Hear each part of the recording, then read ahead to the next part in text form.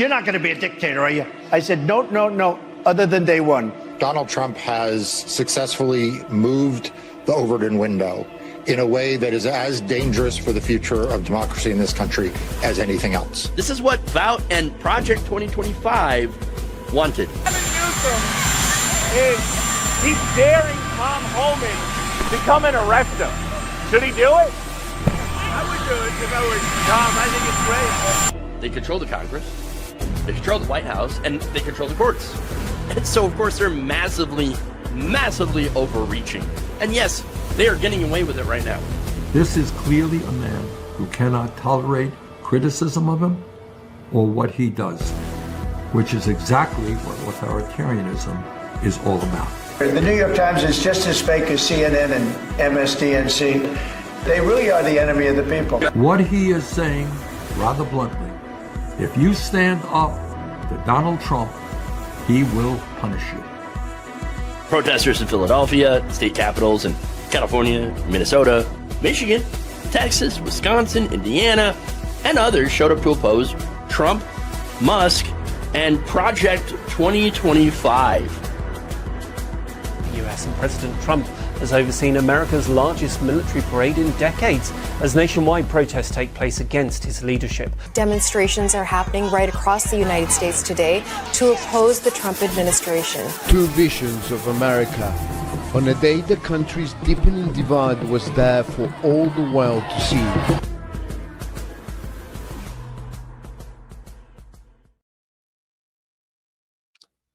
Hey everybody, Jeff Waldorf here. I am the Logical Leftist. Thank you for joining the stream this afternoon over on this space. Like always, we're going to spend some time digging into the stories the corporate media doesn't want to touch, and of course, where the right-wing establishment hopes you'll ignore. So, look, if you haven't subscribed to the channel already, please do so. Okay. The Logical Leftist, as well as, of course, this space. Thank you so much for hosting me here. What are you waiting for? Okay. I post new videos almost every single day. Okay. Breaking down Donald Trump, MAGA, oligarchy, the establishment, and why the system is rigged against all of us and, well, what we can do to fight against it. So I keep it real here on the show. With that said, let's get logical. All right. Look, we've got some really, really important stories. We'll be talking about the war in Iran, of course. We're going to talk about Joe Kent. This is the high-profile resignation. It kind of shows the fracturing of the Trump administration. I mean, over the ridiculous war in Iran, the illegal war in Iran. We're going to talk about that. We're going to talk about how Trump's or how America's allies have basically said, yeah, you know what, dude, you're on your own. All right, you're on your own. Okay. We got anti-vax parents that are just getting defeated. We got L's everywhere for the Trump administration. We're going to talk about, of course, the partial government shutdown, which is still ongoing, by the way. Still ongoing. That's important here. Look, we got all sorts of stuff, okay? Pam Bondi's DOJ falling apart continuously, okay? Fun times. And, of course, Canadian tourism, or I should say the lack thereof. Big O FAFO for Florida. So we got some amazing stuff that I'm going to talk about today. So please like and share this stream, this space. Let's do it. Let's start out with Iran. All right.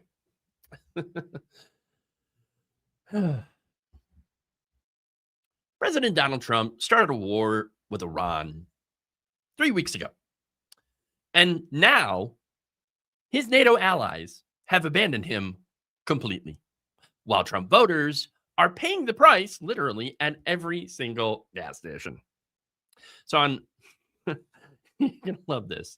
On March 17th, Chancellor Friedrich Merz of Germany told Trump's administration that NATO is a defensive alliance, not for foreign intervention. And, quote, This is not their war. The UK pushed back against military support with no plans for warships or joint operations. France rejected Trump's call alongside the UK. Italy outright rejected involvement in securing the Strait of Hormuz. Spain, Denmark, Canada, Japan, South Korea, and Australia all echoed the same message. Diplomacy over military aid. But here's what really happened behind the scenes. According to leaked diplomatic cables, Donald Trump didn't just ask for help. He demanded it. Of course, like a baby. He threatened NATO's future, saying allies face a, quote, very bad future if they don't send warships to the Persian Gulf. German Defense Minister Boris Pistorius was blunt in his response. Quote, this is not our war. We did not start it. When pressed by Trump's team about Germany hosting 35,000 American troops, Pistorius reportedly said those forces are there for European defense, not to enable American wars of choice. Poor choice. The UK's response was even more damaging. Prime Minister Keir Starmer told Trump directly that Britain wouldn't be dragged into another Middle East conflict without parliamentary approval. When Trump suggested the UK owed America for World War II support. Really? You're going to dig all the way back to that? That's when Starmer was like, that's it, I'm done. He ended the call. Hung right up. France went further. President Macron issued a public statement saying France, quote, will not participate in military operations that lack clear objectives and exit strategies. That's diplomatic language for calling Donald Trump's war both reckless and stupid, which they are. Again, Japan, America's closest Pacific ally, refused. Prime Minister Sandee Takaichi said Japan's constitution prevents offensive military operations. Sources say, of course, that the real reason was much simpler. They think Donald Trump is unstable. And they wouldn't be wrong on that one. But what are you talking about? I'm a very stable genius. Look, Trump expressed a fury that same day, calling NATO's refusal very foolish mistake, and warning of a very bad future for NATO, as I mentioned. But here's the thing. Trump voters are already paying the price for his isolation. Oil hit $102 per barrel within hours of the NATO rejections. Gas prices jumped to around $3.84 per gallon nationally. That's on average, with a 35-cent spike in just a week. That's a 55% increase in a month due to Middle East tensions. And who's getting hit the hardest? Well, the red states, of course, that voted for Trump's America First foreign policy. How's that working out? Well, I'll show you. In Texas, gas hit $4.12 a gallon. Oklahoma saw $3.97. Louisiana reached $4.05. These are states that went 55 to 60% for Trump. And now they're paying the highest gas prices in the nation because their president burned every bridge with our allies. Maybe not the highest in the nation. California tends to dominate that. But overall, they were promised low gas. Now they're paying high gas. Sarah Mitchell, a Trump voter from Tulsa, told local news that she's spending an extra $200 per month on gas. Damn. I voted for him to end foreign wars, she said. Now I can't afford to drive to work because he started one. Mike Rodriguez in Houston said his trucking business is hemorrhaging money. Trump promised America first, he told reporters. But when he needed help, America was alone. Now I'm paying $6 per gallon for diesel because he couldn't keep his mouth shut. Look, this is what happens when you elect a president who burns bridges with allies, then expects them to come bail him out when his reckless decisions backfire. I mean, maybe because he's used to it. I mean, Donald Trump was always being bailed out by somebody, daddy mostly, but there's no one left.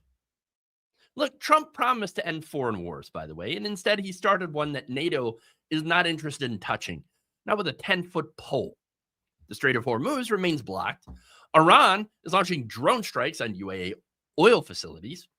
Dubai's airport is shutting down flights due to Iranian attacks, and Donald Trump voters, as well as everybody else, to be fair, are paying $4 or $5 or even $6 a gallon because their president thought he could bully another country without consequences.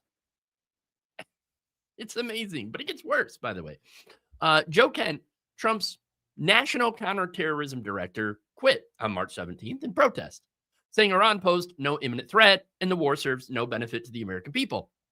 Yeah, even one of Donald Trump's own security chiefs couldn't stomach this disaster. And it's not like Kent is a good person either, okay? His resignation letter, obtained by Reuters, reveals that Trump had ignored CIA assessments, showing Iran was not planning imminent attacks on American forces. He bypassed Pentagon recommendations for de-escalation, rejected State Department proposals for renewed negotiations, and instead chose military action based on what Kent called incomplete intelligence and political considerations. So let's get this straight. Trump spent years claiming that, I'm the anti-war candidate. If you vote for Hillary, if you vote for Kamala, she's going to get us into wars. World War III. He promised to end foreign conflicts and bring troops home.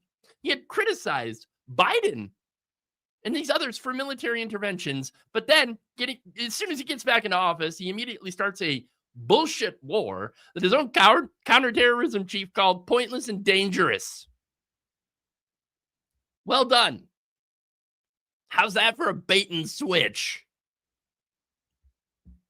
Here's the thing. Trump's base is stuck with the bill, as we all are, to be fair. Every time they fill up their trucks and we fill up our cars, we're funding the consequences of electing a president, of their election of a president, who alienated every ally we had.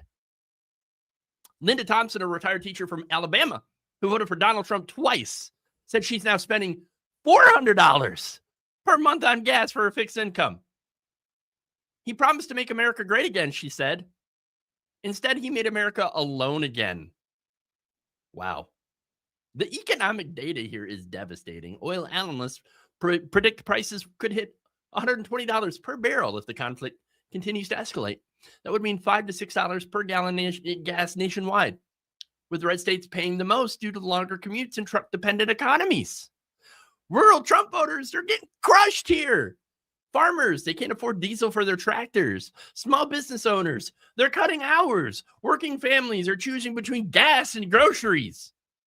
Meanwhile, our European allies are watching American chaos from the sidelines. German officials privately call Trump unhinged. French diplomats describe him as dangerously unpredictable. And British intelligence sources say that they're treating Trump like a security risk, because he is. This is the FAFO presidency in action. Hey, Trump voters, you wanted a strong man who would make America respected again? Instead, what you got was a president so freaking toxic that even our closest allies won't answer his calls when he needs help the most. And that meter's still running at the gas pump. It's amazing. Just absolutely ridiculous. Ridiculous. Okay. Moving on here because, it gets better. It all gets better. And I don't know if I should do the Joe Kent story right now. Yeah, why not? Let's do it.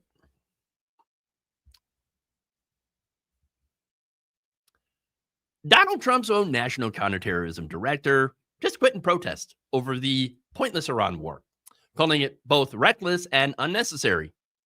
But here's the real story.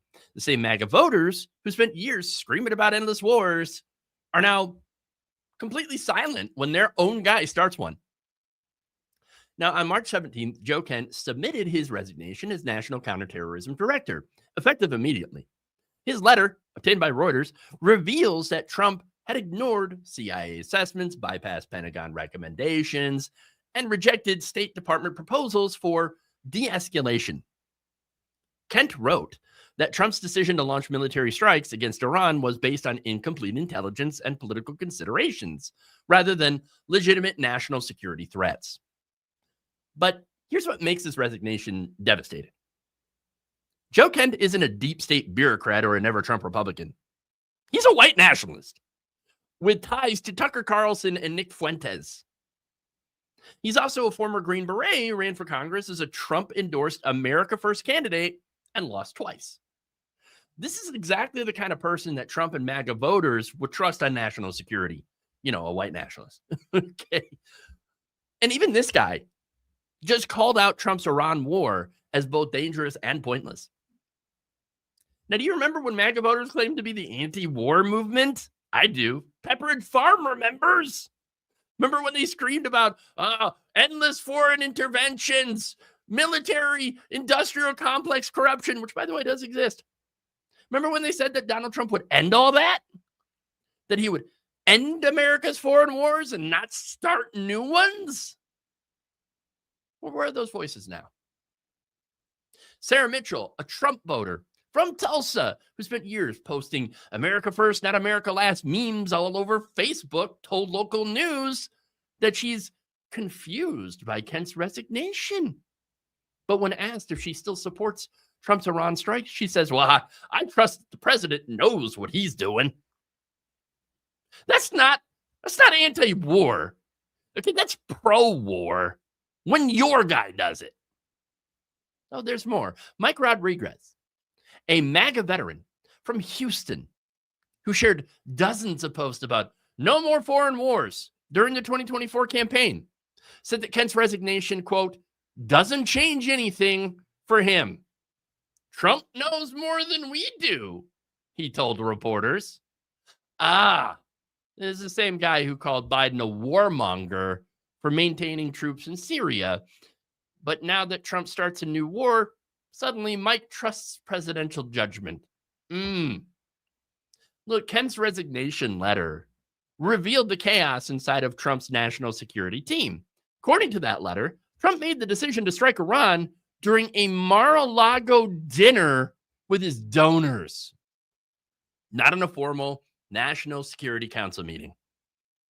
The CIA briefing materials Kent references show Iran was responding defensively to increased U.S. naval presence in the Persian Gulf, not planning offensive operations against American forces.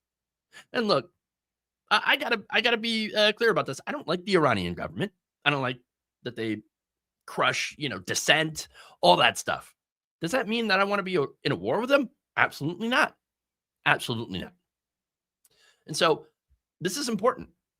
Now, Pentagon officials recommended diplomatic engagement and economic pressure instead of military strikes. The State Department had preliminary agreements for renewed nuclear negotiations, but Trump rejected all of that and ordered strikes based on what Kent called cherry-picked intelligence that supports a predetermined decision for military action. Now, this is exactly what MAGA voters had claimed to oppose. Starting wars based on bad intelligence? We've seen that movie before. Ignoring military advisors, letting political considerations drive foreign policy decisions? Again, we've seen that movie. And we're doing it again. And now that Trump's doing it again, where's the outrage? Where is it? Linda Thompson, a retired teacher from Alabama, who voted for Donald Trump twice, said she is disappointed in Kent's resignation. Joe Kent should support the president, she told CNN. We can't have people undermining our commander-in-chief during wartime. During wartime, Linda spent 4 years posting about how Trump would end America's wars. And now she's defending a war that Trump started as necessary for national unity. Look, the MAGA anti-war movement was always a bullshit lie. It was never about opposing war. It was always about opposing Democrats, liberals, the left, whatever you want to call it. Look, when Biden maintained troops in Afghanistan from a war started by what? Who? George W. Bush. MAGA voters, they demanded an immediate withdrawal. Now, when Biden eventually did that, guess what? MAGA backtracked and wanted to keep troops in Afghanistan forever. Look, when Hillary Clinton was called a warmonger for supporting intervention in Syria, MAGA voters said, America first means no foreign entanglements. But when Trump starts bombing Iran, America first apparently means whatever the hell Trump says it means. Look, Kent's resignation letter exposes this hypocrisy perfectly. He writes that Iran posed no imminent threat to American forces or interests, and that military action serves no discernible benefit to the American people. He reveals that Trump rejected multiple diplomatic options, including renewed negotiations proposed by the State Department and de-escalation measures recommended by the Pentagon. And most damaging, Kent said that Trump's decision was driven by domestic political considerations, like maybe getting rid of the distracting people from the Epstein files rather than the national security needs. Basically, Trump started a war to loot tough and distract people from the Epstein files, not to protect America.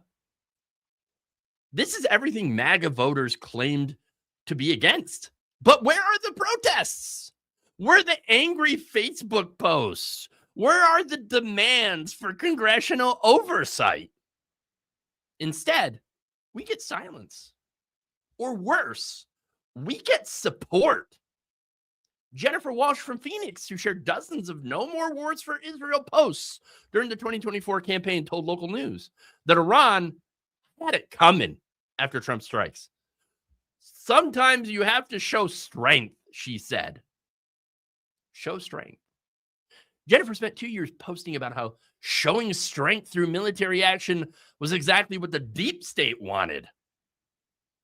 Look, the economic consequences are already hitting these same MAGA voters the hardest. Oil prices jumped to $102 per barrel after Kent's resignation, as markets interpreted it as a sign of chaos in Trump's war planning. Gas prices in red states are approaching $4.50 a gallon. Diesel's over $5 in Texas and Oklahoma. Okay. Rural Trump voters, they're paying the highest fuel costs in the nation because their president started a war his own counterterrorism chief called pointless. But instead of blaming Trump for starting an unnecessary war and driving up their gas prices, they're blaming Kent for resigning in protest. Mark Stevens, a farmer from Iowa, who posted constantly about gas prices during the Biden administration, told reporters that Kent's resignation is, quote unquote, unpatriotic. And that high gas prices, well, they're the cost of defending America. Defending America? Mark spent 4 years saying high gas prices proved Biden was destroying America. Now Trump's war drives gas prices even higher, and suddenly it's patriotic sacrifice. And the hypocrisy here is absolutely breathtaking. These are the same folks who said America first meant no foreign wars, who said the military-industrial complex was corrupt. And it's true, they are. Who said that politicians start war for political gain, and guess what? Their guy just started a war for political gain, and now they're cheering for it. Kent's resignation also revealed that Trump's entire national security process is completely broken. No formal NSC meetings, no intelligence review, no strategic planning, no strategery at all. Just impulsive decisions based on politics over donor dinners. MAGA voters, you thought you were getting a president who would listen to military experts and avoid these foreign entanglements. Instead, what did they get? Here's what they got.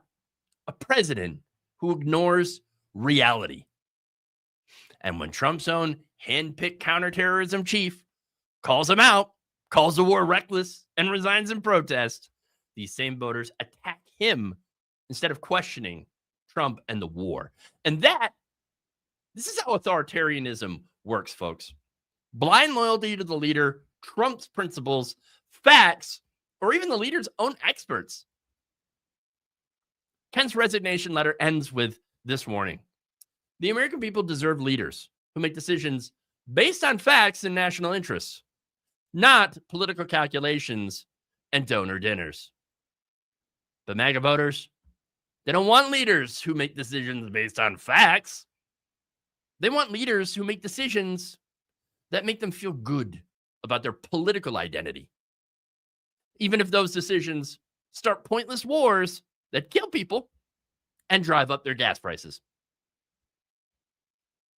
Joe Kent warned Americans that their president is making reckless decisions without proper intelligence, and he deserves some credit for that. Instead, MAGA's calling him a traitor.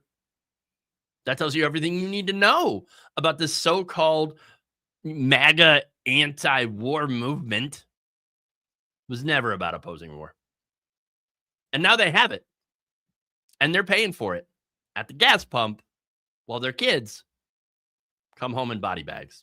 All because they can't admit that their anti-war principles were nothing more than partisan theater. All right. And there it is. Amazing, isn't it? Okay. Let's move on here. Let's go to the anti-vax movement getting owned. Okay. All right. I'm just looking at the comments here. Let's see. Trump is like drunk Thanos. Oh, wow. What a twist. I know, right? That movie sucked the first time. Indeed. Indeed. All right.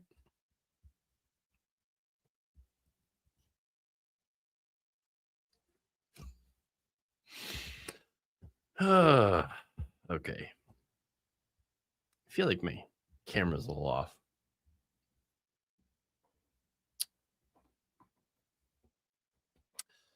Anti-vax parents who voted for Donald Trump are actually endangering their kids. Thankfully, though, a federal judge just saved those kids' lives. But now the anti-science idiots are crying about it. On Monday, District Judge Brian Murphy in Massachusetts temporarily halted RFK Jr.'s reckless changes to the childhood immunization schedule that would have reduced recommended shots from 17 to 11. And the American Academy of Pediatrics sued successfully, arguing that Kennedy had violated federal law and basic scientific standards. So here's what had gotten blocked. Universal hepatitis B vaccines at birth, the combined MMRV shot for measles, mumps, rubella, and chickenpox, and broad recommendations for flu, rotavirus, hepatitis A, some forms of meningitis, and RSV vaccinations. Judge Murphy had wrote a 45-page ruling determining that Kennedy disregarded established methods for vaccine policy decisions that are scientific in nature and codified into law through procedural requirements. The judge found that Kennedy's reformation of the Advisory Committee on Immunization Practices, where he fired all 17 qualified scientists and replaced them with anti-vax quacks, was arbitrary and capricious and violated federal law.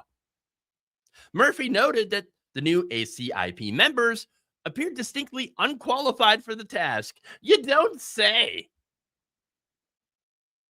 Kennedy tried to replace actual doctors with conspiracy theorists, and a federal judge was like, no, absolutely not. But here's the beautiful part.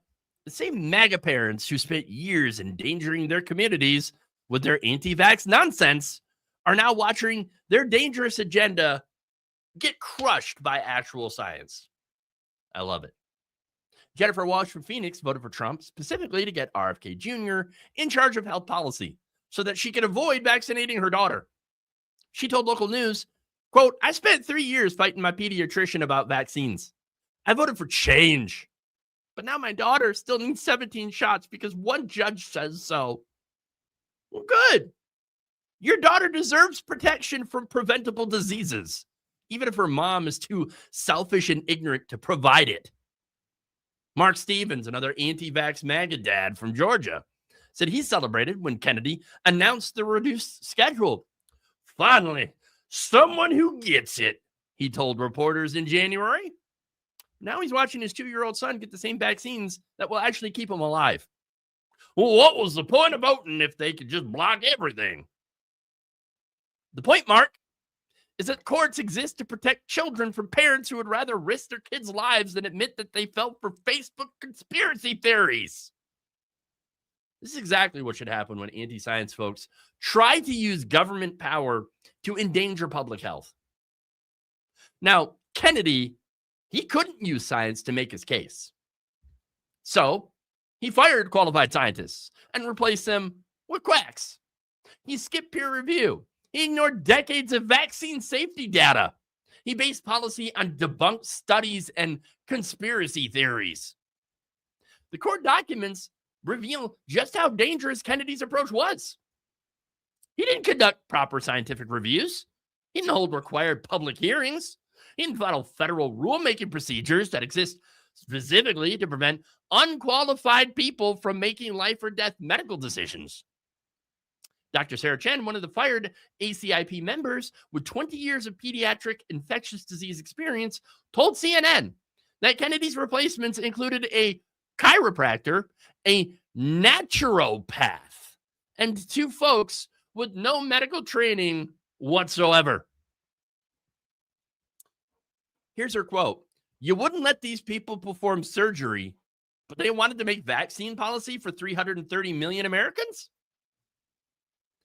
Judge Murphy's ruling specifically called out Kennedy's new committee as, quote, lacking the expertise required by federal law. The judge noted that several members had financial conflicts of interest with anti-vax organizations that profit from spreading medical misinformation. So Kennedy didn't just replace the scientists with unqualified hacks.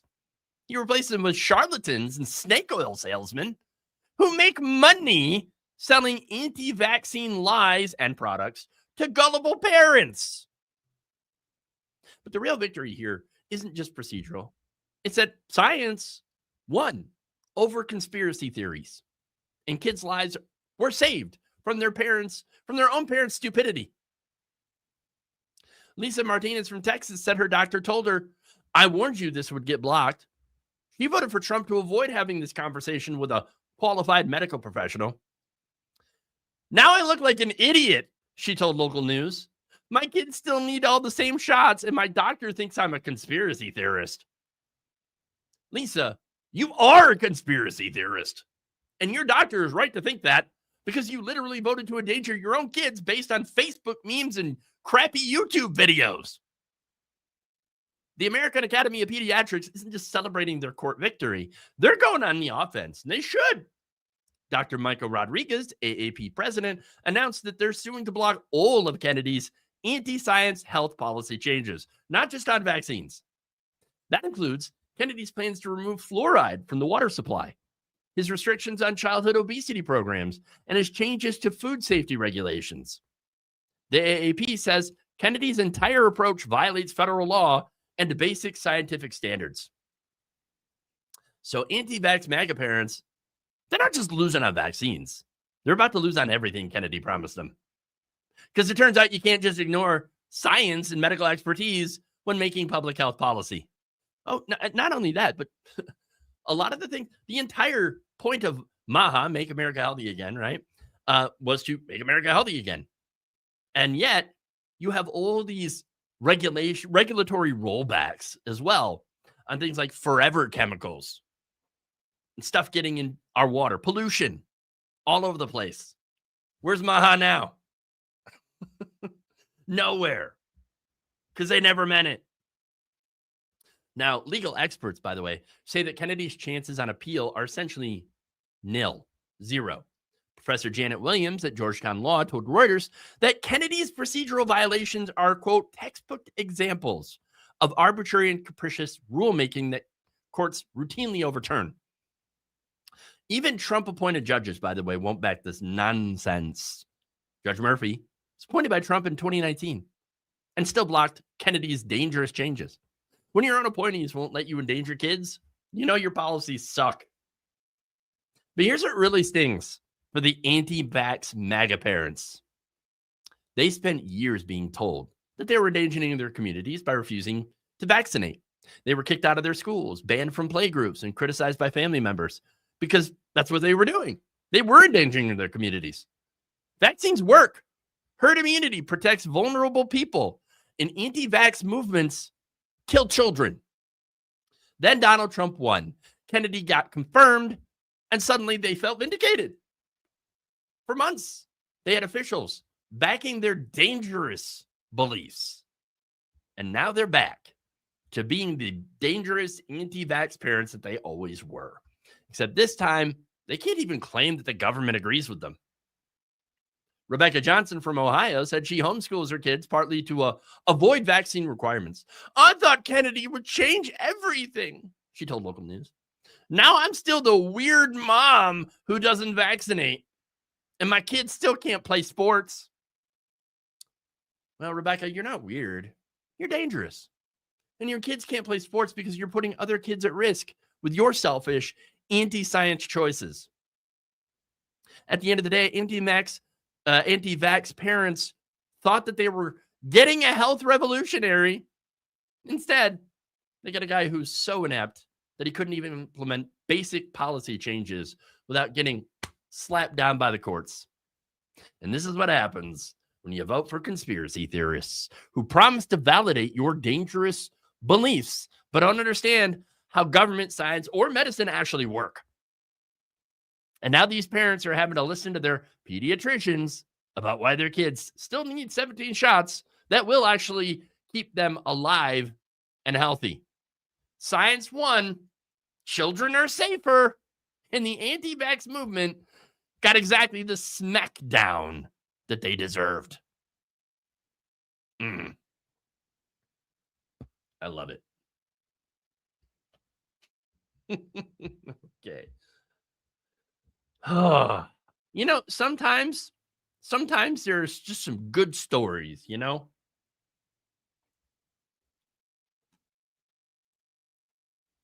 People can't admit that they were conned. They and Trump would rather burn down the world than just admit that they're wrong. Love this timeline. We're in the bad place. We're in the bad place. I tell you what, you know, if look, there's this conspiracy theory. I know. I love conspiracy theories. Like, I love hearing about them. I don't love the effect that they have, but I'm very, very interested in seeing some of these different conspiracy theories. And one of my favorites, actually, is that we all died in 2012. What is it? The Mayan calendar thing? Yeah, y'all know about that one, right? And it's my favorite because, you know, kind of would make a little bit of sense, even though I don't believe in it. We certainly are in the bad place. We all died and went to hell. Okay. I don't believe, again, I'm not a religious person. I don't believe in any of that. But boy, would it explain a lot of things, wouldn't it? Oh, it absolutely would. Tinkerbell is a lot nicer than I am. I don't need them to admit that they're wrong. I just need them to do better. Oh, I know. I want to hear a full mea culpa. Okay, I was wrong and dumb. Look, I wish I had that video queued up where you have a Trump voter, a 3-time Trump voter, and I'm sure you've probably seen this video floating around. It's pretty much everywhere. This woman, she's like, I voted for Trump 3 times, and he's a piece of shit. He's so dumb. And you know what? I messed up on that one. I'm stupid, basically. I love it. I absolutely love it. Yeah, well, you're getting what you voted for. Okay, but anyway. Let's move on. Let's go to, you know, the effects of the government shutdown. All right. Weeks ago, Democrats shut down part of the government to block Donald Trump's deportation machine. Now, Trump voters are stuck in 500-person airport security lines, discovering what happens when you vote for mass deportation and when Democrats actually fight back. The partial Department of Homeland Security shutdown started February 14th, when Senate Democrats refused to pass funding without major reforms to ICE enforcement. Now, the shutdown affects TSA, FEMA, the Coast Guard, and Secret Service. Ironically, of course, ICE itself continues to operate with its prior funding. Now, Chuck Schumer said the Democrats will not fund expanded deportation operations without some specific reforms, including ending mass raids, strict warrant requirements, and accountability measures after 2 civilians were murdered by ICE agents in Minnesota. House Progressive Caucus Chair Pramila Jayapal was pretty direct. Quote, "We will not give Trump $1 more to terrorize immigrant communities without accountability. If that means shutting down the government, well, so be it." The result, of course, is that over 260,000 federal workers are going unpaid, including TSA agents and air traffic controllers, all deemed essential and required to work without paychecks while Democrats blocked the deportation funding that Trump voters demanded. But here's the beautiful irony of this. Now, the same Trump voters who cheered for mass deportations are now stuck in airport hell because Democrats are actually fighting the deportation machine that they voted for. Sarah Martinez, a TSA agent at Houston Hobby, who voted for Trump, told reporters that she's considering quitting because she can't pay the rent. Quote, "I voted for change. I didn't vote to work for free twice in 6 months. My landlord doesn't accept IOUs." Sarah voted for mass deportation, and now she's working without pay because Democrats refuse to fund that without at least some sort of accountability measures. That's what we call consequences. Michael Chen, an air traffic controller in Seattle, said his family is using credit cards for groceries. Quote, "We're essential workers," he told local news. "But apparently our paychecks are not essential. I'm controlling planes while wondering if my electricity is going to get shut off." Michael, you may have voted for a president whose deportation agenda is so extreme that even the Democrats, who are weak, would rather shut down the government than fund it without reform. The airports with the worst delays, by the way, are in red states that voted overwhelmingly for Trump's deportation promises. Dallas-Fort Worth, seeing 3 to 4 hour security waits. Atlanta's Hartsfield-Jackson has lines wrapping around terminals. Phoenix Sky Harbor is telling passengers to arrive 4 hours early. These are airports in states that went for Trump. And now Trump voters, they're missing flights, they're paying for hotel rooms, and losing vacation days because Democrats are blocking the deportation funding. That's good. Jennifer Walsh from Phoenix told local news that she missed her daughter's wedding in Denver because of TSA delays. Quote, "I voted for Trump to fix government. Instead, he broke it twice in 6 months. Spent $800 on a new flight in a hotel room." Jennifer voted for mass deportations. Now Jennifer gets to pay $800 for the consequences of her vote. Look, here's what Democrats are actually fighting. Trump wants expanded ICE operations without any accountability measures that could prevent more civilian deaths. Renee Good, U.S. citizen, was shot by a masked agent on a Minneapolis street in January. Alex Preddy was shot at least 10 times by Border Patrol agents while holding a phone. Senator Elizabeth Warren called the funding request, quote, "money for Trump's unaccountable deportation machine." Alexandria Ocasio-Cortez said Democrats will not be complicit in state-sponsored violence against immigrant families and American citizens. You know, the shutdown is costing taxpayers $6.5 billion a week. But Democrats are calculating that that's cheaper than funding unaccountable deportation operations that kill civilians. And they would be right. The human cost of unaccountable mass deportation is catastrophic.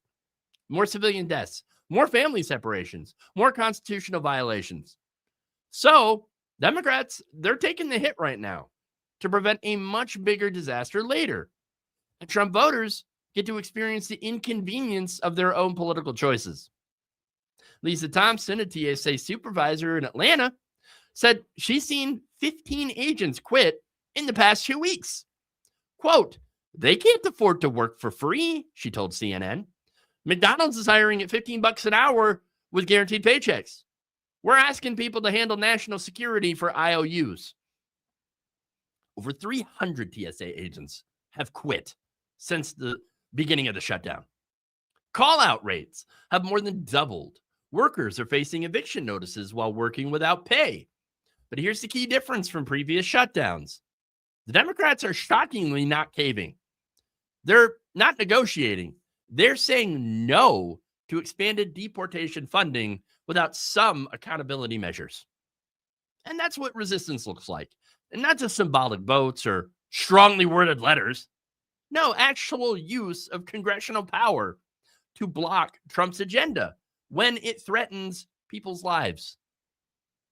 The pain is real for federal workers, and I absolutely sympathize. But here's the thing. For those of us who understand that ICE shouldn't exist in the first place, this shutdown strategy makes sense. Look, you can't reform an agency designed for brutality, but you can starve it of resources and try to force at least some accountability measures to limit the damage until you can get into a position where you can finally end it for good. Look, Trump voters wanted mass deportation. They voted for it enthusiastically. They wanted cruelty. But what they're getting instead is an administration that is actually starting to back away from it because it polls so very badly. Their messaging has completely changed. They've removed it now. The phrase mass deportations has been removed from their messaging for the midterms. And you know what? The White House has even put out a brand new offer, which includes an expansion of the use of body cameras for federal immigration agents, the limit of enforcement in certain sensitive locations like hospitals and schools, greater oversight of DHS detention facilities, the enforcement of visible officer identification and adherence to existing law prohibiting the deportation or detention of U.S. citizens. You know what we call that? A cave. Is it enough? Not in my view, but some of you might disagree, and that's totally fine. The important thing to remember is they know how untenable their position really is. They know how unpopular the airport delays, the government dysfunction, and economic disruptions of their mass deportation plan are.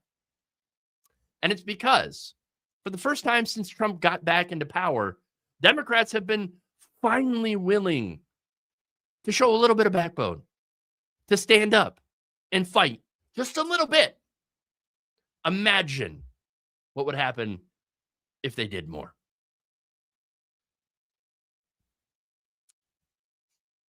Okay. We've got more.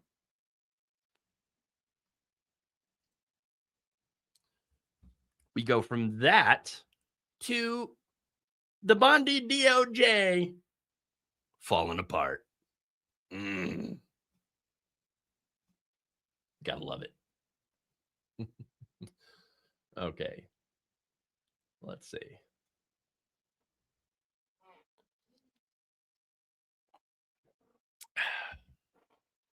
If you haven't already, by the way, please like and share this stream.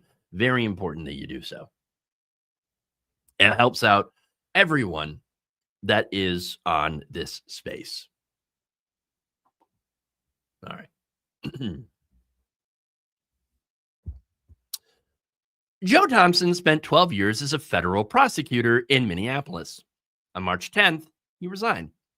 His resignation letter stated that he was directed to dismiss cases with merit for reasons unrelated to the evidence. But Thompson didn't stop there.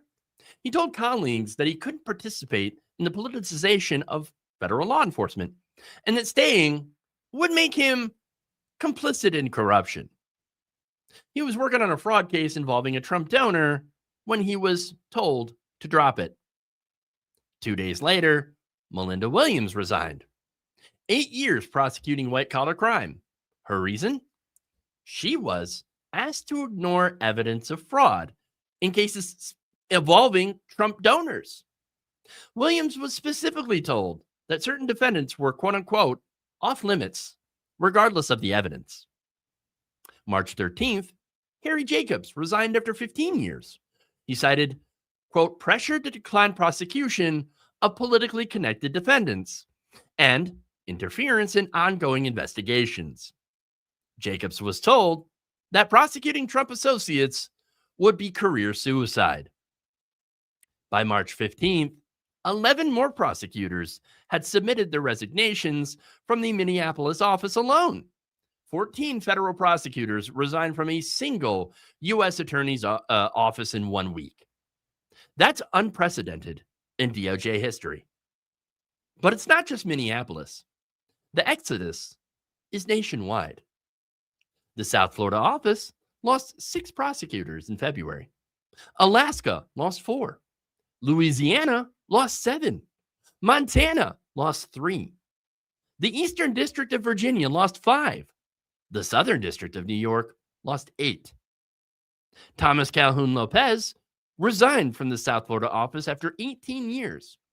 He stated that he was, quote, instructed to avoid certain cases and discouraged from pursuing investigations involving Trump associates.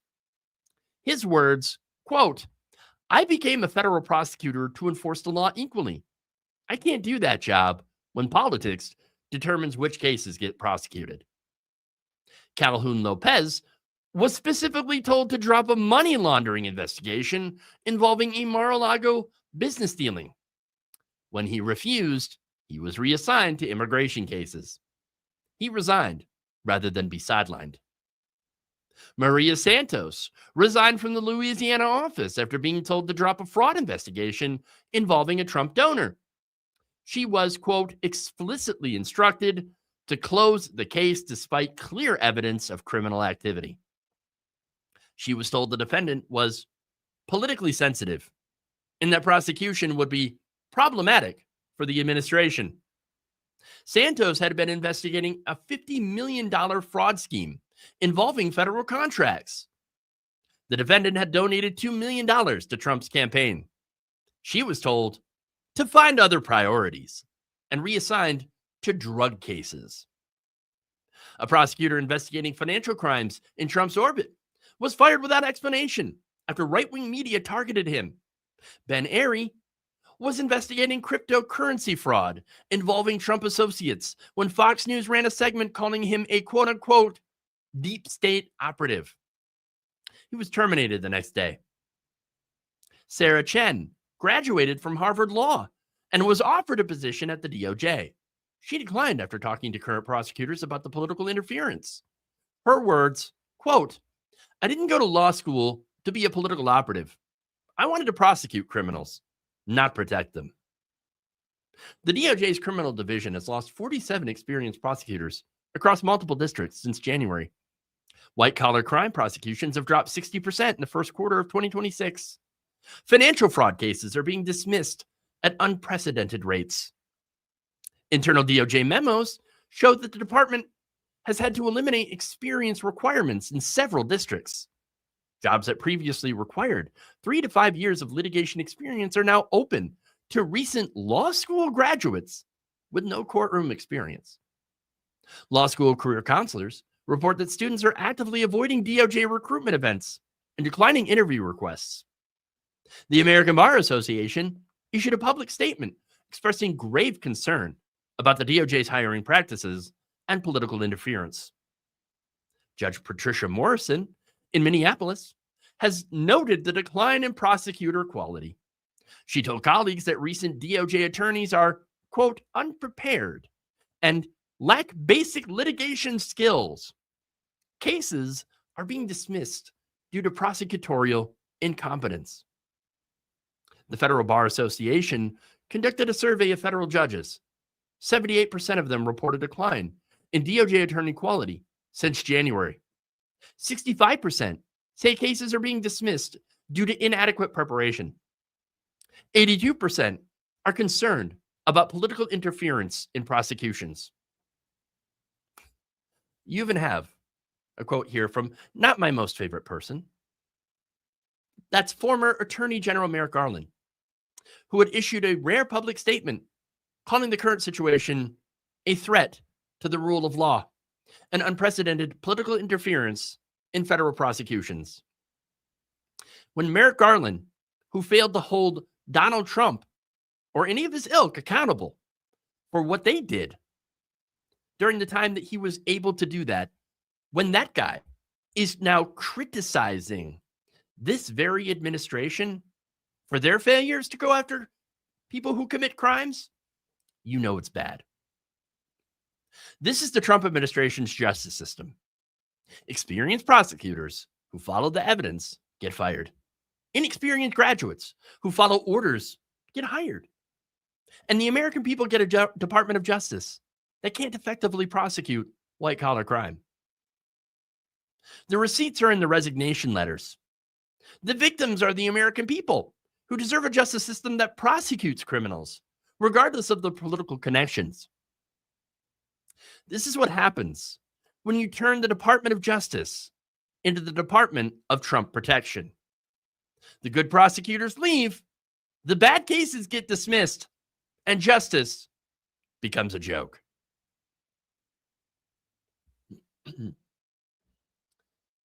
Kash Patel tweeting out evidence really screws them over. Abso-freaking-lutely. Absolutely. Excuse me. Do I have time for the last one?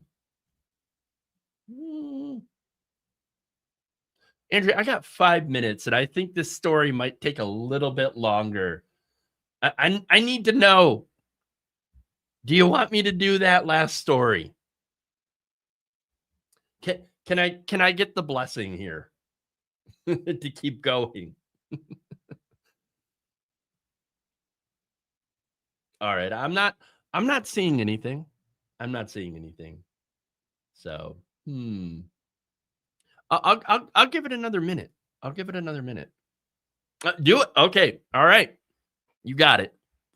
You got it.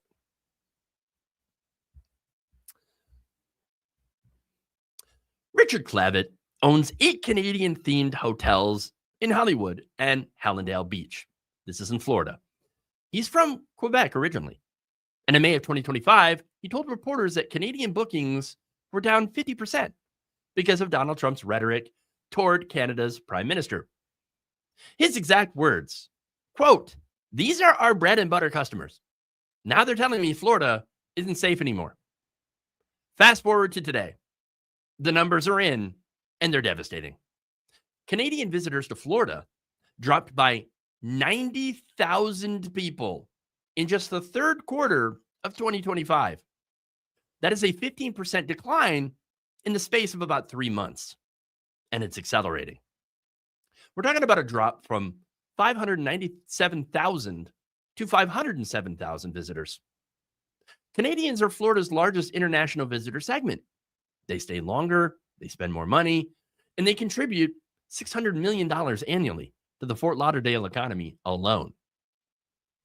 But here's where it gets worse for the businesses that voted for Donald Trump. Florida voted 57% for Trump in 2024. They wanted his tough talk, but now they're getting the economic consequences. Disney World attendance dropped 12% in the fourth quarter. Universal Studios is down 18%. SeaWorld is down 23%.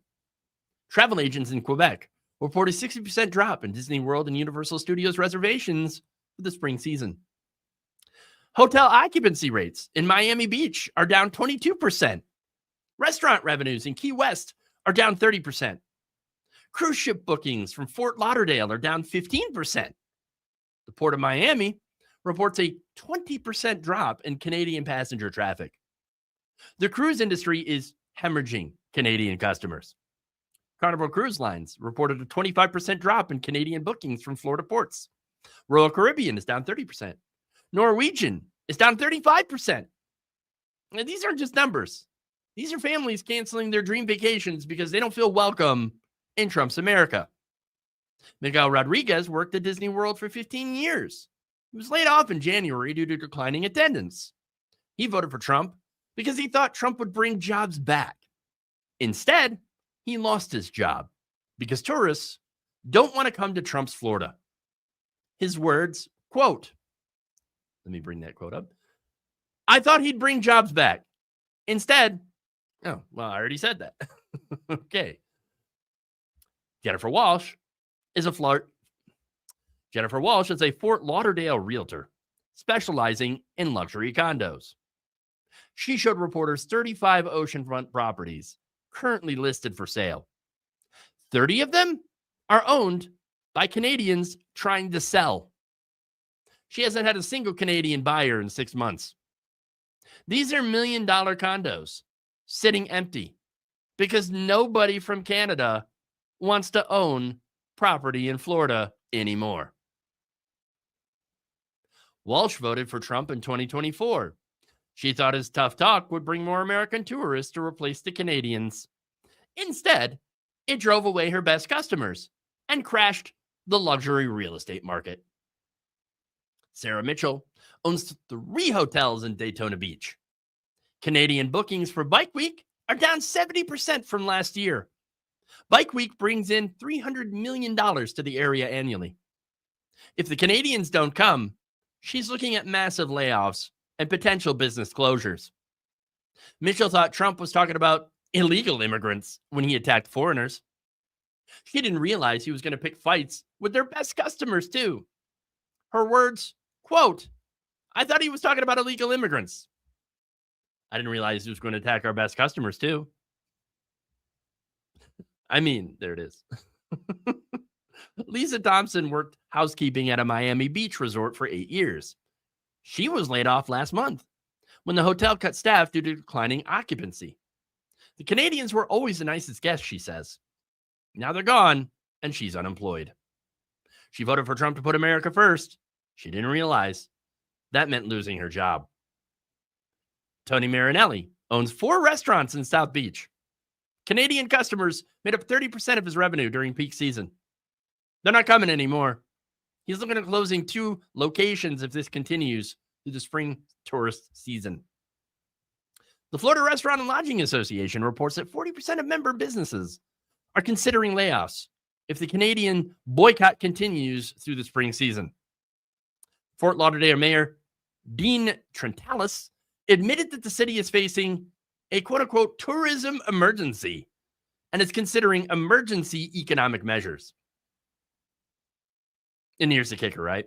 The Canadian government is now issuing travel advisories, warning citizens about visiting Florida due to political instability and increased risk of harassment.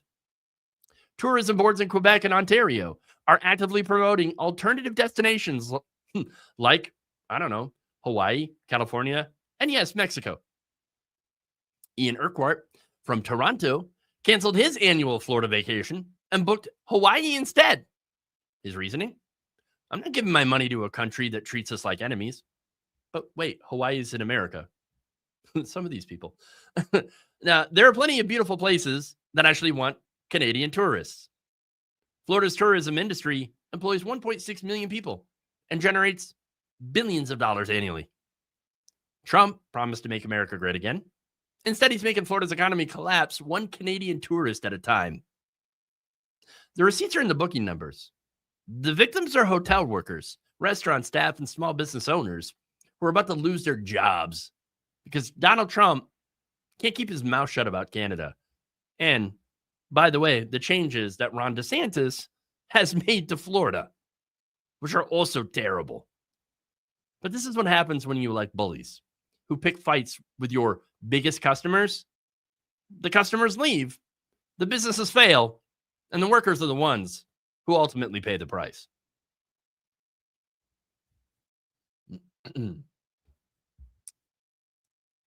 All right. So, look, that's all I got for you today.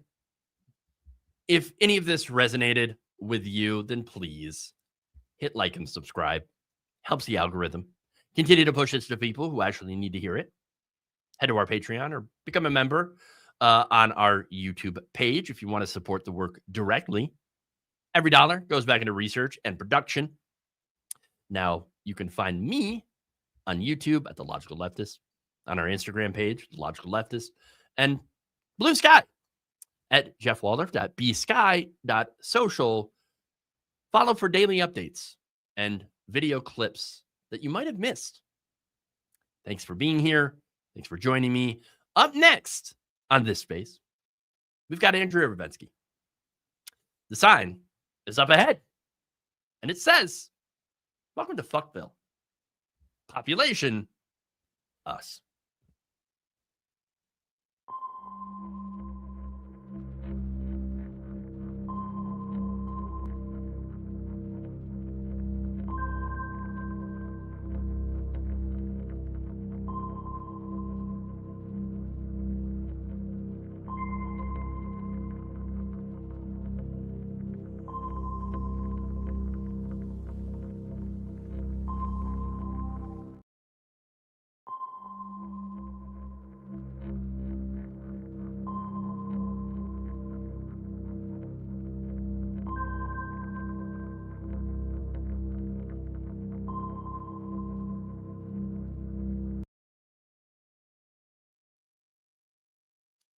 Hello? Are we live? Testing. I have a light blocking machine. It's called a sheet behind me. Welcome to my program today. I would like to know if we're live and audible. You may notice I look a little different. Just trying something out here. Let me know or don't. Probably don't actually. But I'm going to be doing a program today. Today is Wednesday. Can you believe it? It is Wednesday again. Somehow the nuclear bombs have not gone off in the last week, so I have to do another show. That's usually, every Wednesday I wake up and I look outside. Are the nukes going off? And then I'm disappointed. Guess I got to come on here and do a show. Can you believe that? But I'm here. I'm here to do a show. And if you don't know, I'm in a new location. I've got also new vision. I can see for the first time. I'm in a new location. Max the dog had major surgery, so I had to rearrange everything. Hello, Max. He's right next to me right now. Nope, Max, do not do this. Nope, Max, do not do that. So Max the dog has had major surgery, so I have to babysit him. Right now, he's trying to crawl underneath me, which is not good on account of his major surgery. So please bear with me while I corral this dog. Max, you got to get the hell out of here. What are you doing? Anyway, so I'm doing a show today from a new location. I don't really have anything prepared for today, so we're just gonna be doing a lightning round of various stuff. Has anyone seen the nuclear bombs? They haven't dropped yet, but I saw that there's quite a few injuries in critical condition in Israel in this war. Iran's got like tens of thousands of people that are fucked up, and again, you have 10 million people breathing in oil on a daily basis, so that's great. And so you may see this is Max the dog. He's got a cone head. He's got a cone head right now, and he's trying to crawl around. So no, Max, you cannot crawl around right now. So if anyone hasn't been tracking that, I recommend you do. It's pretty horrifying reading all this stuff. I don't know how long it's going to last. I read that Donald Trump he was responding to news that we got more dead Americans. I saw some Americans died in like a refueling plane. They like got shot down or some shit. A bunch of them died. So we got a bunch of dead Americans. Max the dog has now given up on his plan to crawl underneath me with his major surgery. Max, you cannot be doing this right now. I'm doing a show, dog.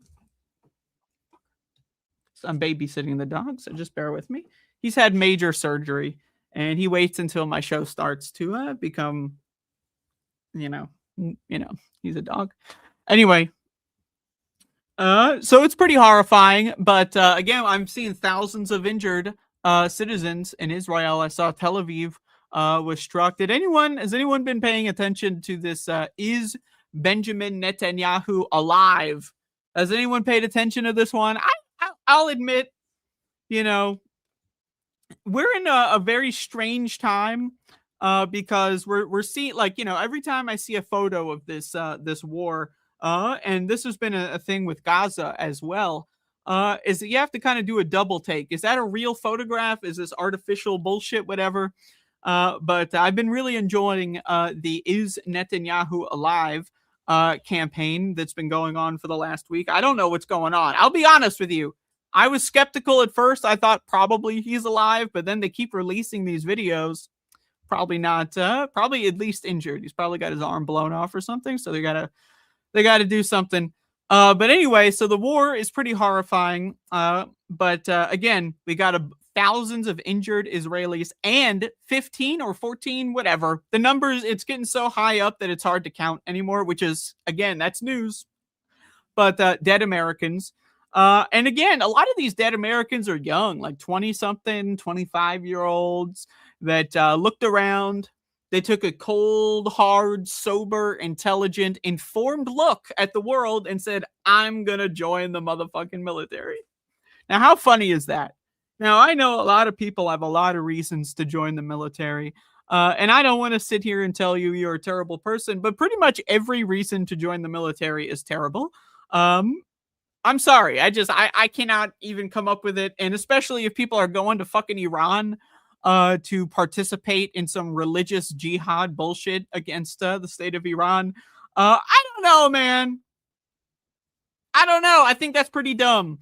So I can't say I'm concerned. I can't say I really care if Americans are coming home in boxes, but either way, I am in agreement with Donald Trump on this. Donald Trump has been doing several press conferences, and he's had these little interviews in the Oval Office where he's asked, like, what do you think about the Americans? Are we going to do a ground invasion? There's dead Americans. And he's like, there might be more. There might be more dead Americans. You ever think about that? So Donald Trump doesn't care. And you know what? I don't care either. I care a lot more about the dead Iranians. There's over 1,000 dead Iranian people. Those are the people I kind of care about. And then also Lebanon is currently being consumed by the religious fervor in Israel. So that's great. That's in the world situation. That's in the World War III situation. I think future individuals, the survivors of the incoming nuclear hellfire, I think they'll probably start World War III, maybe with the invasion of Iraq. I don't know. But either way, World War III is in full swing. We're in the best part. We're in the season finale of World War III. So that's great. That's wonderful. And but aside from World War III, domestically, we're also in hot water. Donald Trump has been ramping up his rhetoric of, taking over the midterms. Is he just going to nationalize the election? What's going on with that? I don't know. I'm concerned. I personally, I like voting. Call me lived up.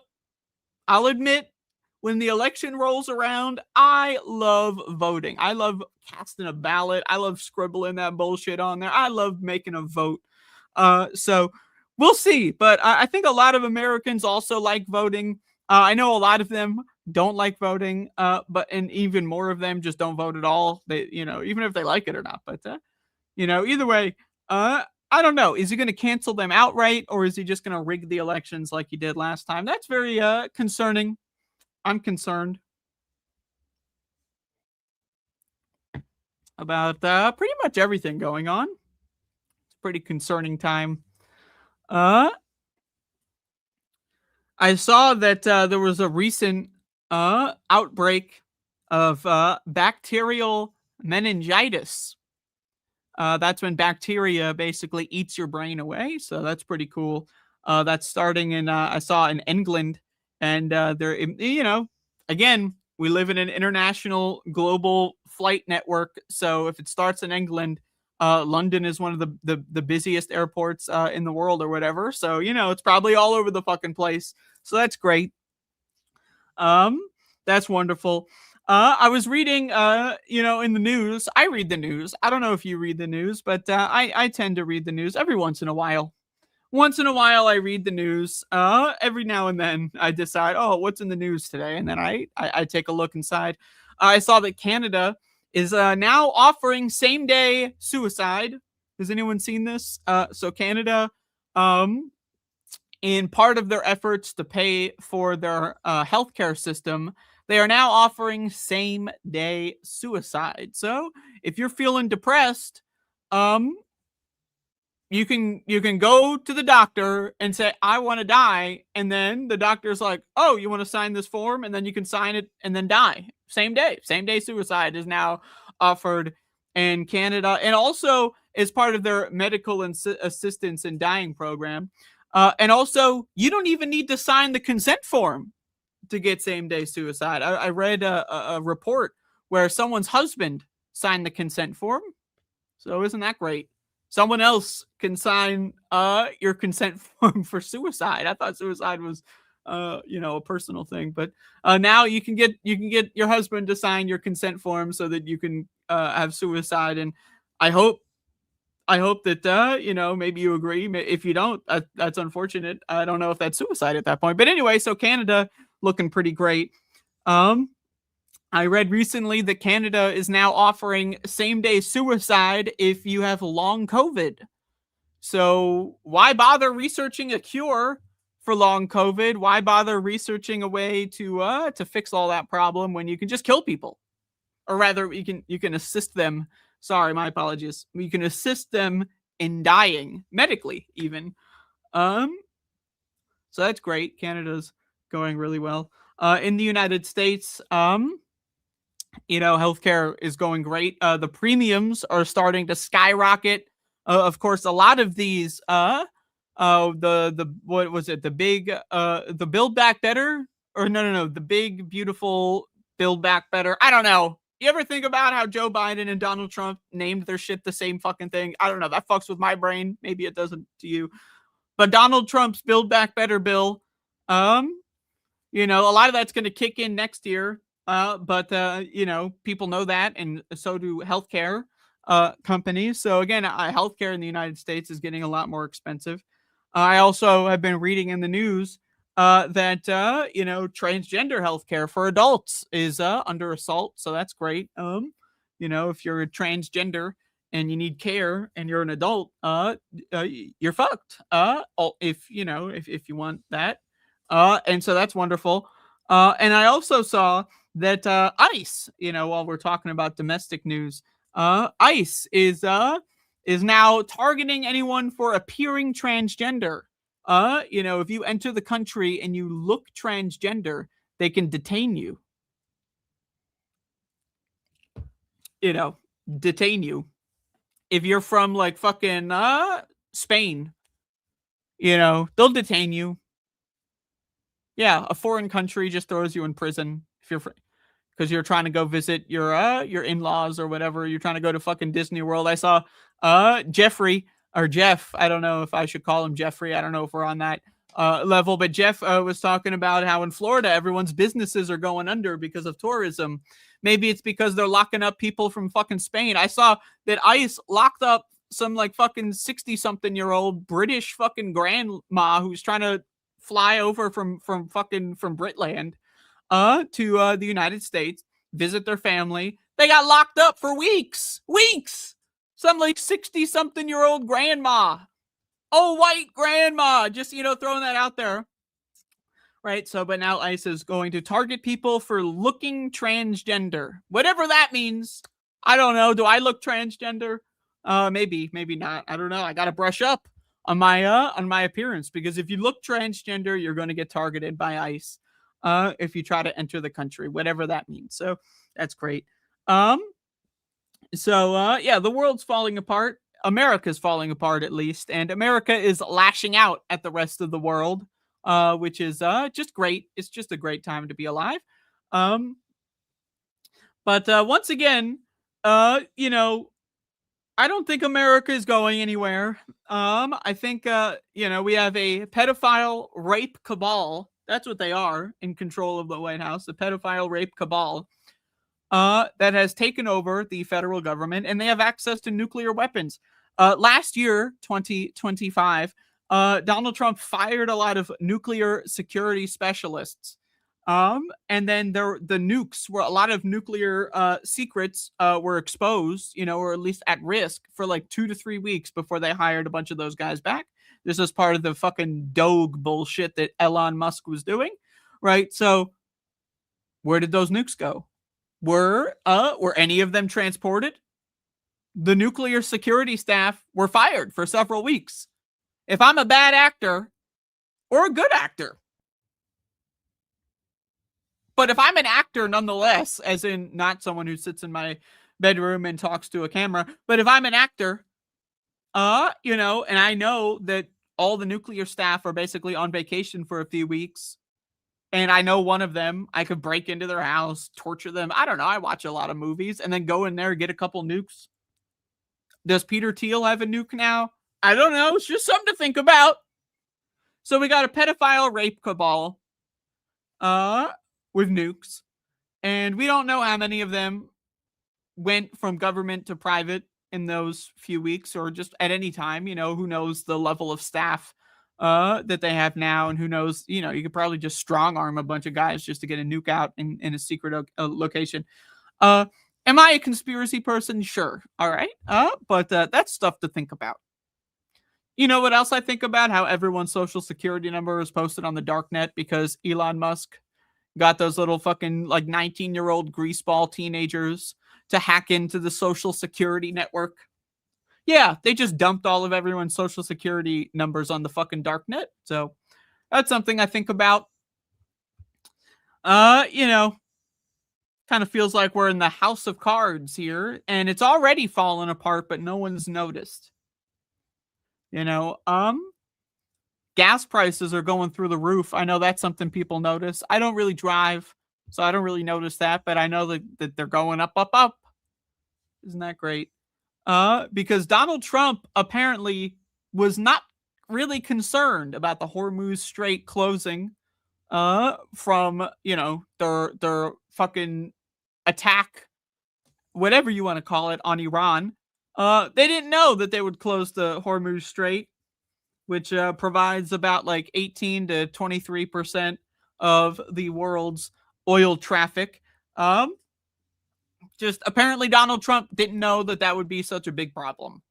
I saw that Donald Trump also begged OTAN and European countries, those are one and the same, but to help out in escorting oil tankers through. Imagine dying to escort an oil tanker through. Well, I think there's 14 dead Americans who died from escorting an oil tanker through, but whatever.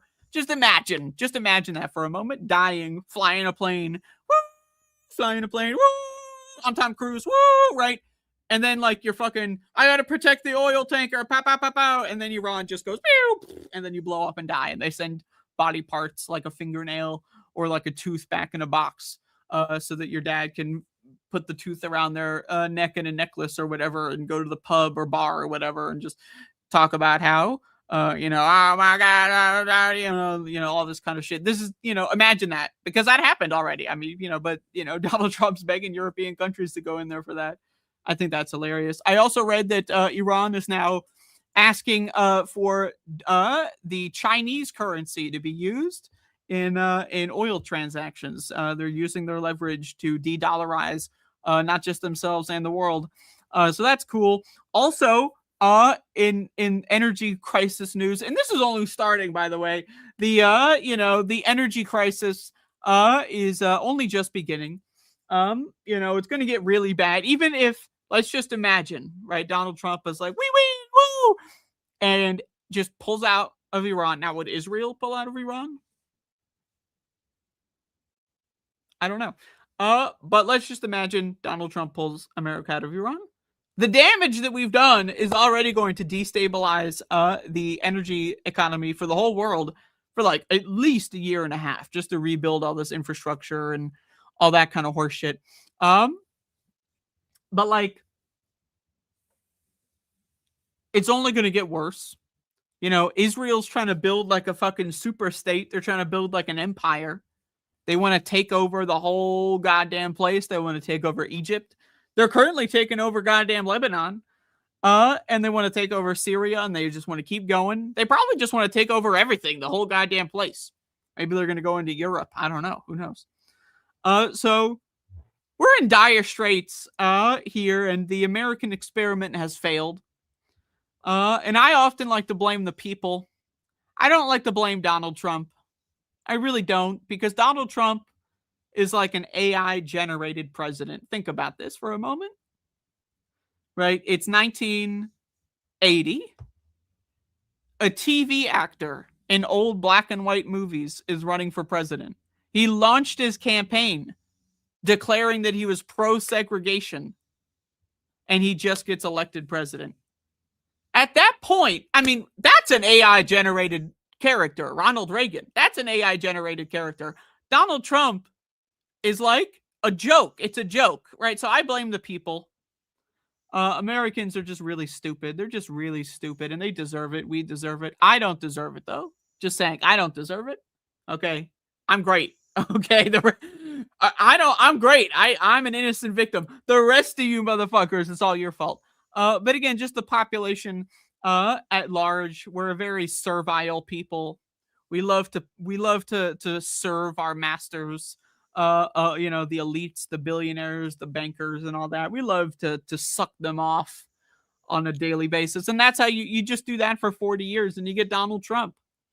All it takes is one failed generation, one bad seed of a generation, and you get Donald Trump. So America's lashing out at the rest of the world.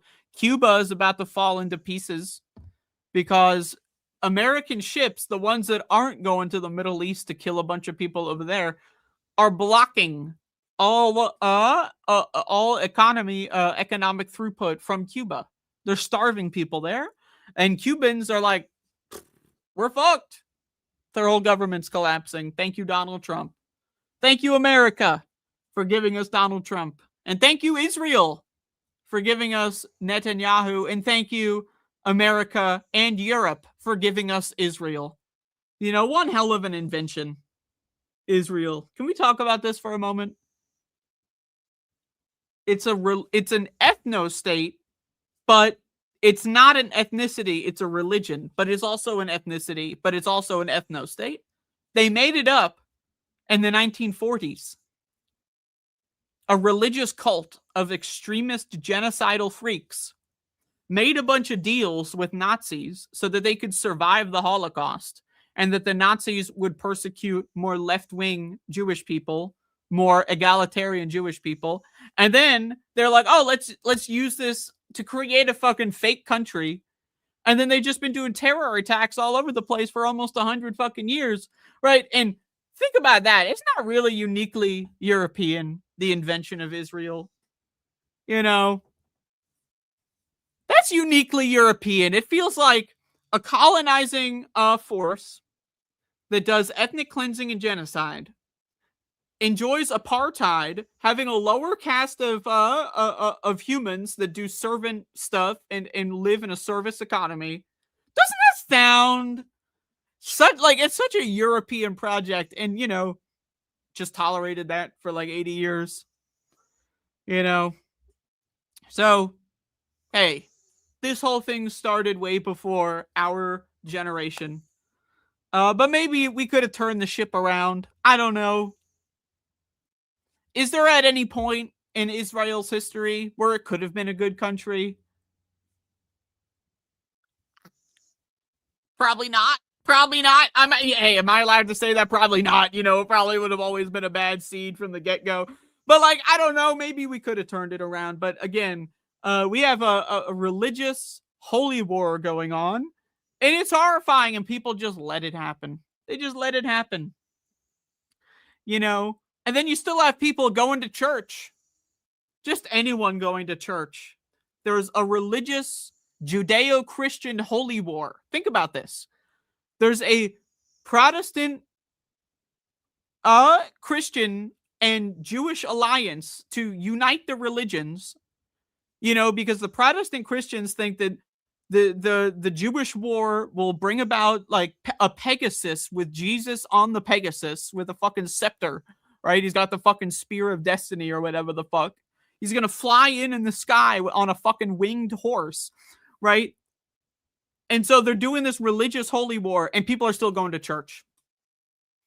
That one blows my mind. They're going to temple or whatever the fuck it is. Are you got like Americans, I mean, at the world, just all religious stuff, I find it to be kind of gross. But like, imagine this shit is going on. Your religion is spearheading a holy war and extinguishing entire groups of people. And again, they're bombing churches, by the way, too, in Gaza, some of the oldest churches of all time. Of all time. Some of the first Christians came out of Gaza. So some of the oldest goddamn churches of all time were in Gaza. Destroyed. Israel destroyed them. So, and you're still going to church? Give me a fucking break to worship this God that is not real. It's not even real. That's the other thing about it that really blows my mind. Right? Like the Ayatollah, the guy who we all grouped up, all the white people grouped up and assassinated, that guy was a real guy. And there's segments of Islam that are now rallying around a real guy. And they might actually spawn a new sect. I mean, we're just kind of having fun here coming up with this stuff. But I've seen some reports about this. That's a real guy that died, who spent his whole life preparing his country. Hey, again. Okay, do I need to do... it's not a great situation there either. But, like, okay, whatever. But he spent all of this time preparing against, like, the great Satan. And then the great Satan killed him and his whole family. I mean, that's a real thing. I can understand if you're a Muslim and it's like, oh, I'm going to rally around that. Hey, there's a lot of problems there with their specific version of Islam. But whatever, I can get, that's a real tangible thing here. But people are going to church to worship a God that's not even real in the first fucking place. What? You're going to worship this fucking God who's not real, by the way, during a genocide. Now, again, you want to talk about how it's not all religious people are responsible for the genocide. Sure.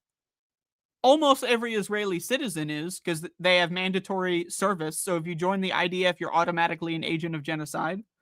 Right? But if you just worship this God, if you pretend it's real, you're given the permission structure, the scaffolding for this genocide to take place, because they're using this religion to do it, right? And again, the Christians, the fucking Christians, these Protestants or whatever the fuck, they don't seem very Protestant to me. They're not protesting. Where are they? They're going to church. They're not protesting. Some Protestants, but they think that the fucking Pegasus is coming. Jesus Christ flying in on a fucking Pegasus with a fucking scepter, and he's going to perform like a fucking magic spell. That's what these... And then you're going to tell me, oh, you go to church, but you don't actually believe in the Pegasus. You don't believe Jesus Christ is going to come back. You don't believe that. But why do you go to church? Why do you sing, praise the Lord, and all this fucking horseshit? I don't know. Maybe that's not an accurate interpretation of that song, but, I don't know. I can understand going to work in the slow motion unraveling of the entire world. I can understand going to work. There is an immediate material need to go to work that I can recognize and I can empathize with. You need to make money. You need to pay your rent or whatever you need to pay for food. But going to church, like, imagine you're telling me you are worshiping the same God that is currently doing whatever's going on in Gaza, right? Like, that shit is sickening. Like, at what point do you recognize this shit's a scam and just hop off the boat? You'd think a genocide killing 500,000 people, mostly children, you'd think that would be a good time to hop off that boat, okay? If you're still on that boat, I'm sorry. And that's just, I apply that same logic to the Republicans. The 70 million American citizens. Think about this. Today, I'm just doing freeform. I've had a crazy week with this dog. I'm just doing freeform today, so just bear with me. This is all freeform. Creative free play here. Also, I got new glasses. Is it good? I don't know. Don't tell me. Don't tell me if it's good or bad. All right. What was I talking about? Short-term memory loss. It's a hell of a thing. Well, you know what? Actually, I'm gonna see if I can recover this. Let's check this out. Hold on. I'm gonna watch the stream. Okay. The power of rewind. The 70 million. That's right. Okay, the 70 fucking million. The 70 million. How could I forget about the 70 million? I never stop thinking about the 70 million. I wake up every day of my life, okay? I wake up in the morning, I open my eyes, and I go, I smell the air, I smell the fresh new day, and I think, oh, the 70 goddamn million. Oh, man, the 70 million? Okay. So, the 70 million.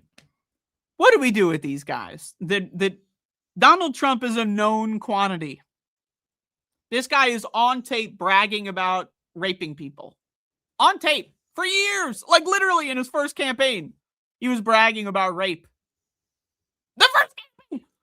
Like literally like the biggest news story of the last like week or two of Donald Trump's first general election was that he was bragging on tape about assaulting and raping people and did not apologize. Like, okay, come on, man. Come on. So, like, the idea that anyone at any point, like, and especially after we found out about the Epstein stuff, in his first term, that was discovered that he was an Epstein associate. It was mainstream news in his first term, right? Like, so think about this. So, there's a part of me that can understand being dumb enough to vote for him in 2016. I really can't, but like to vote for him in 2020 or 2024, like what do you do with these people? Like, is re-education possible with the 70 million? They voted for an open out, treasonous, traitorous, pedophile, rapist, and racist. I mean, it feels kind of silly to say, oh yeah, and he's a racist. But like he is. I mean, he talks about genes all the time. He's talking about Somali genes and Haitian migrants that eat dogs because it's in their DNA. So he's a racist, but it does feel kind of childish to go like he's a pedophile rapist and he's a racist. But it's true. I mean, I don't know. It is a true fact. And it was mainstream except like, and there's 70 million motherfuckers in this country that voted for him anyway. An open, proud pedophile who never apologized for rape. It was literally a major scandal that he was caught on tape bragging about rape. Never apologized. What?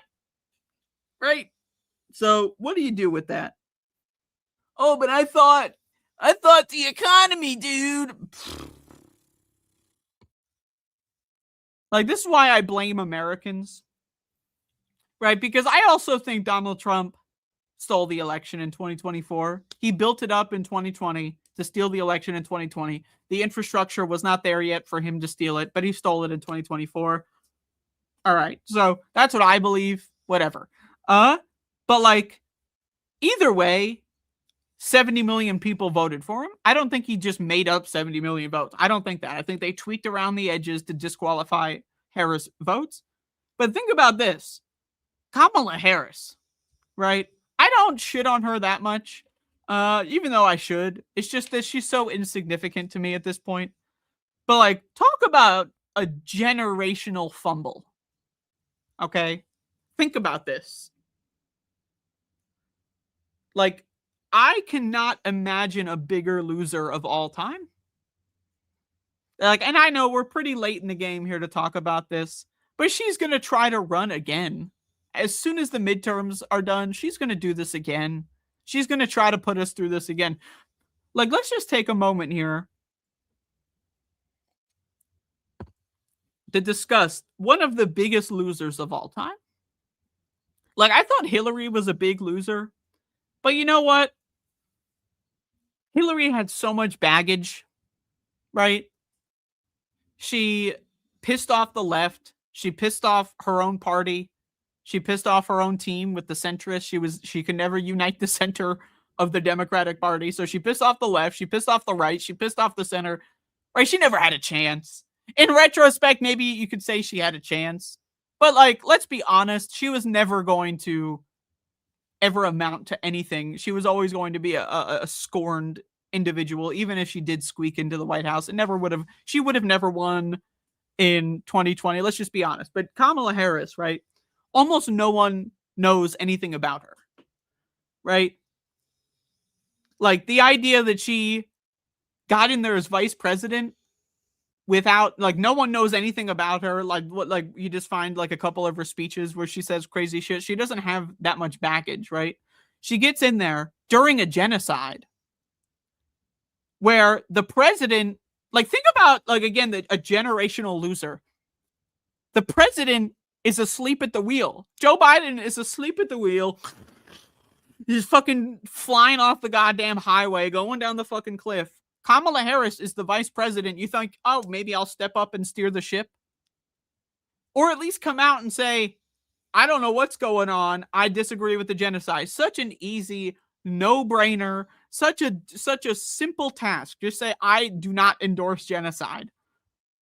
And I think that she would have gotten like another 5-10 million votes. That's what I believe. Instead, she was fucking doing this Liz Cheney fucking humiliation fetish bullshit. Oh, Jesus Christ. Like, this is why I feel like AI generated. Like, you're telling me Kamala Harris was a real person?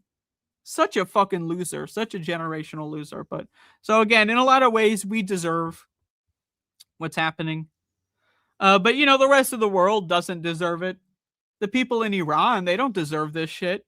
They didn't. Well, hey, they got their own problems. But still, they don't deserve Israeli missiles barricading or barraging their cities and splashing fucking oil mountains into the fucking sky, mushroom clouds of oil toxins. They don't deserve that fucking shit. Maybe they wouldn't be in this mess if we didn't get involved in the first place. I mean, they wouldn't. They'd probably be a liberal democracy right now if America didn't constantly topple their liberal democracies for some fucking reason. Very strange. But yeah, they don't deserve this stuff. I think it's sad. I think the state of affairs is sad. But again, so what do you do with 70 million people who voted for a pedophile rapist? Is it possible you could educate them? What amount of education could you even do? Think about it. What do we do? I think we're in a gridlock moment. The gears, something's stuck in the gears here. Something's got to give, right? You have 70 million pedophile supporters, right? Then you got like 100 million people that think participation in politics is optional. They just think it's optional. Well, what the motherfucking do? You think this shit is optional? Isn't that fucking grand? Think about that. Maybe I should spend more time directing my scorn at these people that think politics is optional. Yeah, I don't feel like voting. Oh, it doesn't affect me. Both sides are the same, dude. You don't think both sides are the same is a result of people like you not voting? You don't, like, it's a chicken or the egg situation. Maybe if we had 100 million more motherfuckers in the voting pool, maybe both sides wouldn't be the goddamn same. You ever think about that, motherfucker? Maybe if that was going on for the last 40, 50 years, both sides would not have evolved to be the same fucking creature. Just a thought. Just a thought. But we have like 100 million motherfuckers that just don't even, they just think it's optional. Someone else will do it. Wow. That shit blows me away. They just think it's optional. They think it doesn't matter. I mean, like, again,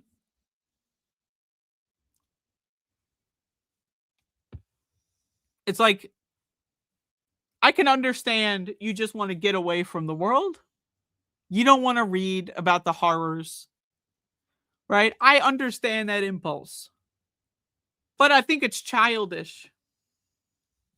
I think it's extremely childish. And I also think that we have generations, we have babies raising babies in America.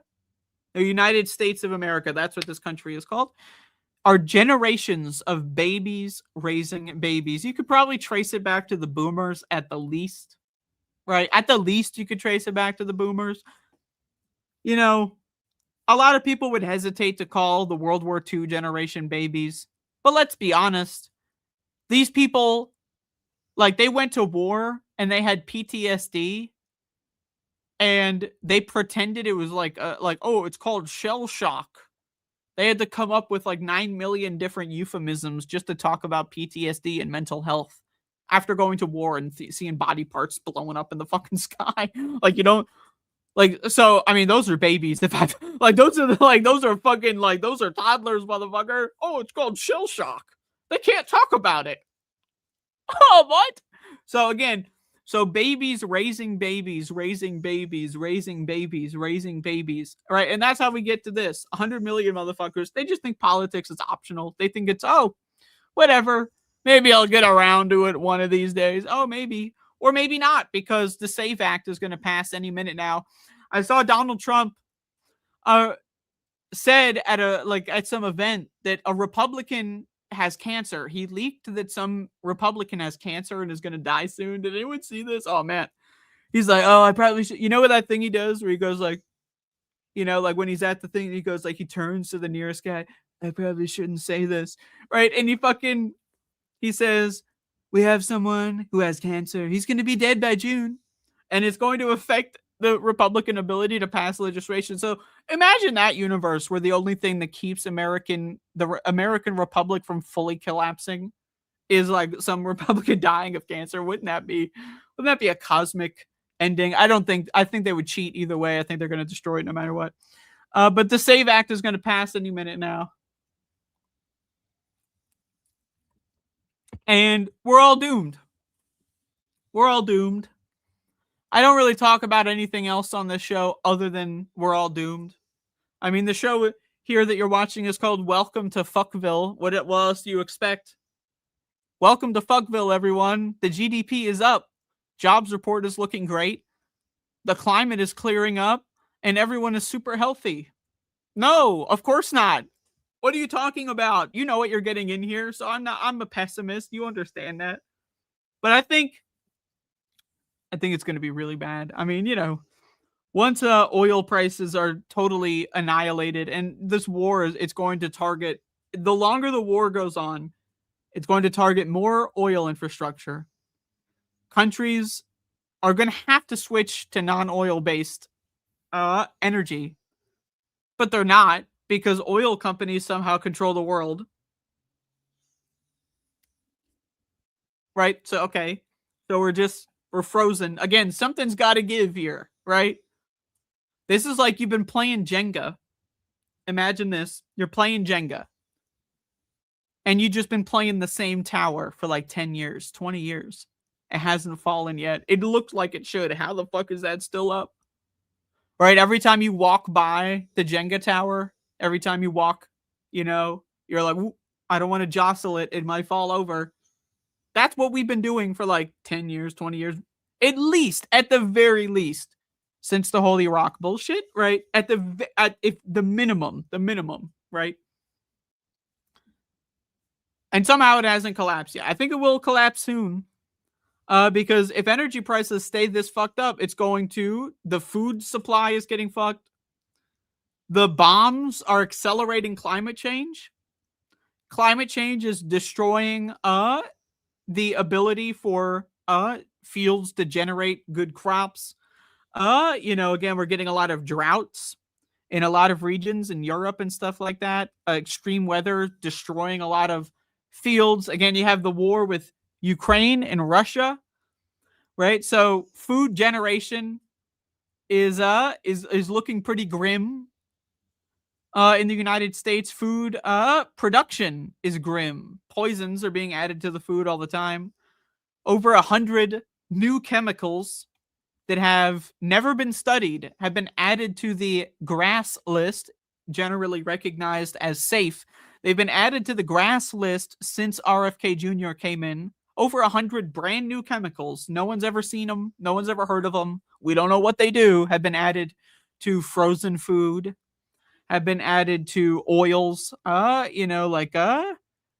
you get like chips, like those kind of oils, not like, if you buy a tin of olive oil or whatever, but like the kind of oils that would be in pre-fried foods, packaged stuff like that, we eat poison, right? So we're already chronically malnourished. Did you know this?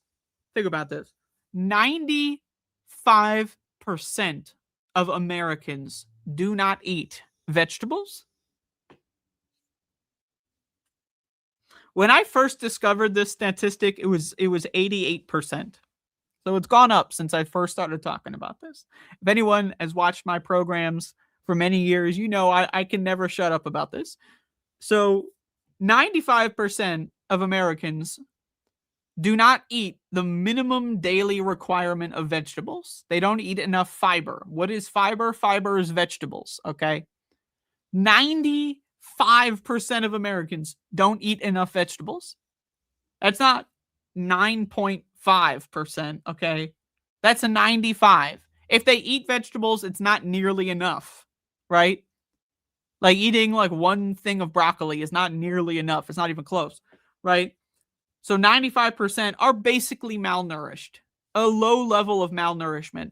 Then you've got another of my favorite subjects, the endless pandemic, right?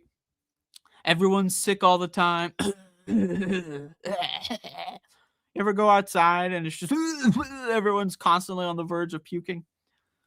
Everyone's sick all the time. Life expectancy is going down. Health insurance is going up. No one eats vegetables. Doesn't it feel like it's all going to fall apart soon? I don't know. I feel like it's going to fall apart very soon. Every time I do this show, I think, it might be the last show I do. Now, maybe I'm way overestimating how bad it's going to be. Possibly. I don't know, maybe. But,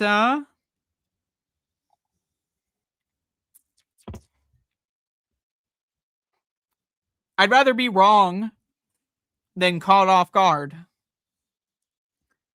But either way, this has been just a freeform show. Hopefully it's been enjoyable. Is this an enjoyable show? I have new glasses.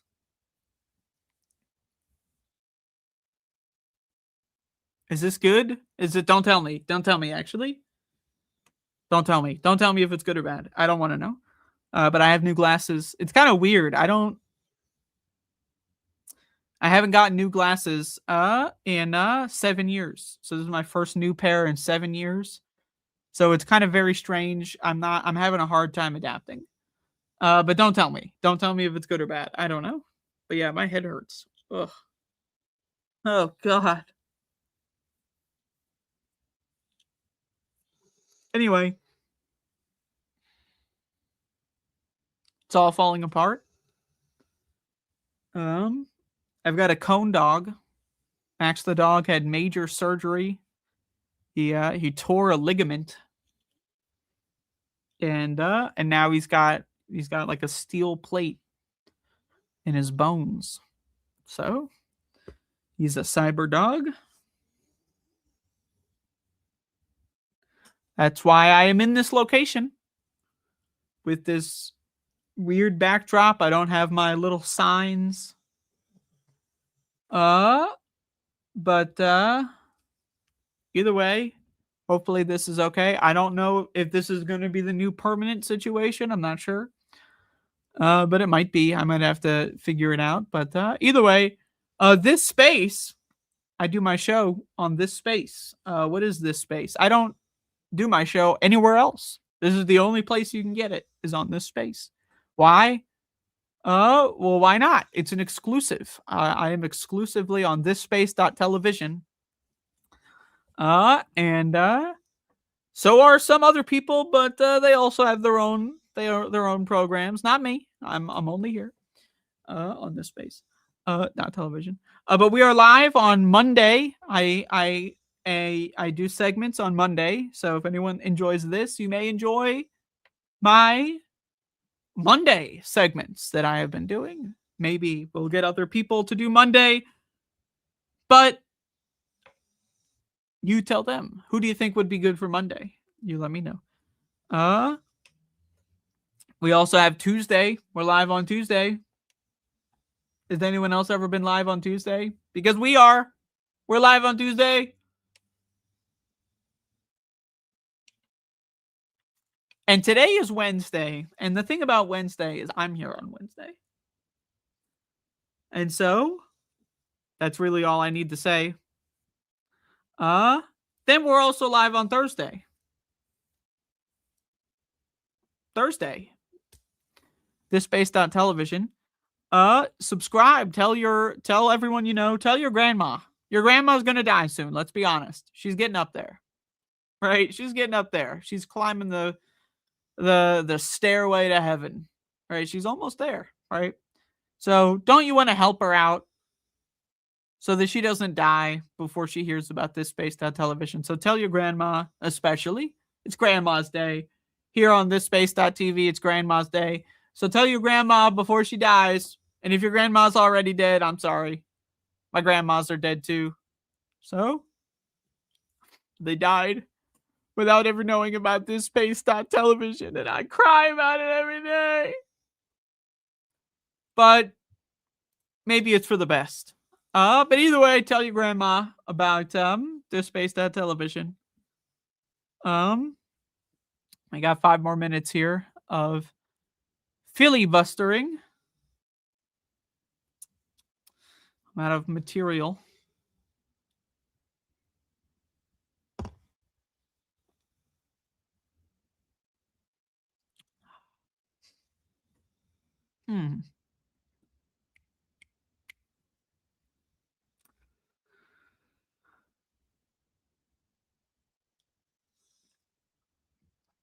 So how's electricity prices?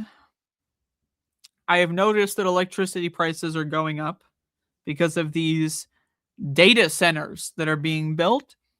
And I saw that a lot of data centers in Israel and in other places like in Dubai have been struck by Iran. And so a lot of these companies are just going to abandon the region. And they're going to build more data centers in the United States. Now, again, I know everyone's got their income situation. I recommend just getting solar panels. Hey, if you can get like one solar panel, just like carry it around, like go on a walk, around the neighborhood, just carry the solar panel, just just start stocking up on this stuff. I don't know, just something to think about, because electricity prices, we're going to get a lot more demand because of these fucking AI stupid fuck companies. So-called AI. I think that they're colonizers on the terminology AI. They have colonized that word in a way that I will never forgive. I will never forgive these companies for making it so that whenever I say AI, I wince. Because it's such a useful term in so many different contexts, but not anymore. They've destroyed it. But anyway, so we got to take it back from them. So I'm worried. I lost power recently. There's been a lot of storms in the North American continent. So I lost power recently. And every time I lose power nowadays, I think, is this it? How long do we have? Is that the last time? Is that the last time I get to play video games? Well, no, because I have a Game Boy, so that's not the last time I'll be able to play more. At least until the batteries run out. I got a lot of AA batteries. AA batteries. Can you believe it? We still use them. So I got plenty of AA batteries worth of Game Boy. But either way, I lost power for a little bit. I always think it's the end. It's almost over. So that's another thing that worries me that I maybe should have mentioned earlier. But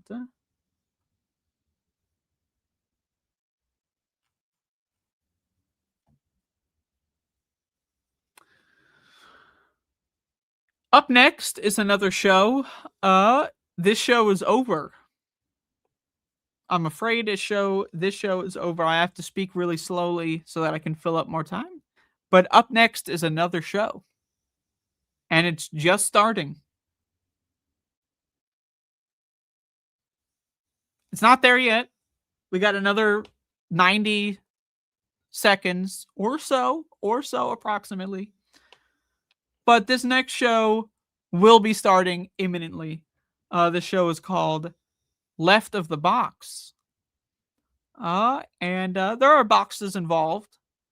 I know they have Boxing Day over there. So I think it's a reference to Boxing Day, which is a Canada, I think. And maybe they can help me out and answer that question. But I think so. Left of the Box, reference to Boxing Day, like Rocky Balboa, that's up next. So you can You can tell your friends. I don't know. I don't know. I don't know. Tell them. Turn it off. Get it out.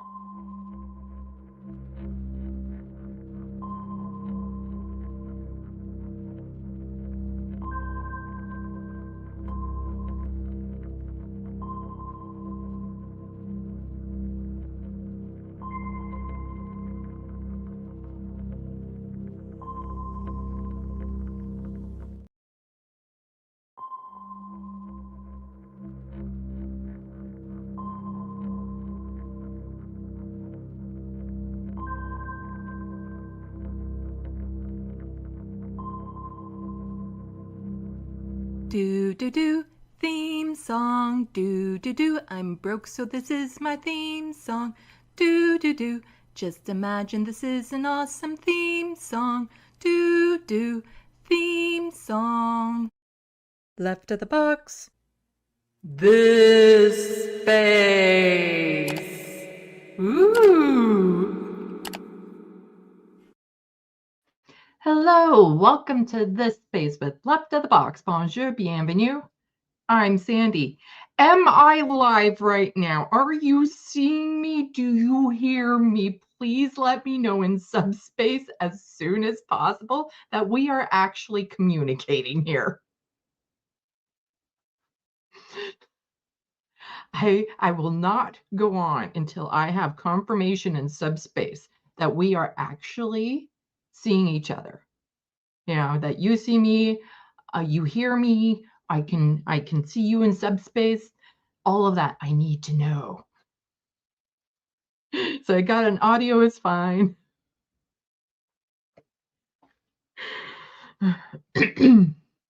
Okay. Yeah. I don't have to press the go live button, John Davies, on this. That's the nice thing about this. I just show up and it happens. I might accidentally, hit the end stream button, which would be really embarrassing, but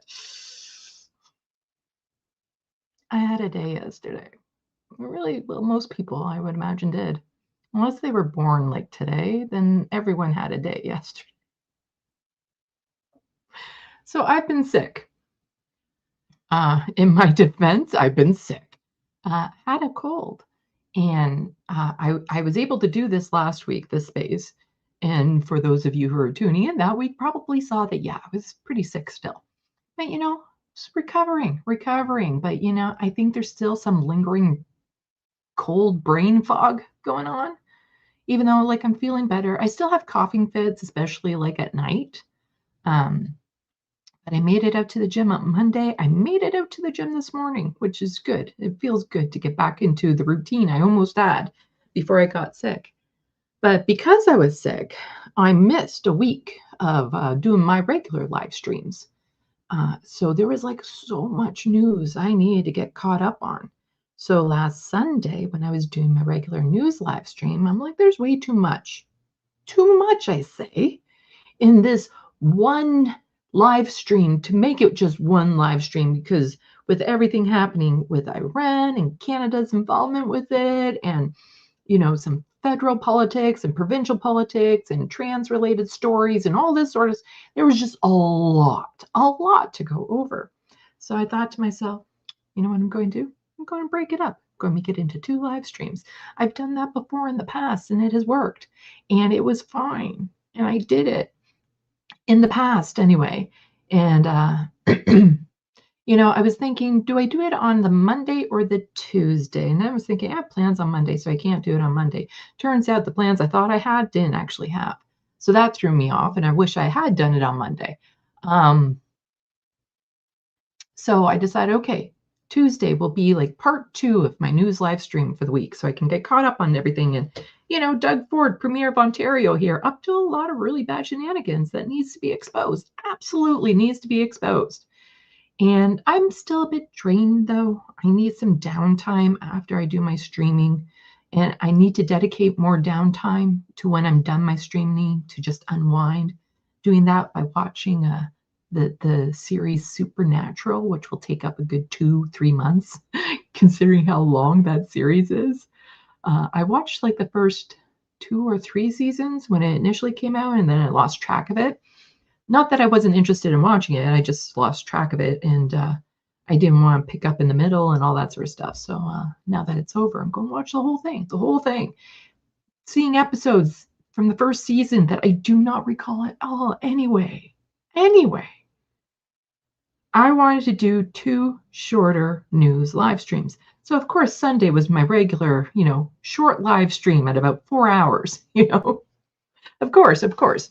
And so Tuesday came around and I pretty much had everything arranged already. Like I had all the tabs and I arranged the docket, and I was ready to go early because on Sunday I had told everyone I'd be streaming at 6 p.m. Eastern.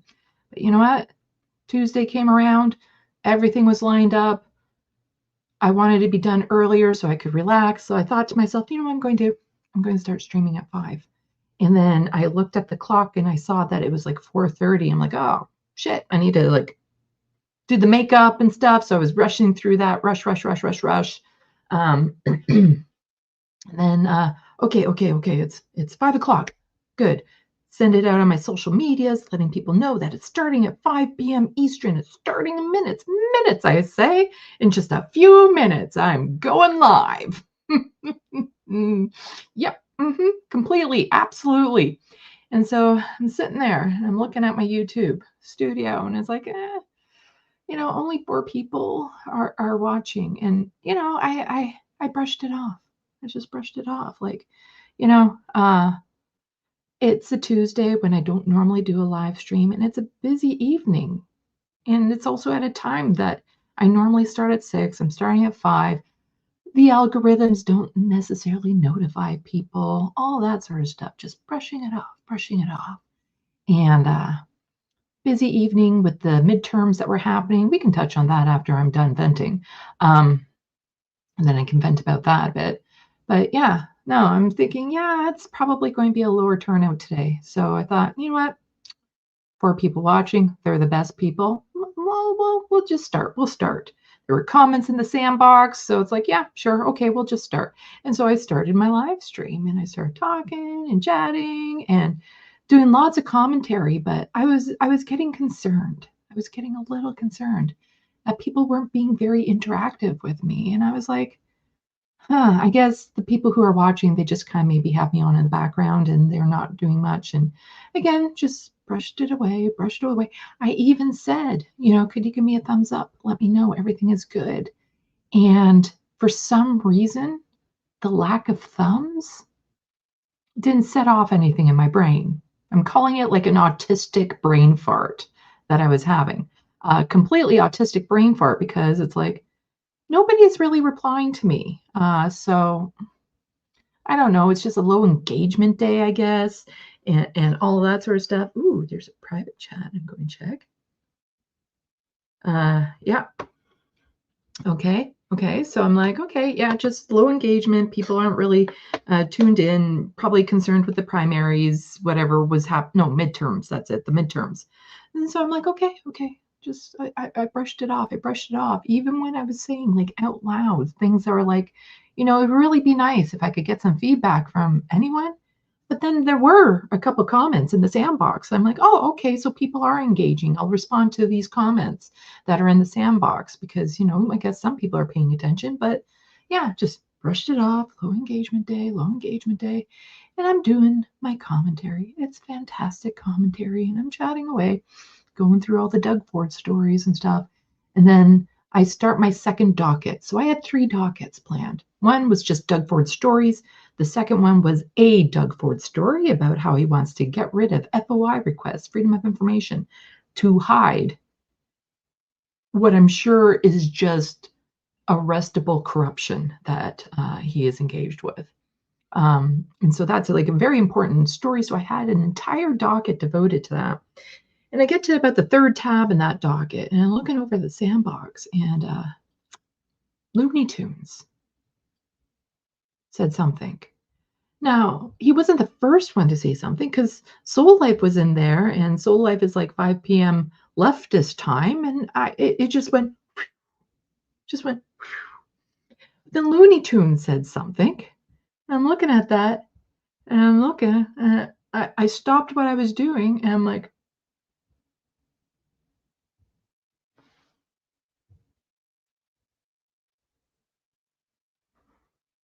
I hadn't hit the go live button on my YouTube studio for an hour and a half.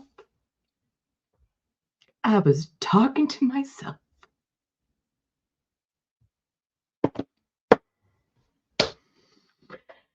Yeah, complete hour and a half of just to nothing, to nothing.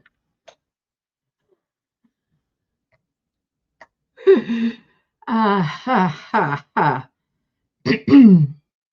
And so I hit the go live button, and suddenly people started showing up in the sandbox because they were getting notified that I was going live. And I'm like, okay, there's the engagement I thought I was going to be having. Yeah, so I was in a bit of a dilemma. Like, what do I do? Because that really kind of slammed me against a wall with my rhythm that I was in. And I'm like, I don't want to start over. Like, that would have been the best option to, hide my shame. Was just to be like, oh yeah, there were technical difficulties, so I'm starting really late and start over. But the thing is that I despise redoing things when I've already done like my creative bit on it. It's the same, like if I'm writing a story and something happens to a page in that story, and then I have to like rewrite that page, I hate it. I hate it with a passion because I'm like, oh, the brilliant things that I said before. Because basically once it's out, it's no longer in. Because like right now, while I'm working on this book here, it's all in my head. And I don't lose the thoughts. They're all there. They're solid. They're like memories. That's great. But as soon as I start putting them down on paper, if I lose that paper, those thoughts are lost. Like once it gets transferred into reality, it's lost. So all the commentary I had given for that hour and a half was completely lost. However, I did remember to hit the record button in OBS. So everything was recorded, but it just wasn't live.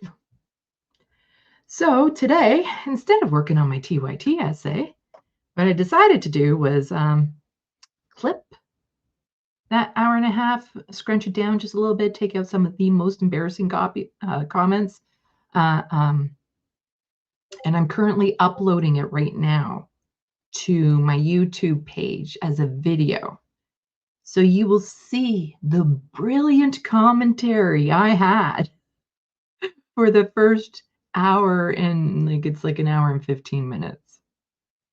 So at least it was all still there.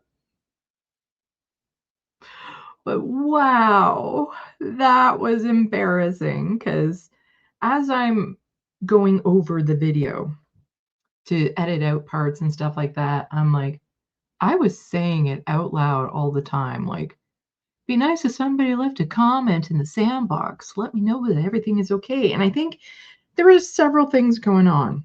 And I'm blaming it on my autistic brain.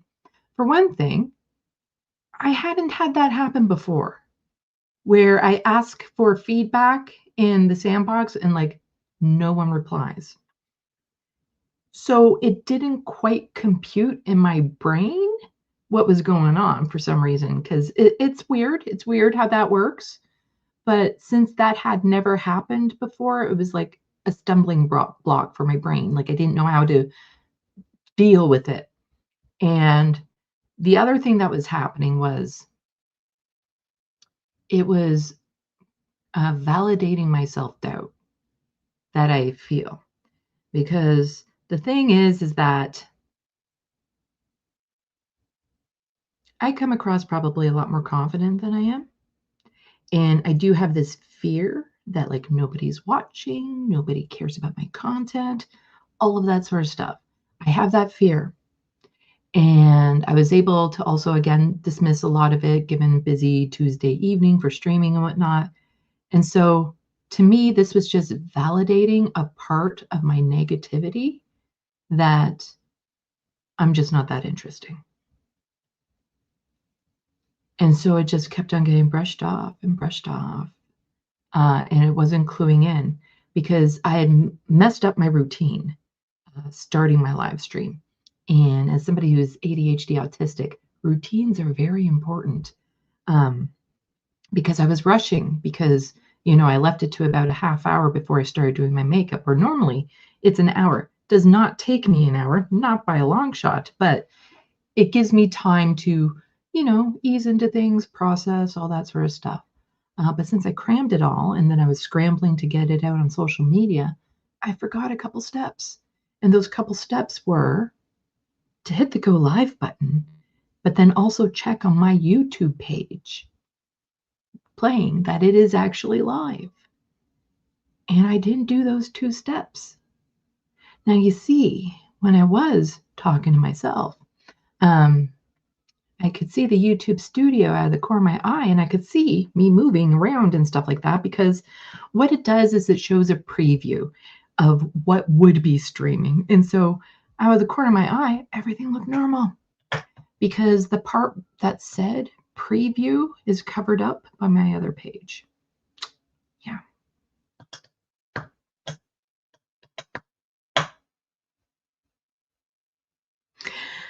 Oh.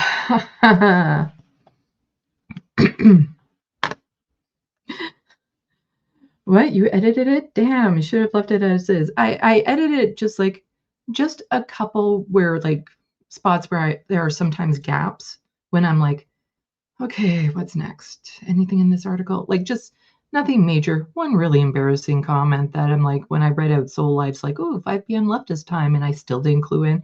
I cut that out, but I'm acknowledging it to you now. And I also added a little bit of text commentary at certain points because rewatching it, I was like, oh my God, how did I not clue into this?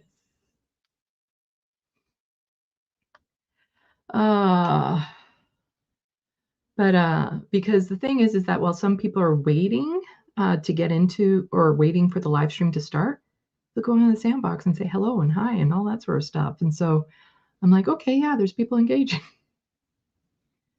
But this type of thing has happened to me before, where something will get stuck in my head, even though there's obviously not that, but I've seen it from this angle, and that's the only way I can process it in the moment.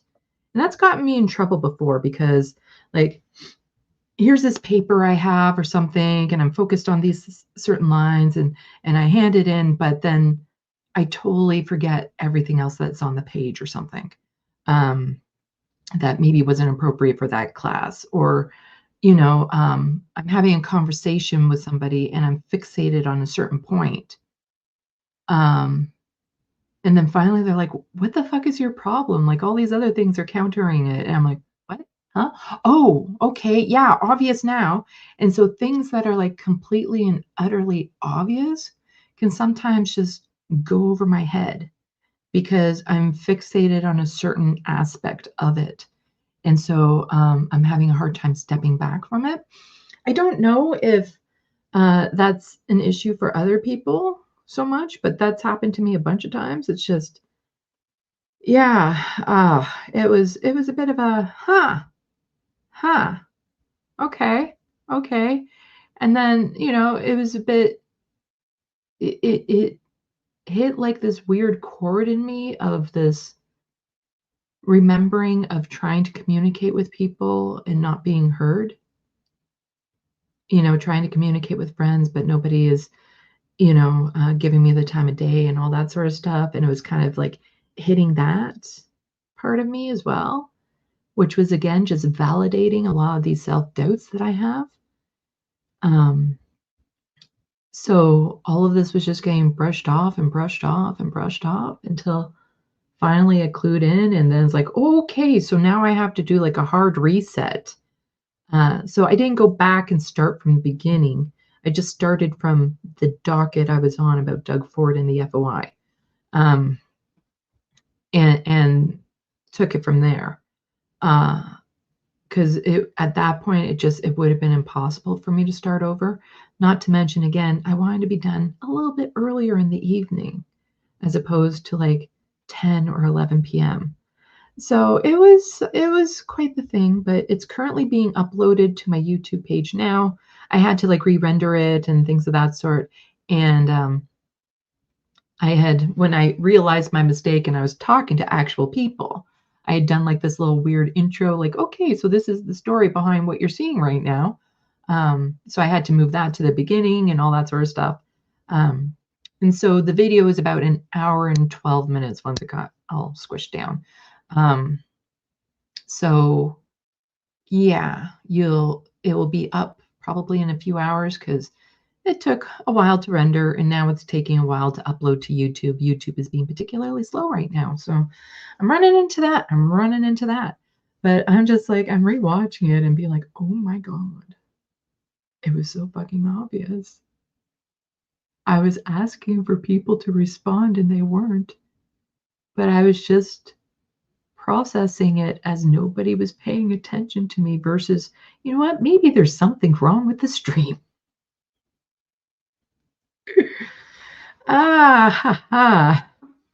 But why don't I quickly check Subspace to be like, are people actually responding to me in this moment? Because that's the thing. There were just like a couple of comments that people were randomly putting in that they would normally put in while they're waiting, that I'm like queuing in, like, oh, they are talking to me.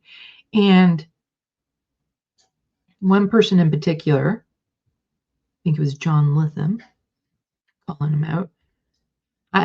During my off-air live stream, I had put a link into the sandbox, and so everyone who was waiting could see that link, and somebody clicked on the link and made a comment about that story. And so I thought, yeah, everything is, people are responding, just not very much. But I think it's going to be bizarre for people to look at it and just be like, yeah, okay, you were talking to no one. This is what I'm like when I'm not even interacting with people. But there are important stories I wanted to, I covered in that first hour. I didn't want to just let go. So, yeah, okay, I'm checking Subspace. Yeah. Yeah, there's John Litham owning up to making fun of Doug Ford, which made me think, yeah, everything is fine. I don't blame you. That should have been a clue. I don't know.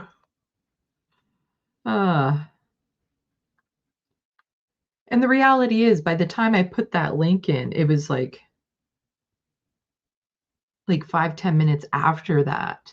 So it's not like even by you saying something or not saying something about the link, it would have clued me in sooner. Like it still was over an hour into it.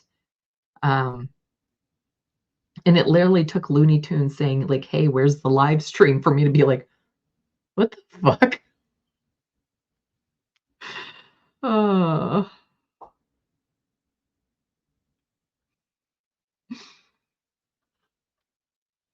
Yeah, I'm not in charge of nuclear weapons, Earth homies. Could be a lot worse. That's the thing about some of these jobs. It's like, you know what? Nobody's life is in my hands when I'm doing these things. But yeah, I will be later in a few hours or so, however long it takes to upload. You'll be able to see the hidden first half of it. And there's important stories, like Doug Ford is deciding to just infill part of Lake Ontario for a project nobody wants. And, he wants to close down all the other supervised consumption sites and, corruption galore and all that sort of stuff. There were some good stories in there, really excellent commentary. Oh. Good for Gabby. I'm sorry, Sandy. That's rough. And the frustration is relatable. Yeah.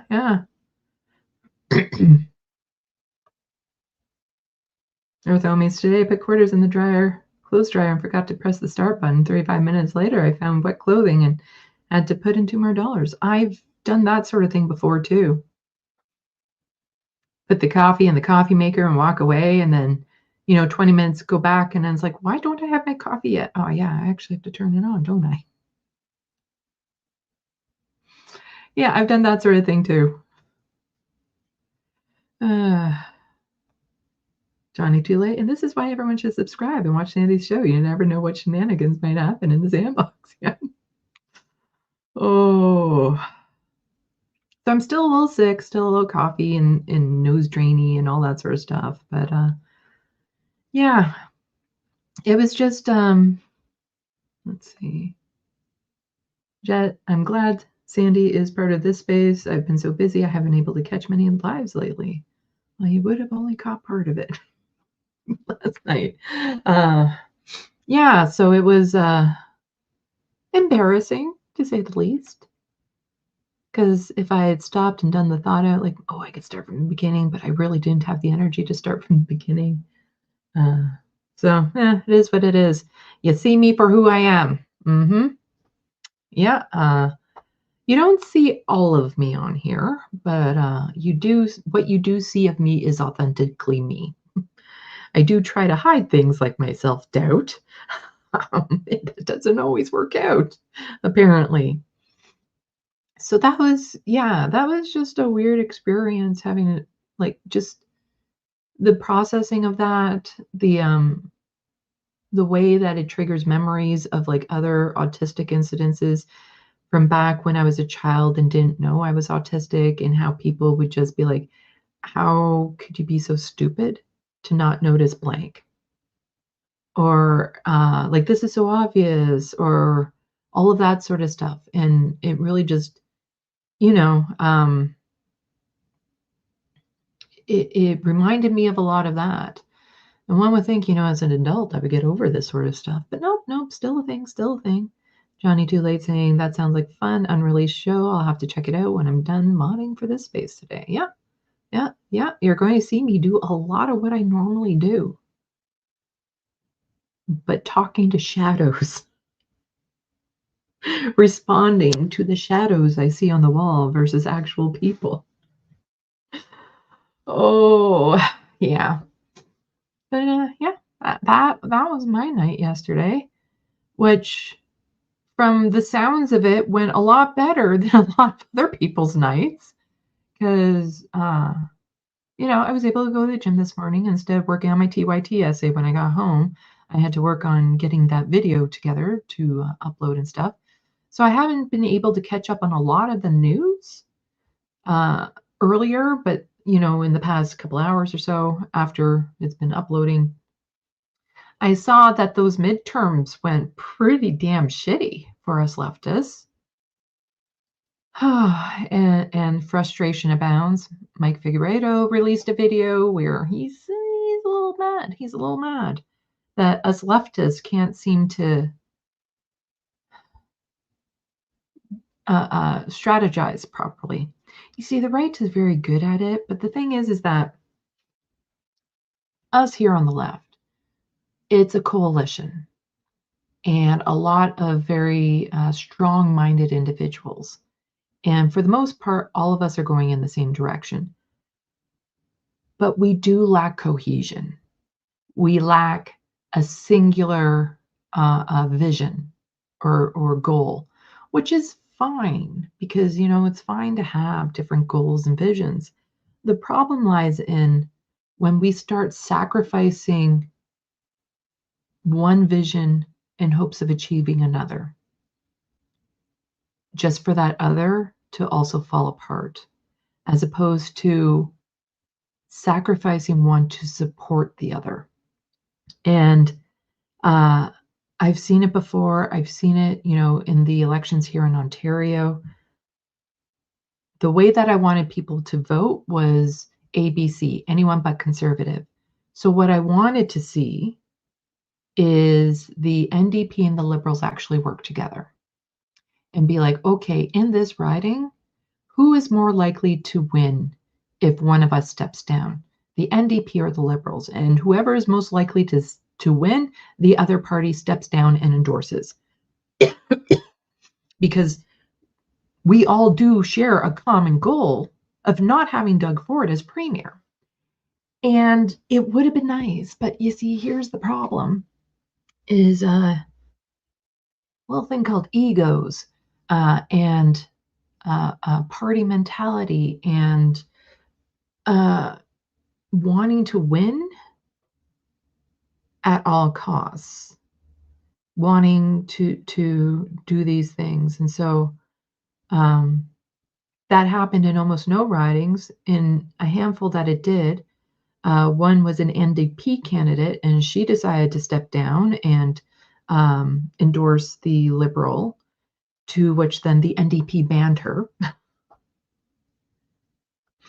But, you know, having another term with Doug Ford in full control is costing people's lives. Literally, it's costing people's lives. All because some party apparatuses didn't give a shit about the people, and they only cared about their own jobs. They only cared about their own, what's the word? Their own goals, their own, not goals. There's another word in my head. Their own, not desires, but you know what I mean. They only cared about their own motives. That's it. They didn't care about what was best for the people. And then we saw that sort of thing play out in the midterms, where you have a couple of progressive candidates or a few progressive candidates in one riding. And instead of some of them backing out and saying, you know what, the movement is more important than me. So I'm going to step down because I know I'm not going to win, and I'm going to endorse the progressive candidate that has the better chance. And they didn't do it because some people, they're running for their own motives that aren't necessarily about the movement. Because here's the reality of the situation that a lot of people who get involved with politics don't want to acknowledge. And that is, in some ridings, you ain't going to win. And it can be quite obvious early on, you ain't going to win. So what are you doing?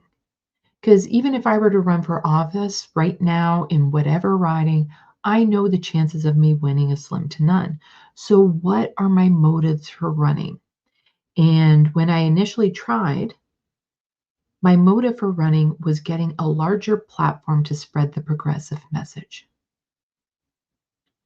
And, you know, I know in my particular ridings, I wouldn't have taken away from the incumbents or anything of that sort. So I could spread that message. It wasn't about me winning. If I won, that would have been a bonus. But there were progressive candidates that stood no chance of winning, and they knew it. But they want to hold on to this egotistical thought of there's going to be a surprise. Sometimes there are surprises,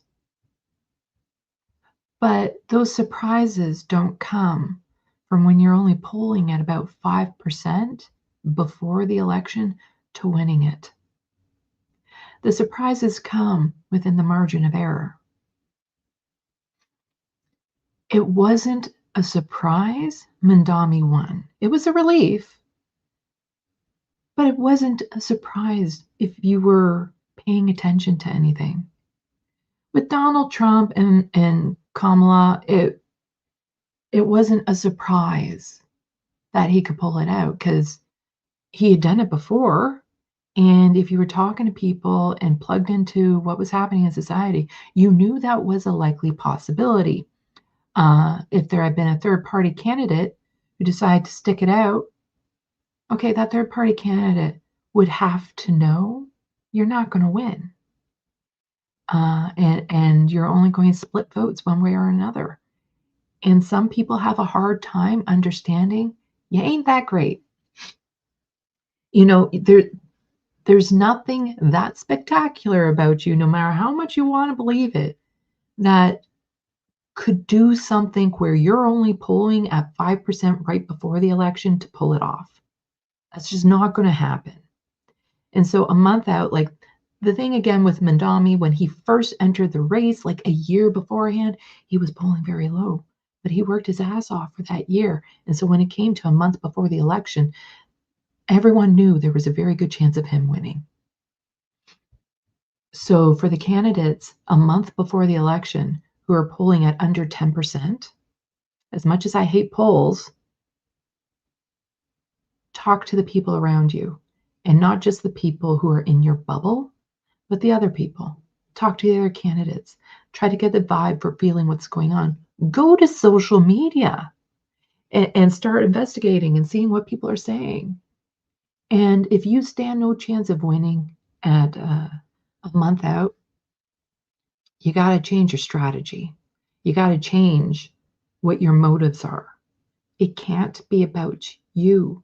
If we want this progressive movement to win, it's not about any one individual. But you see, the right is very, very good at this because, unlike us, they have a unified goal of fascism. People are participating in it without necessarily knowing what that ultimate goal is. And some of them are Black, brown, queer, and they don't realize that they're only feeding the machine that's going to shred them later on. But the thing is that within the right, there are a few key drivers of messaging and of what the overall goal is of the movement. There's a few key drivers, and they have a lot of money and a lot of influence. And so things like AIPAC is one of those key drivers. Other billionaires that have a lot of money that they can just dump into all these things. And all of those groups have, when it comes to what their main goals are, well, our goals are spread out like this. There is some variety in their goals, but it's this thin. It's this thin. And it usually has to do with some sort of supremacy and suppression of others. So some sort of, fascism. And that's their goal. And they force the issue. Whereas on the left, we want to try and negotiate.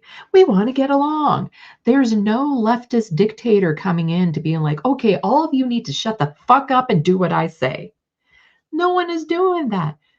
Part of me is like, if only there was like another power within this world, like maybe, I don't know, vampires that could be like, you know what, fuck it, world, we're going to take over.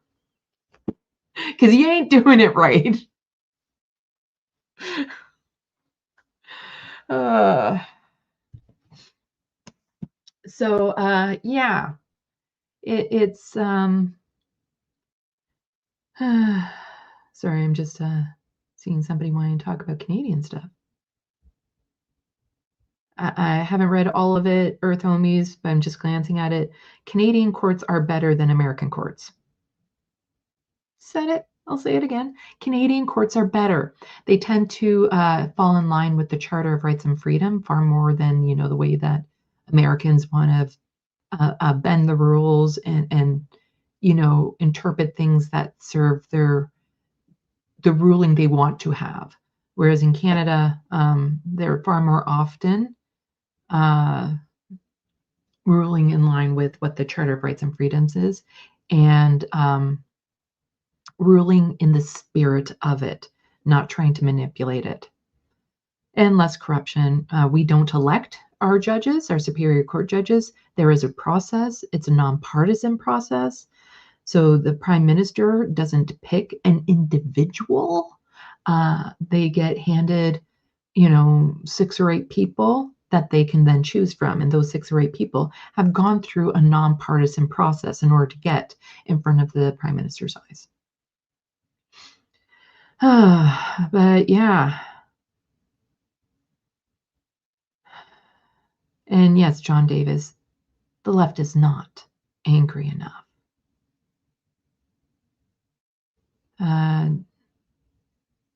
Jack Cora saying, yeah, the right has managed to brand itself as rational and economical. The left is often seen as a spoil sport. Yeah, for a lot of parts. But yeah, speaking of autism, I came across this video that I thought was very well done. So we're going to watch it. We're going to watch it.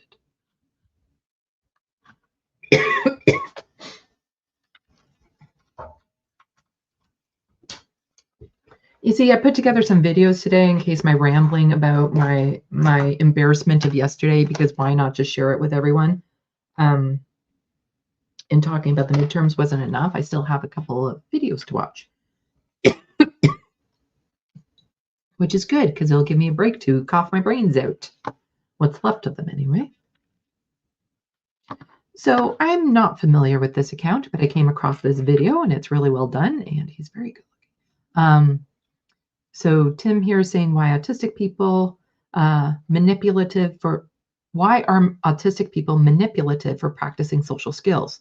If we have to actively think about how our words and actions affect people, isn't that a good thing?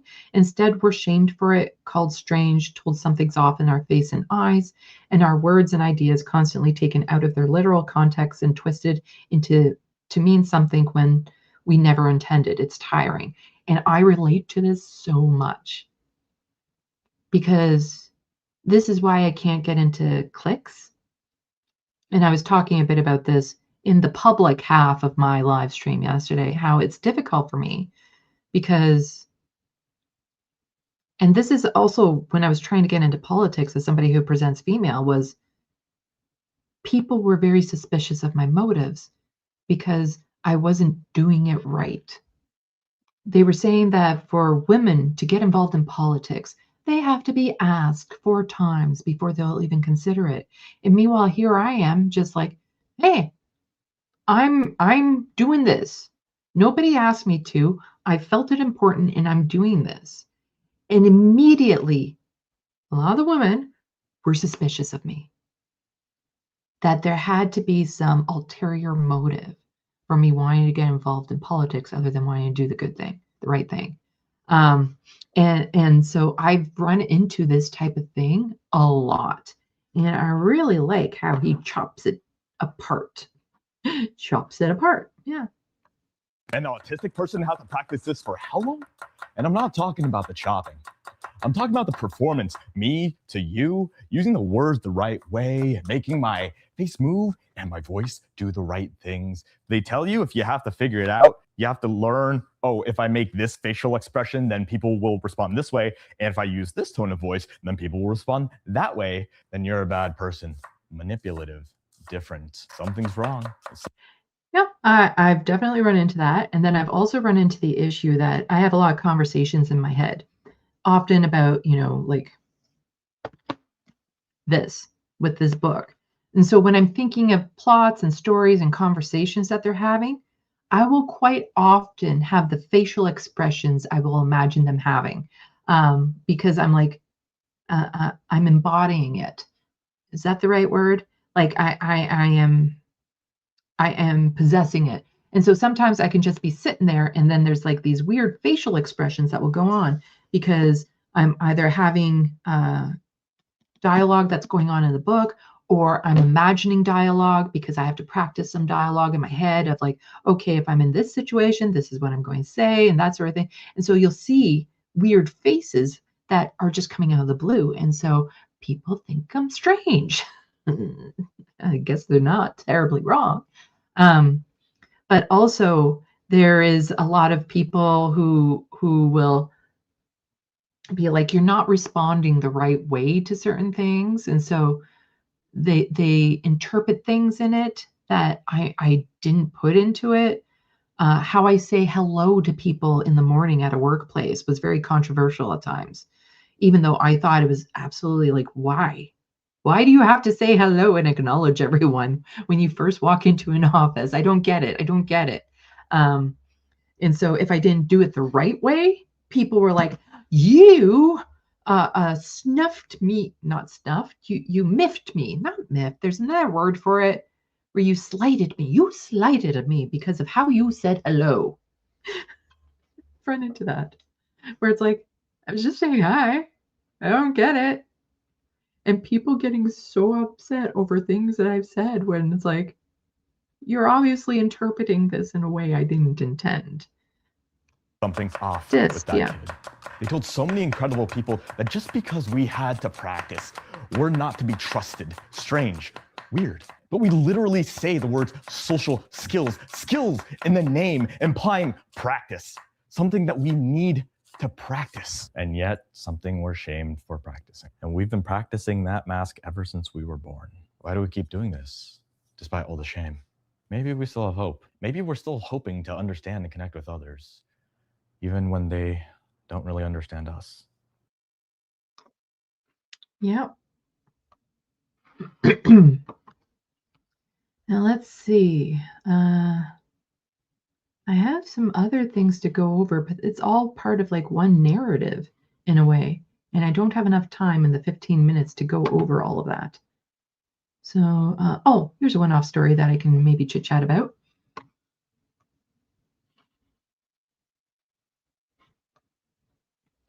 I need to close that and close that. Maybe make it bigger. It's from Global News. No, I hate cookies that aren't edible. I don't think I've watched the video yet, but yeah.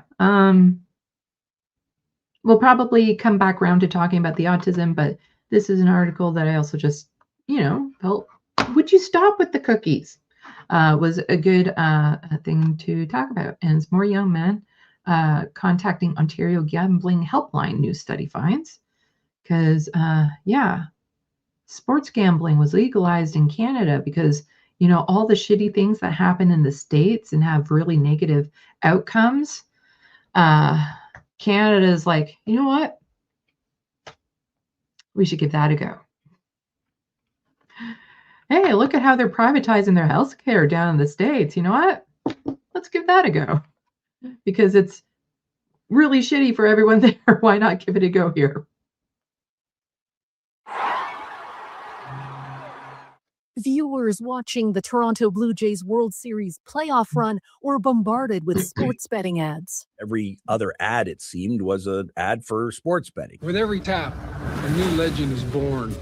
It's a multi-billion-dollar industry in Canada, projected to grow nearly 10% this year. The prevalence of ads, a sign of that popularity. Senator Down is spearheading a push to rein in sports gambling ads. It is just so ridiculous how many things are out there that are just designed to gobble up any extra money you have. Because the reality is, these corporations, capitalism, they don't want you to have a savings. Because then you might not participate in capitalism the way that they need you to, the way that they need to force you to. So if you have any extra money, then you have to be spending it. If you're not spending it, then you're not a good little capitalist and you're interfering with their system. And then people get so desperate to just stay afloat that they'll do desperate things like gambling. I used to buy lottery tickets and scratch tickets and all that sort of stuff. And I will now every random now and then. But I used to do it quite regularly when I was dead ass broke. And part of it is, yes, you're purchasing the hope that your life can get better. And I stopped buying them when I had a stable income because I didn't need that hope anymore. I had it. I had a stable income. I wasn't worried about, getting groceries that month, getting gas in the car. And luckily I've shook it, because I'm now in the situation where I'm extremely stressed about my finances all the time, but I still haven't turned back to trying to get these lottery tickets or cards or whatever in hopes of just turning it around. But it's so people are in such dire situations that they're willing to put it all on the line in hopes that this will help them. They're hoping for a miracle to get out of the system when the system is designed to keep them there in the first place. It's designed to keep you down. It's designed to keep you constrained in a cage, in a capitalist cage. More than 40 senators have signed the petition urging Mark Carney to put people's well-being ahead of corporate profit. We fully understand that we can't legislate away human weaknesses, but we also understand we can prevent others from taking advantage of people. The floodgates opened with the legalization of sports betting in Canada in 2021. The Canadian sports betting market generated nearly $5.7 billion in revenue in 2024. It's projected to top $16 billion by 2030. Experts say young people. And when you gamble, in particular, you're getting nothing in return. Like, other than that false sense of hope. You're not getting anything physical. You're not getting a bill paid. You're not getting food in your cupboard. You're not getting gas in your car. You're not getting anything tangible. All this does is help feed mental illness and get people even more trapped, even more underwater, even more desperate, because you literally do not get anything tangible from gambling. And people want to believe, just like a lot of those people who should have dropped out of those races, a lot of those progressives with that ego who should have dropped out of that race, they want to believe that they'll be the exception. Despite the statistics, despite everything in this world, they're going to be the exception somehow. As an artist, I've had to come to reality that that type of thing is just a myth.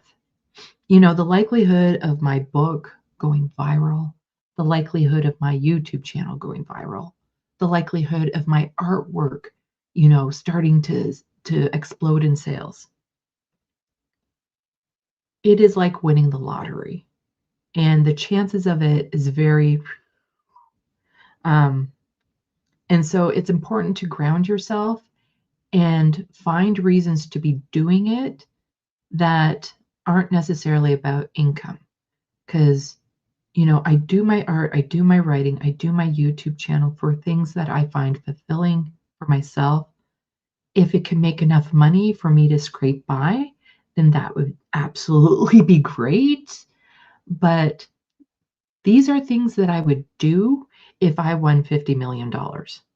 If I won $50 million, I'd still do my fucking YouTube channel. I'd still write my books. I'd still do my artworks, because there's something in it that I find deeply fulfilling, and that it's a part of me, a part of my expression that I need to do.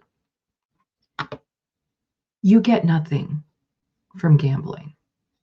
Nothing. It's not fulfilling. It is shallowing. Men in particular are susceptible. If you're 28 years old and you've still got student loans and you're not making a lot of money at your job yet, and you've got other debts and you want to dig your way out, gambling appears to be a way to do that. Insolvency trustees say it's increasingly an issue affecting up to 10% of clients. A slippery slope between recreational gambling and addiction. You are borrowing money to cover your living expenses because you're not able to cover your living expenses because you gambled, then I think you've got a problem. With sports gambling becoming more popular, the problem isn't only impacting those watching the games. However, fans say they wouldn't miss those ads, though the teams would miss that ad revenue. I don't think it should be advertised. I think it should be on us to, if we want to go gamble, rather than going online and spending our money. And this is something that is absolutely doable in Canada, to make it so you can't advertise them. They're still available, but you can't advertise. Like, when was the last time you saw a cigarette commercial on a Canadian network? They're not allowed to advertise. In fact, all of their coverings and stuff have to be very plain, have to be behind a board. So you have to actively ask for it. You can't just shop around for it type thing. Because the government realizes this is harmful, so we're not going to encourage it with advertising.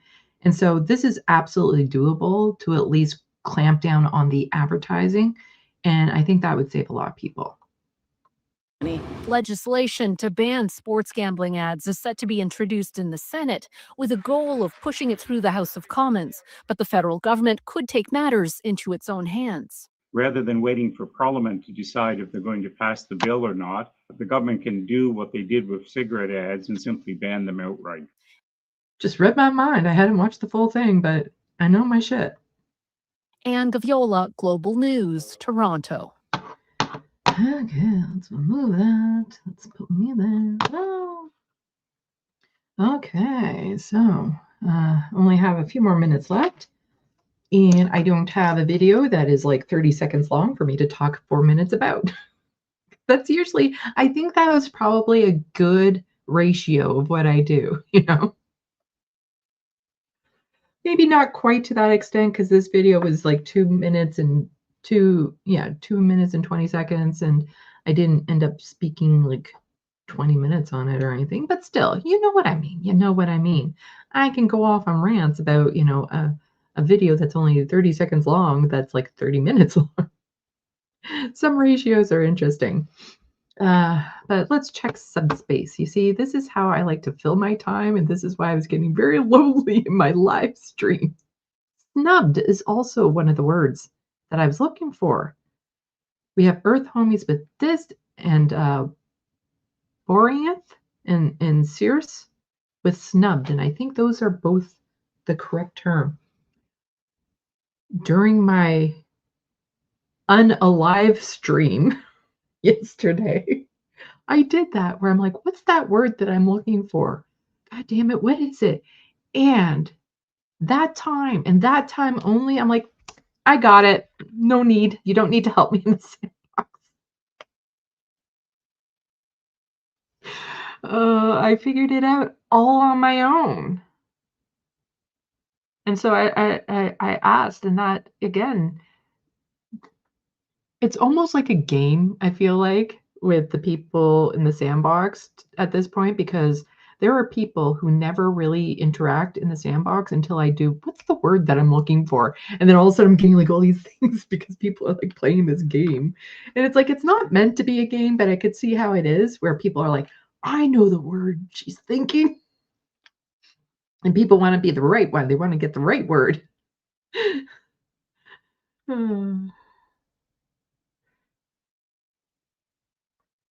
So yeah. How many of his fingertips does he have by the end of this video? Oh. Real John Latham. How many fingertips does he have by the end of Well, apparently he's like a chef, and he also makes knives. I want to look more into his content.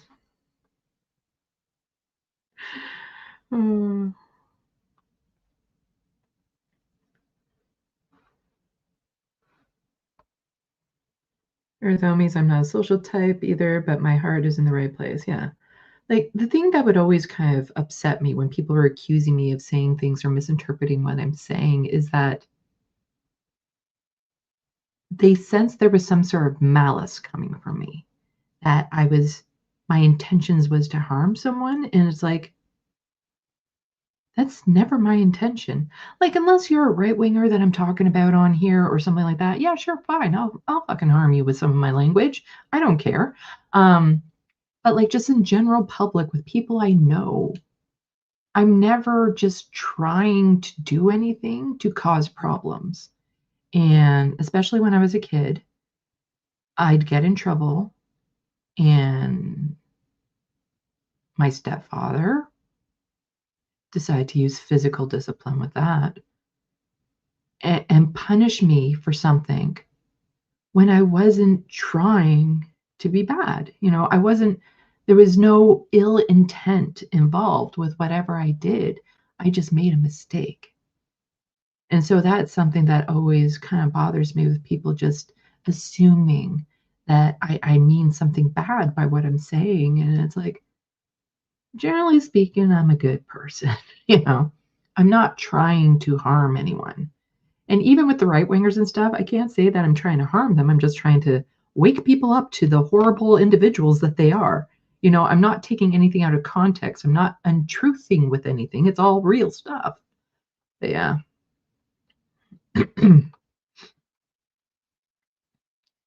So let's see. How are we for? Well, we got a minute left. Oh, so next week is the last Wednesday of the month. So I guess you will not be seeing me. You'll be seeing Minuet. hopefully she'll have a lot to talk about. And then the week after that, yeah, Johnny Too Late, the live stream. I haven't titled it yet. That's going to be the title. And so then the Wednesday after the last Wednesday of the month is April. We're getting into April 1st in particular, Yeah, April 1st. I'm going to be live streaming here.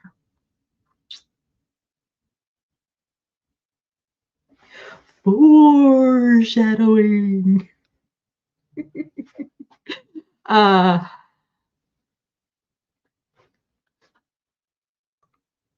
Yes, that is reference frame. Sometimes we harm people out of ignorance and not intent. Sometimes, yeah, I'm just being blunt or honest, and you're not supposed to be, and that harms people. Yeah, so everyone, check in my live stream on Sunday, my news live stream. Please, please respond to me as soon as I go live. Don't wait for me to say, hey, can I get a thumbs up? Just start shoving those thumbs up in the air. Just letting me know that everything is okay. Because, oh my God, when I post the video, I'm like, I'm getting nervous that nobody is responding. And it still isn't cluing into me that I'm not live. So yeah, that video will be up probably in a couple hours at the most. Well, I can check to see how much of it is uploaded at this point. A couple hours. Yeah, a couple hours still left to go before it's uploaded into YouTube. So you'll be able to see the unalive stream. But yeah, check me out there on Left of the Box this Sunday. Also, I'm going to try to get more content on my Sandee Lovas account. Please, my video of Sam Cedar, the what's the word? Time-lapse video of my drawing of him actually got over 200 views. So I've broken the 100 view mark on my channel, up to 68 subscribers. So I'm probably going to put like a little video on my Left of the Box to encourage people to go over there, because if I put a video on Left of the Box, people are actually going to see it in the algorithms and stuff like that, versus a channel that has no engagement yet. So that should help. Check me out on social medias. Blue Sky, Twitter, Upscrolled, Instagram, all of them as Sandee Lovas and as Left of the Box. Yeah, and buy my book, please. Can't wait to get back onto it as well. Working on the TYT essay. Oh my God. Oh my God. Going through some of the montages that I made earlier and forgot about, and just remembering some of the shit that I found. It's like, you fucking kidding me? It's gonna be quite the thing, I think, when it's done. I talk about it in the unalive stream. Anyway, all right, I'm rambling. Time's over. Nicholas is like, I'm sure, even though I can't see it, I can feel it.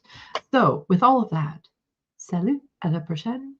Thank you for watching and stay tuned. I'm Sandee, wishing you tomorrow is better than your today. And thank you everyone for coming out.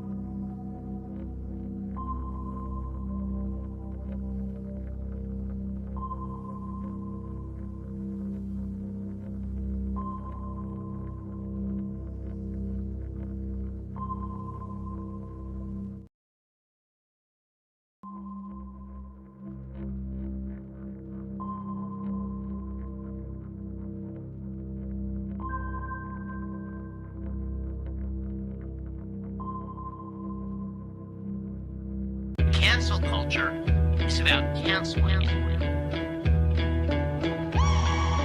Up yours. Woke moralists. Up yours. Bullying that's happening. And they believe that Cocaína.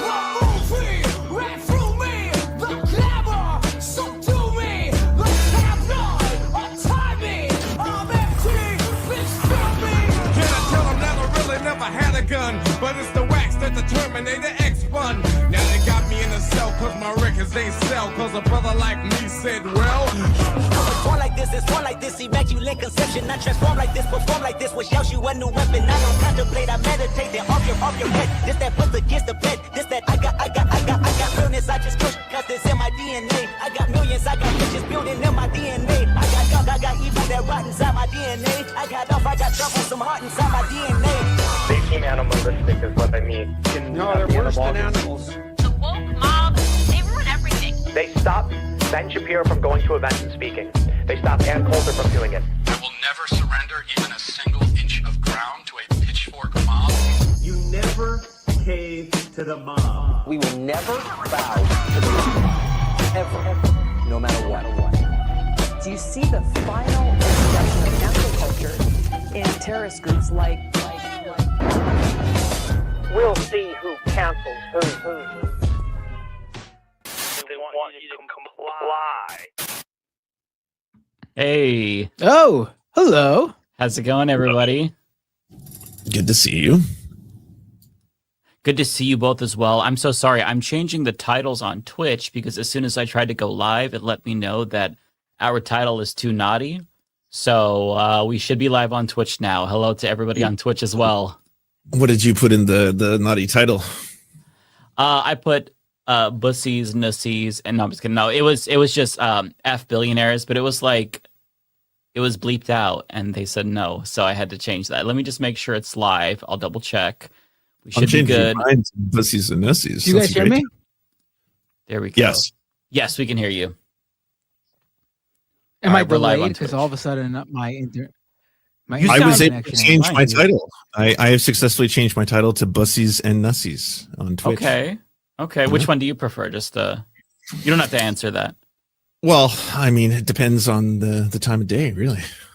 I go nussy all day, every day. It's always the He's a nussies nussy for man. me. Yeah, I've always fair been a enough. nussy man. Yeah. Fair enough. He's a nussy man.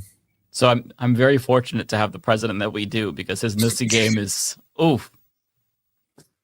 This is so unhinged. I'm so sorry for derailing it. Welcome to the Leftist Mafia. Yeah. Welcome, everybody. We're a serious news show that talks about serious issues.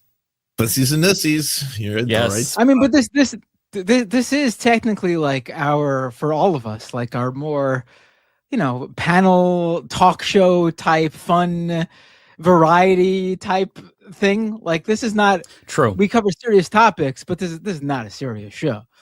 That's true. We workshop our stand-up comedy specials here. Yeah. At least that's what I do. That's what I use the show for. Haven't got one ready yet, but I mean, this is like I remember back when I was a kid.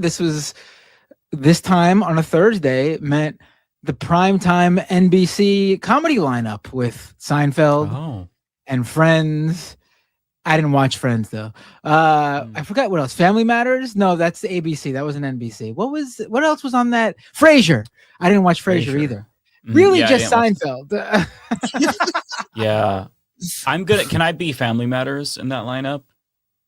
Well, They're it's my favorite. Family Matters. Now I remember Family Matters was TGIF Friday. The next night was the ABC lineup with Family Matters, Full House, Dinosaur. Remember that one? I remember. Oh, Dinosaur was great. Yeah. That was great. So we do have a wonderful show for you all today. So we have not one, but two guests. So we have Jim DiBartolo coming back to promote his novel. It's a graphic novel. It's called Fuck Billionaires, hence the title. And he has some really cool updates. No, I'll wait. I was going to say something, but I'm not going to steal his thunder and reveal the cool part. At least that's cool to me. Ooh. And then Matt invited a guest on to talk about Palestine.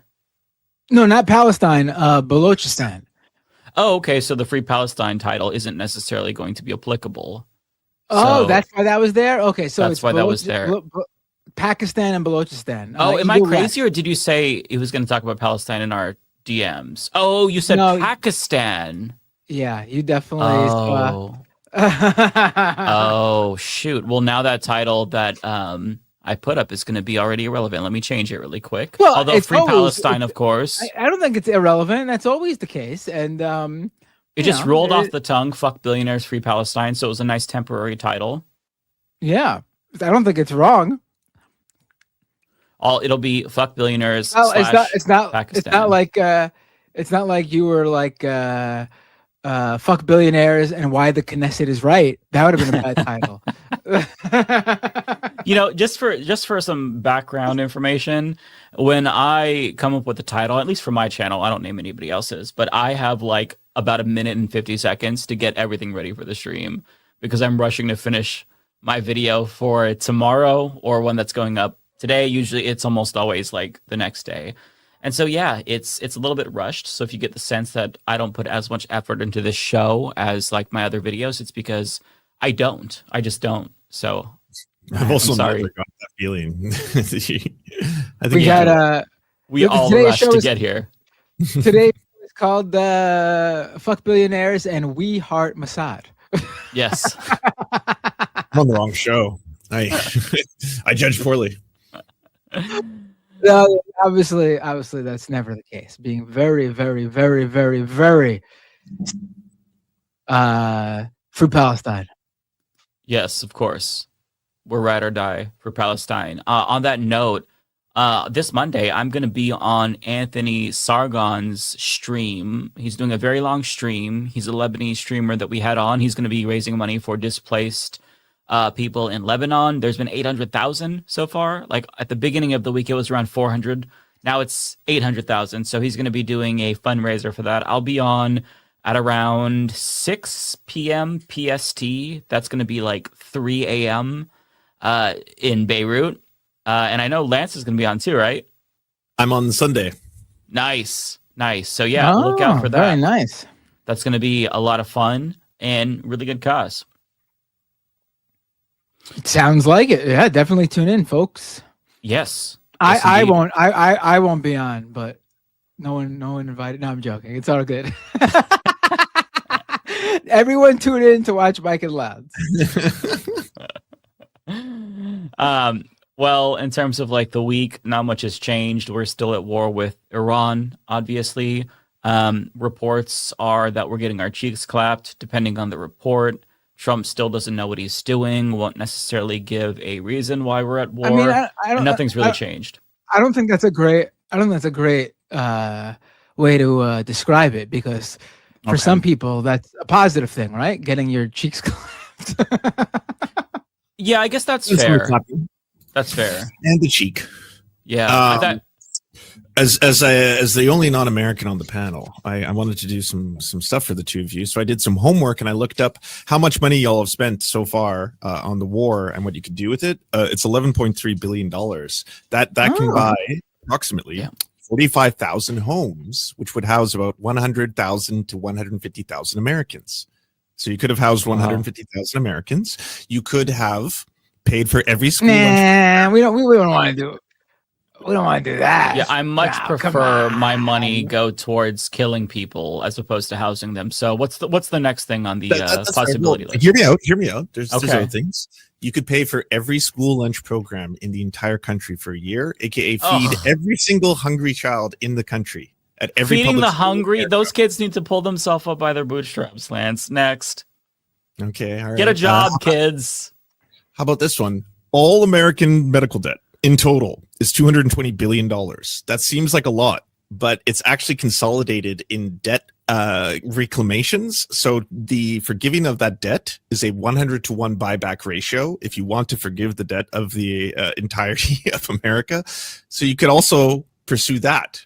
As in, there are charities that do a 100-to-1 buyback of American medical debt, which for $11.2 billion, you might be able to get a pretty close chunk of the $220 billion that is currently. You could forgive medical debt, is what I'm saying, in theory. Instead of I think that on. There's some benefits to that. Don't get me wrong, but my mom has medical debt, and if she didn't, then what will we talk about? You know what I mean? Like, it gives her purpose to fight the medical debt that she has. So I think it's an aspirational thing to get out of debt. And if you take that away from Americans, then what do they have to live for? So I don't know if I could do that as well. Now, when it comes to student loan debt, I have that, and it would benefit me. So I would love to cancel that. But medical debt, I'm not there. So you could cancel 305,000 American student debt. 305,000 American student debt permanently could have been forgiven instead of the war with Iran. Well, if I'm among the 300,000, I support it. If I'm not, I don't support it. I'm an American. That's how we think, babe. 30,000 Nussie surgeries. 30,000 premium Nussies. Now we have a winner. You'll stop the war? You'll do it? Yes. Yes, I got it. I made it relevant. Yes. There we go. Yeah, it's just really sad. I've been checking the Iran war counter every other day, and it's crazy how it's more than $1 billion per day. One thing that bothers me is that, and maybe I haven't been looking for it, but you just don't see the concern trolling about how we're going to pay for it when, every time there's a leftist, anytime there's some sort of campaign talking about Medicare for all, what's the number one question we always hear pundits ask? How are you going to pay for it? But when it's war, it's just like baked in, right? Everybody in DC, all the pundits, they're all modern monetary theorists. They just think that the deficit doesn't matter. They're spending like motherfuckers. It's actually really demoralizing and depressing because, we don't have to live like this. We don't have to like have people rationing their insulin. And there's actually an article that I saw today about Americans, 1 in 3, I think was the number, skipping meals to pay for their more expensive healthcare premiums. We don't have to live like that, but we have politicians that choose that for us. Wow. So, I mean, how's that being pitched? That it's just like free Ozempic? Like everyone who skips a meal just loses a little bit of weight. What's to not like? So the strategy seems to be they're just ignoring it. They're just like not really not talking about the pain and suffering of people. The one thing that I do see more focus on is oil and gas, which makes sense because that doesn't just hurt people who have to commute to work. It also hurts the CEOs, which of course we care the most about in this country. So it's kind of fucked up, but I feel like I'm so numb to the fucked up things in America that it doesn't even like register on my radar. Like for something to like, I don't know, for something to hit me hard, it has to be super extra fucked up because we've just like been dealing with this for so long. And we've just, at least for me, I speak for myself, of course, but I feel like others agree. We've just been expecting nothing but like fuckery and stupidity that it's not even, it's like, yeah, it's another Thursday. That's it. I can't even sweat it. It's just sad. I mean, the war. What was that? I said, "How's the sentiment? Do you feel you're winning the war? You guys are in battle right now. Like this is us in the middle of. This is modern warfare, man. No one here, other than gas prices, feels any effects as of yet in terms of like, unless you got someone overseas in the military. But other than that, yeah. By the way, worried about the heightened terrorist security threats from Iran now. Apparently, all the sleeper cells have been activated.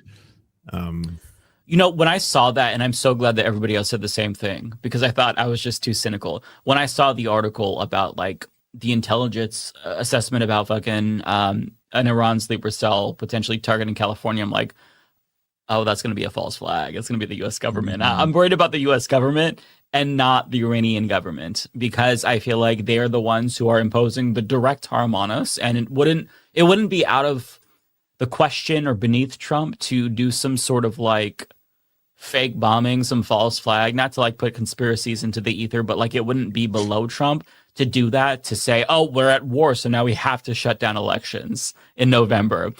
Because he's so desperate. That's just the way that he thinks. He was already talking to Vladimir Zelensky about how, oh, okay, so you don't have to do an election because you're at war. Oh, okay, if I did that, the fake news would be all over me. So just like, I wouldn't put anything past him at this point. These people are so morally depraved that nothing is beneath them. So yeah, when I saw that report, I thought, oh, okay, that's what they're putting out there, so that way we think it's Iran and not Donald Trump. Because I mean, like, they already turned the military on us, so I don't believe anything. And I like, if you go back 20 years and show me what I'm saying now, I'd be like, bro, are you like sniffing the same crack that Alex Jones is taking?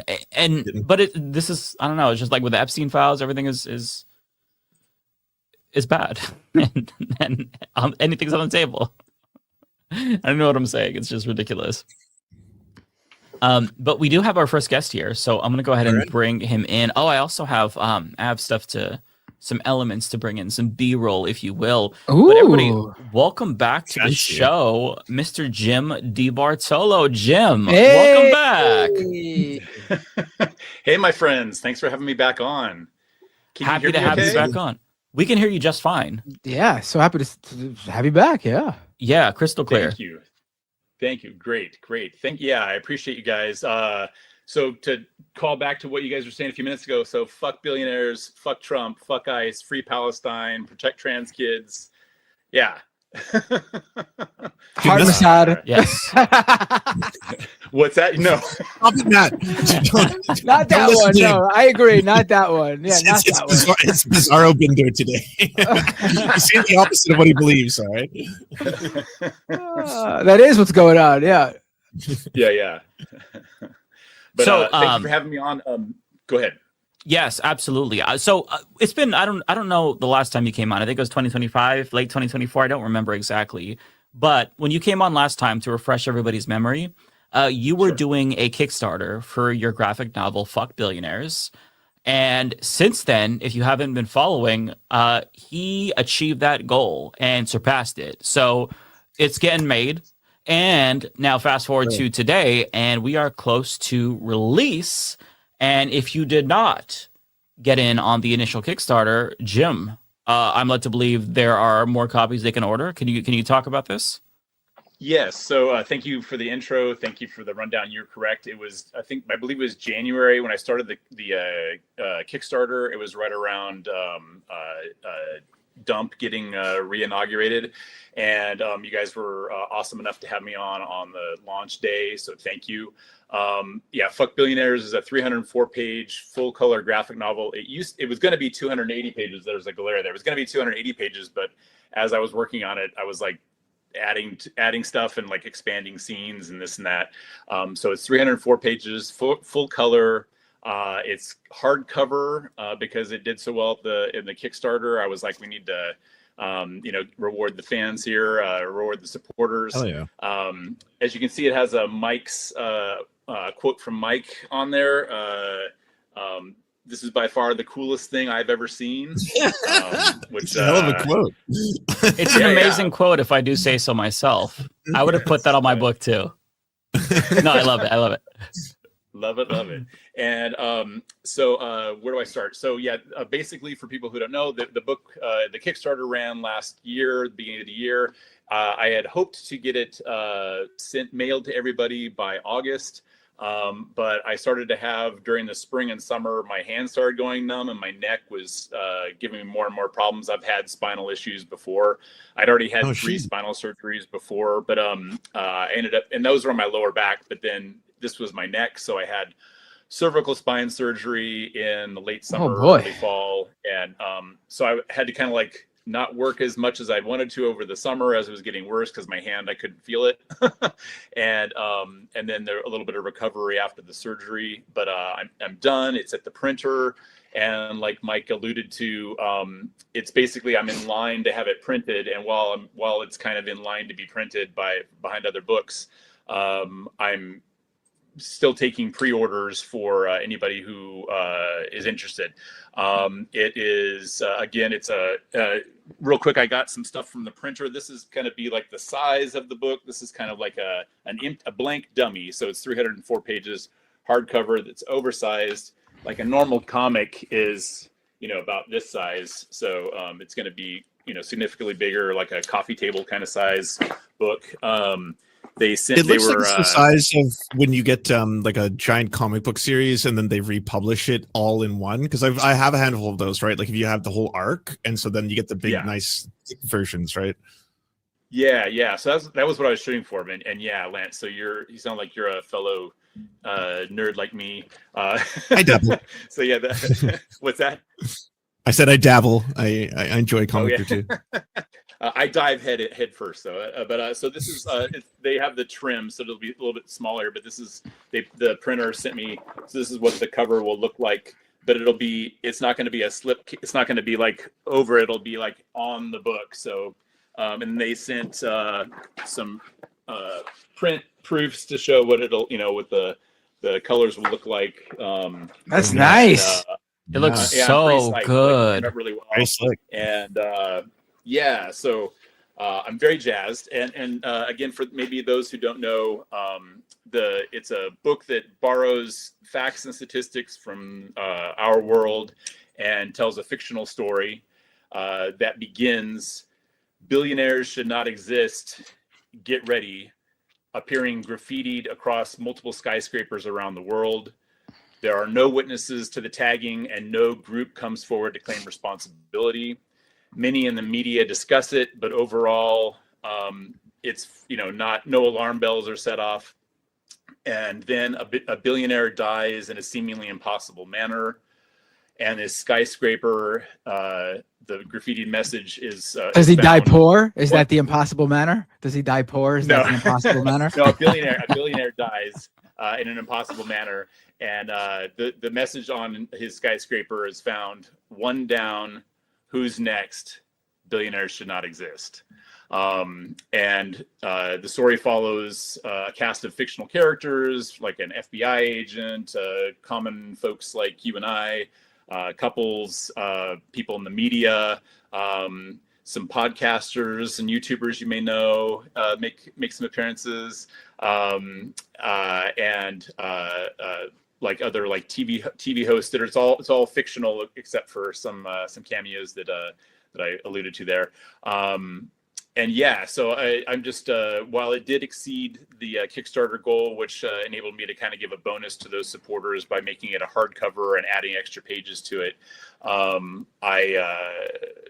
it's not going to be, at least in my like knowable future, it's not going to be in bookstores except for a few that were kind enough to pre-order it through the Kickstarter. So if anybody wants to guarantee a copy, the only way to really guarantee a copy is to pre-order it, and it's at fuckbillionaires.store, all spelled out, no asterisk, just all the words. I wrote it in my label down below if you can see that, and it gives more of it has a synopsis and sample art and everything on that site, and also the pre-order. And so basically the way that it works is you can only order these by the batch. So the reason why you want to pre-order it is so that way you have an idea of how many to order. So that way your house isn't going to be filled with like 1 million copies, basically. Is that right? Yeah, I can't afford to order like a bazillion more than people order, and I don't have the room to store it. Right. A bazillion more. So I'll over order somewhat, but I'm just telling people the only way to guarantee to get some is or get a copy is to pre-order. So I know to tell the printer, hey, order some more. So because I can't go back to them and say, and 75 more or whatever. It's not like print on demand. It's this is the demand part, I guess, of the print. Right. It's a very, very grassroots effort, a small effort, which is really cool because it makes it feel like, you're not supporting some big corporation. It's going straight to you, which is really cool. And also, if you watch like the podcasters in this sphere, again, he alluded to some cameos. You're gonna want to see those cameos. I think they're fucking amazing. I'm not biased. I'm not saying anything. I'm not gonna spoil it, but Jim has showed me some art, and it's fucking cool. Okay, I'm just gonna say that. This is Mike trying to very not. This is Mike trying to very not subtly say, I'm assuming that he's in the comic book. That's the vibe I got as well. I'm sorry, I said comic book. I mean graphic novel. Things. I just made a big mistake. Graphic novel. It's all good. It's all interchangeable. Yeah. If you wanted to share some of those things I emailed you, Mike, they're to share if you wanted to. And then I also just emailed you they're for public consumption. Like, reveal it to the world. You don't have to, ambiguous post about this. We can see them firsthand. And then I also, Mike, sent you a thing that is very leftist mafia centric. That's not in the book, but it's you guys are having me back on, so I couldn't just show up empty handed. So. Oh, okay. Let me go ahead. Hang on one Mike's second. Email is like Fort Knox. Like I email him stuff, and he's like, nope. Yeah, I pinned your email so I wouldn't lose it because for some reason it sent it into my spam folder, and you were like, "Oh, I sent it on Monday," and there's like 100 emails from Monday, and in my spam folder, it was all from Jim. No. I was like, "Is that 100 emails on Monday? That's crazy." I'm trying to figure out how to share. Hang on one second. Okay, sure. Oh, okay, Matt, I could set up me on Doom too. That was so nice of you. Oh yeah, no problem. I'm happy I got you on before I took a hiatus from. I was like, you still do Doomed? I haven't seen that show. I would honestly like to restart everything. I'm just too much going on right now, but I'm not done. Yeah. I'm not done. This isn't the last you've heard of Matt Binder's solo stuff. I just realized he's on camera right now. That's amazing. Okay. Oh, look at that. So this is in the book. These are the images that Jim sent me, and look at who's that? Who's that? Oh, damn. That is good. That's pretty neat. Yeah, that is on point. That's awesome. Wait, why is it redacted like the Epstein files? Why can't we see what they're saying? Yeah, spoilers. Yeah.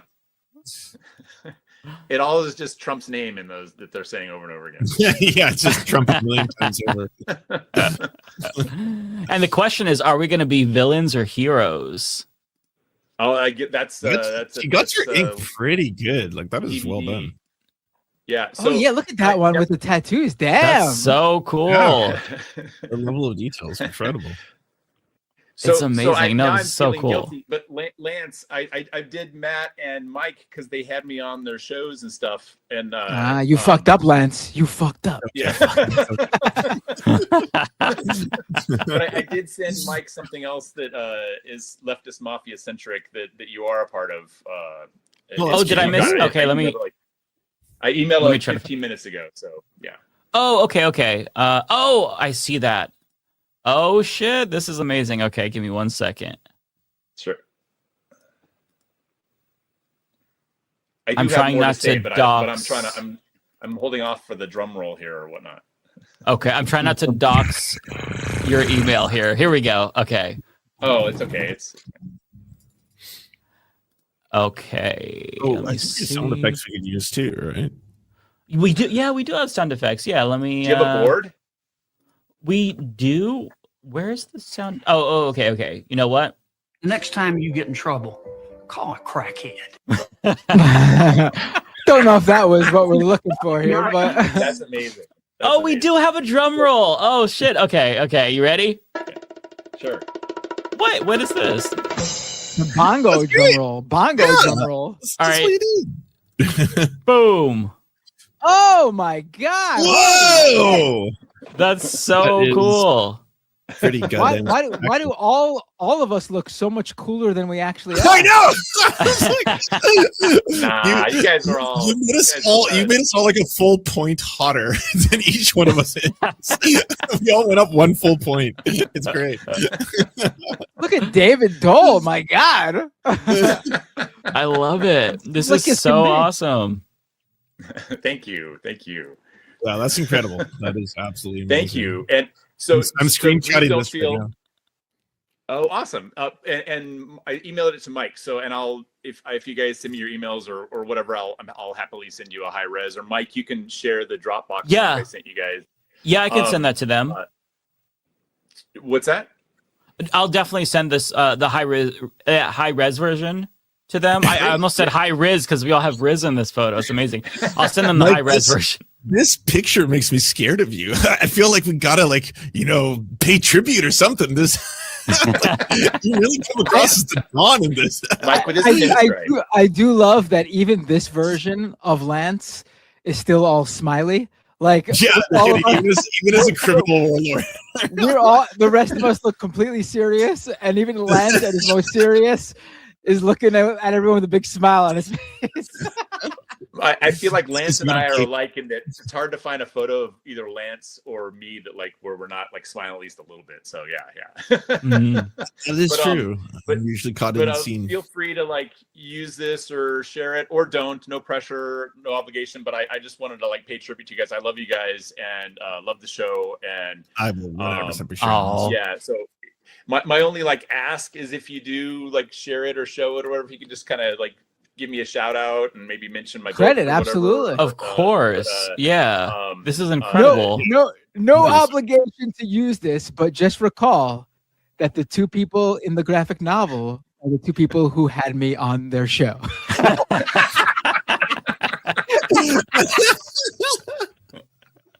I gotta say, no one said anything yet though, but Ariana with the raised Palestinian fist, that is fucking so badass. Cool. Oh, thank you.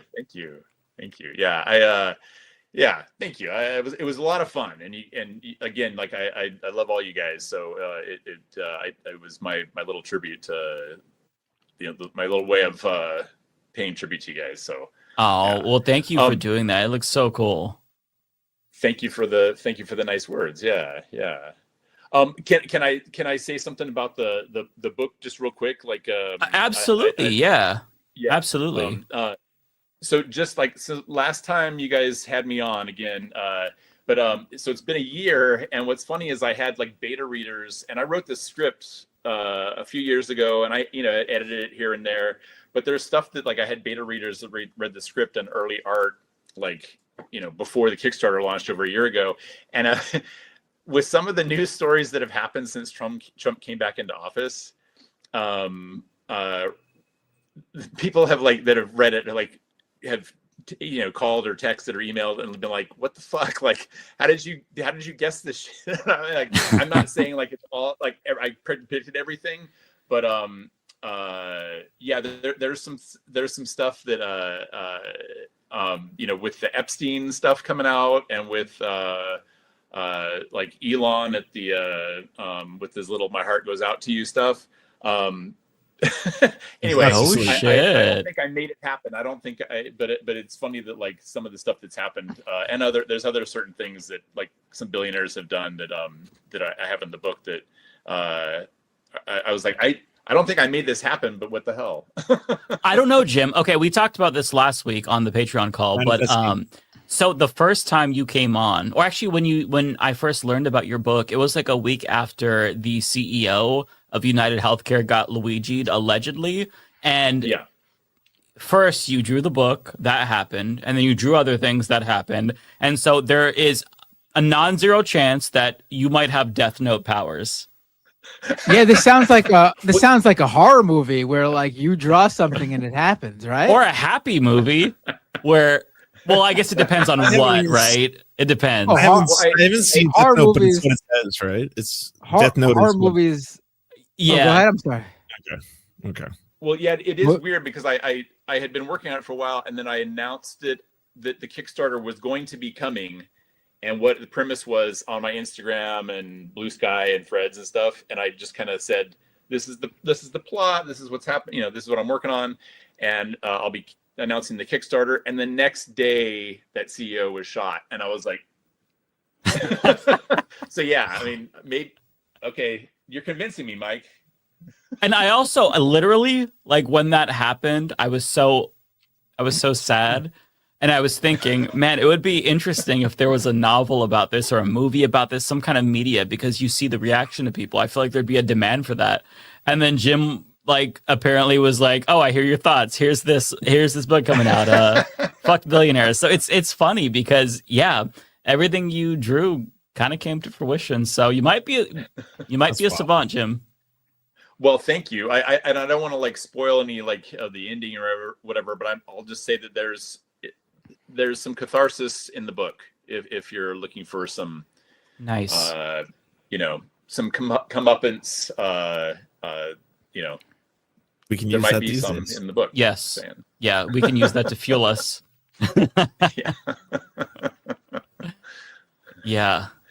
So, but one thing I wanted to ask you again. I know we asked this before, Sure. but just in terms of like the process, how long does it take you to do one page? Because I feel like every single page has so much detail, and you have like 300 plus pages now. How long does that take? Because I feel like that's kind of crazy.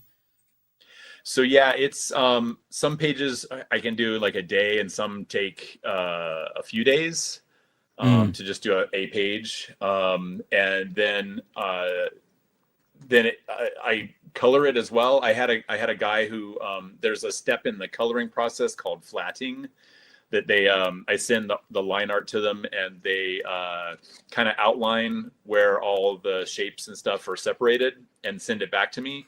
And then it makes it easier for me to be able to like select areas like, Matt's hoodie or Mike's sweater or Mike's beard, and then put in a color.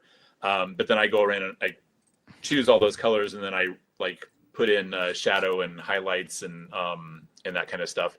So the drawing might take a day or two or three for a page, but then the coloring takes like another like half a day or a day.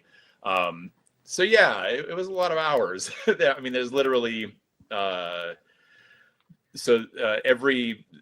probably about 1,500 on average, I would guess, pages or panels, which are individual drawings in the book. And so there's like 1,500 give or take illustrations total, and and each page took a day to 3 to draw, and then another like half a day to a day to color. So yeah, it's been consuming a lot of my life. And I bet not to push the point too hard, but like so I earned the Kickstarter amount, which helps pay the flatter that I mentioned, helps pay for the printing, and that takes a lot of chunk of it, and then also the mailing it to people, the mailing the books to me, and then the mailing the books out to everybody. But then I mean, I have medical bills from the surgery and stuff, so yeah, any sales are helpful is what I'm pathetically saying. Yeah, it's like it's not just a great piece of art and probably a really cool story. I haven't read it yet, but yeah, it's kind of like it'll help you because you had medical issues like most Americans, and it puts you behind. We were talking about that before you jumped on. America. Yes, not necessarily that surprising. Everybody has a terrible medical story, but it's nice to know that like this is helping you. And also there's also something so special about knowing that you are helping a real artist, especially in this time of AI bullshit. Like the blood, sweat, and tears. Well, the blood, sweat, and tears that you put into this, it really speaks to how AI can never replicate that. Like what you accomplished, that like a human being is the only one that could pull that off. Yeah. Well, thank you for saying that. And yeah, it's so true. Like, I wish there was a way to convince people who don't do art or don't write. The rewarding feeling you feel from creating something. I mean, it could be like baking a pie. It could be planting a garden. It could be painting a picture or writing a story. The rewarding feeling of having created it and going back to it. I don't know if you guys or any of the listeners out there, viewers, are artistic or creative in any of the ways I mentioned, or any other way, like writing a song or whatever.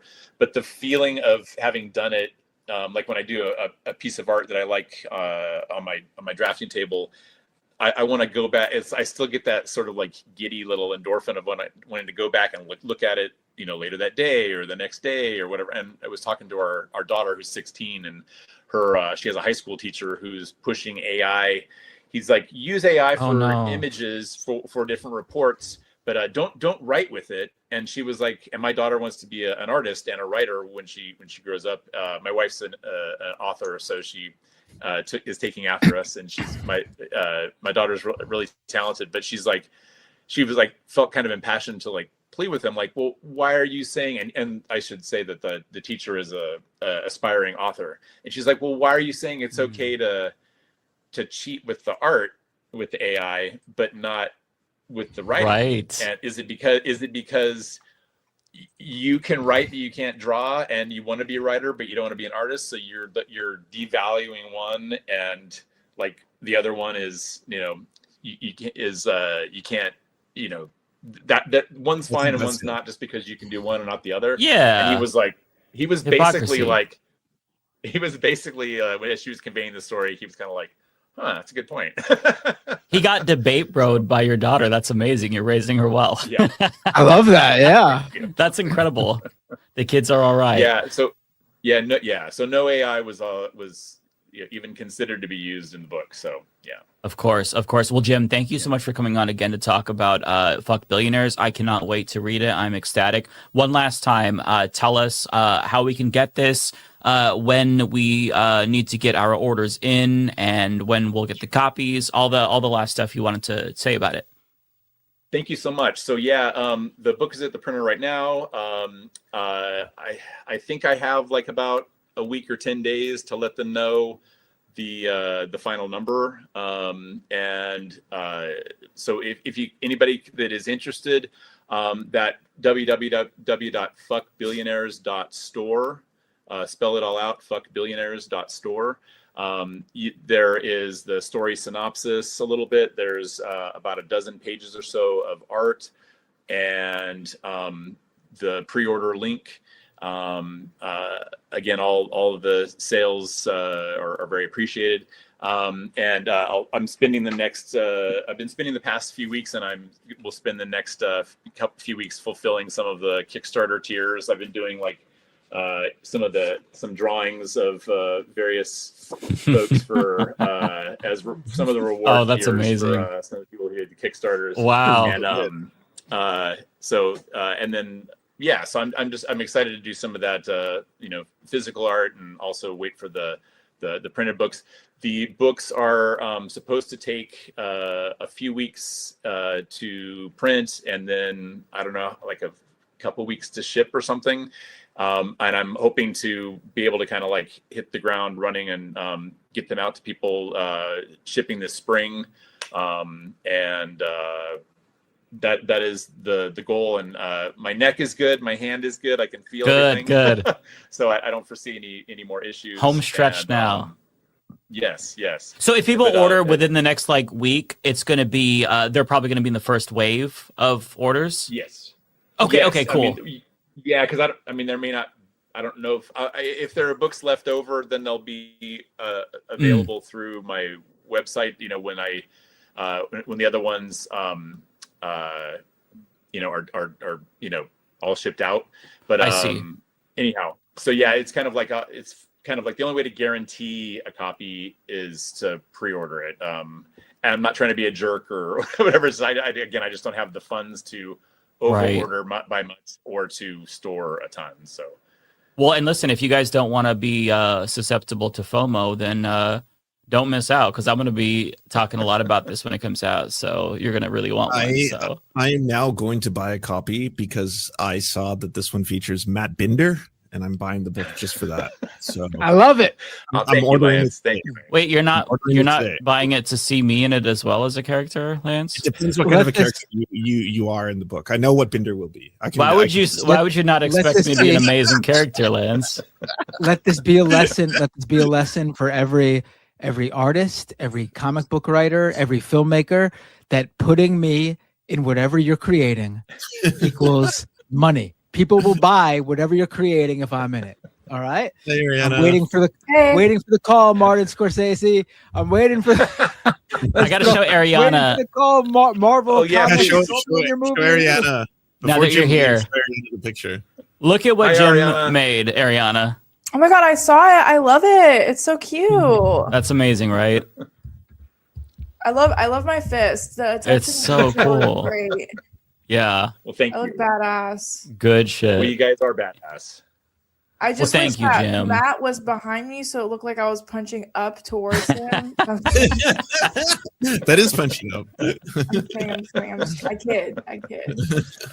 It's all good. Well, hi Ariana, and thank you everybody. I appreciate you having me back on, and hi to Rebecca and David, and cheers to you guys.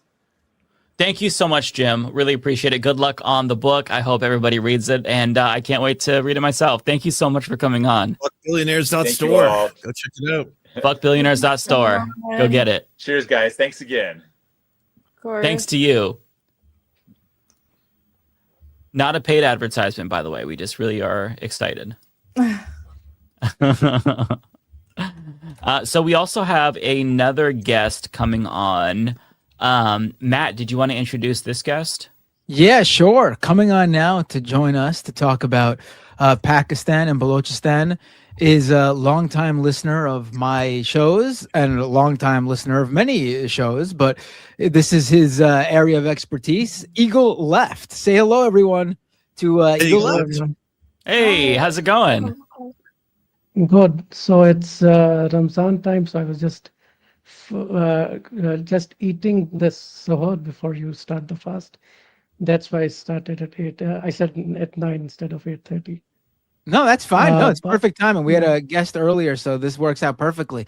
I also want to say that the last time we spoke, I had you on. You probably might have called in to one of my call-in shows, but even then, your hair was nowhere near as long as it is now. Wow, you grew that out, and it's longer than mine, I think. Wow, good for you. I like it. Living a dream. My hair. Yeah, is hell yeah. I had to straighten it. Hey, look. I have money before. Oh, you straightened it. I take it for a second. I was about to say, damn, how straight that hair, because I assumed it was natural. But now that I knew you straightened it, no, I take it back. No, I'm joking. So, how you doing, Legal Left? Let's dive right in. I will say I'm not an expert. I'm just someone from the area. I mean, that's an expert, if you ask me. I think people who live in an area certainly have an expertise that, listen, obviously being an academic or whatever, you gain a certain expertise, but someone who is local to the area that they're talking about certainly has an equal amount of expertise. You could say just in a different way. So let's start at the beginning, because when you came on my show, might have been a year or two ago. Yes. You gave me like the breakdown of basically what the situation is, what exactly is Balochistan, because I think a lot of people unfortunately don't know the situation. So can you do that for us first to start off? That's what I'm sort of trying to do, is let people know, because when Pakistan was made, that was a time of so-called decolonialization. So a lot of new countries were being made, and they just made lines and everything, and didn't consider the different areas and how they interact with each other and everything. That's how you get Kurdistan, which should be like one thing, and it's divided into 3 different countries. And something similar happened to Balochistan, where part of it was in Iran and part of it was in Afghanistan. Now, part of it actually got its independence in March 1947, which is a few months before India and Pakistan got their independence. But what the thinking was that there should only be 2 countries, and India started stomping down on their some independence movements they had, and Pakistan did the same. So in March 1948, I think, March, Pakistan took over Balochistan, it just captured it. It killed the leader and forced so tribal systems have councils called jirgas that forced the rest of the council, the jirga, to just say we're part of Pakistan, secede to Pakistan. And from that time started like a not so pleasant, pleasant, like I guess marriage, whatever, between Pakistan and Balochistan, where there's been multiple independence movements rising up. Now, initially, a lot of them were from tribal, like leaders and stuff, and there have been like four or five movements that have risen up, and each time they've been squashed. In 2000, in the mid 2000s, they killed a very popular leader called Nawab Akbar Bukti. Nawab just means like the leader of a tribe.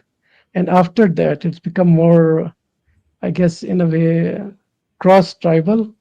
So the movement started to be less from like tribal leaders and like these specific tribes to more pan-Baloch.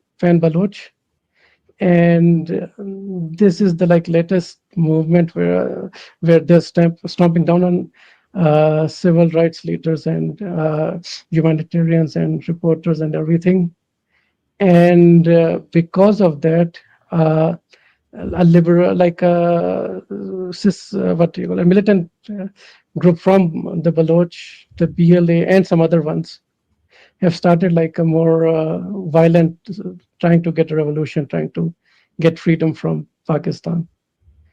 And last time we talked, I was mentioning something called the Baloch Jati Council, BYC, which was like a more what do you call it? Civil liberation movement. It wasn't militant, and they stamped down on it. So when we were talking, I was saying that there's some hope and everything, and now that hope is sort of gone. Right. And the latest, yeah. And that seems to usually be have, the big mistake of a lot of situations like that, where you have a more peaceful, pragmatic movement that gets violently shut down, and you're basically opening the door. You're basically telling people that this isn't going to work this way, and so they're next going to obviously think, all right, it's time to up the ante, because that's the only way something's going to happen. And the situation for the normal people in the area who try to just live their lives is that it has the highest rate of poverty in Pakistan, the lowest rate of education, the lowest access to like natural resources, electricity, gas, and everything. And because of that, when you lose hope and you don't have any access or any way to move forward, just live your life, a lot of the youth has started joining these militant groups as well. And last month, before like the other news took over the news cycle, there was an attack by the BLA, which is the group, the militant group, in 12 different cities, and they successfully like pushed the army back. And it was like a big blow to the ego of the military, who was saying that they have control and this is just a ragtag group. And now they're saying stuff like, oh, this is funded by India, and the Afghan Taliban are helping it, and stuff like that. So they're still failing to acknowledge that the rights of the people, and because of that, it's getting pushed more and more towards militancy, and that being seen as the only real or viable option. And after that, because of Pakistan and Afghanistan started fighting, and Pakistan called it an open war or whatever. They love their catchphrases and whatever. Pakistan and Afghanistan have been bombing each other as well, which I don't know if you've read the news on that, but no. So the stuff that happened with in Balochistan was overshadowed by that, and now that's being overshadowed by what's happening in Iran. But yeah, that's and people don't consider, like, people have different definitions of genocide, but I think that if you're trying to like wipe a culture and trying to make it flat and like say, okay, this is just Pakistani, there's no like your own identity doesn't matter, right? I qualify it as a genocide, even if it's not like what's happening in Israel or what happened in Sri Lanka with the Tamils. And there is risk at some point it becoming that if militancy starts to increase, but so keeping an eye on that for the future is something that people should look out for. There are a lot of groups that don't get their word out, and I'm just trying to do that for my people. Mm-hmm. Yeah, not a lot of people even know about this. I'm completely ignorant to Balochistan and whatnot, but everything that you're saying, as Matt was alluding to, it does line up with like the same things that we see around the world, where you have this occupied people and peaceful resistance is not acceptable. So they resort to more militaristic tactics because that's the only way to actually get their attention. You see, like, it's not just like on the left, we talk about, Israel, Palestine and whatnot, but it's actually a lot more common. It's, the Sahrawi people in Morocco and the Western Sahara. And now, Balochistan, it's happening all over the world. And these types of like colonial occupations, they all kind of have the same fundamental characteristics where, any resistance, be it peaceful or violent, is completely crushed and delegitimized. And there's always a scapegoat. There's always a boogeyman behind it who's funding it, but never an actual like legitimate attempt to hear out the pleas from the people who are being oppressed. Yes, they don't even name stuff here. They have weird catchphrases for it. So they call the Balochistan Liberation Army, they call it Fitnatul Hind, or Fitnatul Hindustan, which basically means kind of like, but I can't think of a word, but it just says that India's malice or some word like that. I can't think of a proper word in English, but that's how they try to frame it. And as if it's like India's doing, even though it's something completely not that. Okay. So in a way, it enables. Well, what was that, Lance? Well, I was just going to say that, like, I'm trying to think of how this was portrayed in Western media, because when I was reading about, like, potential military conflicts between Pakistan and Afghanistan, Balochistan wasn't even mentioned. Like, I don't think I read a single time. Yeah, a single Western article that mentioned that. So. Oh yeah. I until Eagle Left reached out to me the first time I had him on Doomed, I had no idea this was even going on. And if you even look today for news on the region, it's all like Al Jazeera, which is great, but that's pretty much it. Al Jazeera or other like news outlets that just happen to have an English version of their coverage in that area. But otherwise, in terms of like US based or Western based media, period, no, nothing. Al Jazeera has like been good on like these different sections of the world where they report something, at least, even if you don't get it. I've also posted a link that has some info. A lot of what you'd see is missing persons, which is where they abduct like either civil rights leaders or their family. Like they won't abduct. Sometimes they won't abduct you. They'll abduct your brother or your father or your cousin or your daughter or none or son, whatever. A lot of that is what goes on in how they suppress the people. And the leaders that Marang Baloch was a big leader in the civil rights movement for Balochistan, and they just took her, and he's been in prison for like, it's been more than a year, I think. So this is a source that if you are a leftist and you're trying to learn more, this seems really, really good, because like there's a complete with the caveat blackout. that there is a bias here. So not all of the framing might be like completely trustworthy, but a lot of it is. Okay, that's good to know. That's good to know. Yeah, it's hard to find even like, because they kill journalists as well. They kill or they abduct their families, or a lot of other ways they shut people up here. A lot of the times they also like just turn the internet off in places, so no one can even report on anything, even if they try to. But a lot of reporters aren't even here. Like not just international reporters, national reporters. Like people from other, like you said, you had no idea. A lot of people from other provinces don't have any idea. That's how much of an information vacuum there is.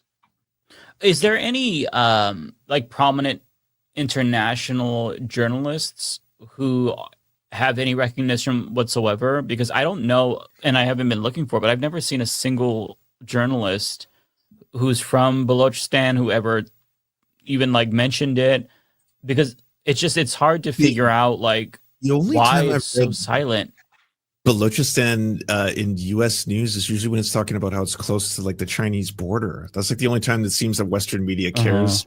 I think mentioning it or discussing it because of the I don't even, I've never even read anything like that even. So you're already ahead of. Seriously, I think it's been ignored. But it's like, next to Iran. So there's Balochistan is the southwestern province. Punjab is the northeastern province, and then above Punjab there's some areas that are contested that India also says are theirs. It's part of Kashmir, and from Kashmir you get and what we call that area Gilgit-Baltistan, and that's next to China. I'm gonna bring in a map here just so people can kind of like visualize what you're saying. Let me pull it in. We love maps. We do. Yes. So what they're showing as Balochistan here is not the complete part.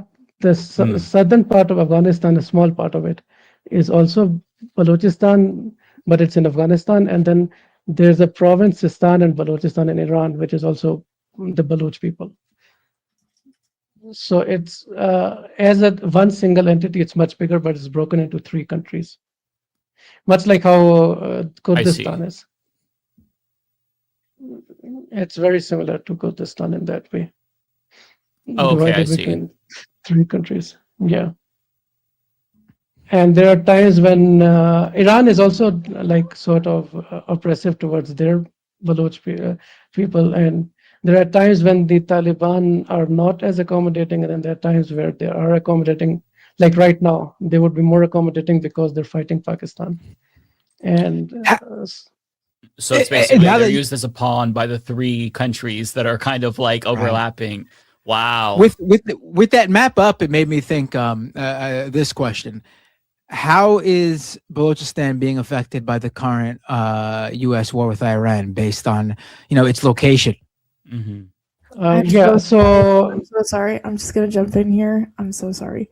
Chat, this is nothing, Matt, nothing against you or anyone else here, but it's just whenever someone pronounces Iran as Iran, it like something in me, like my blood cells curdle. So it's like either Iran or Iran. I'm so sorry. If we're gonna do, I know. I'm sorry. I you know what I mean? Like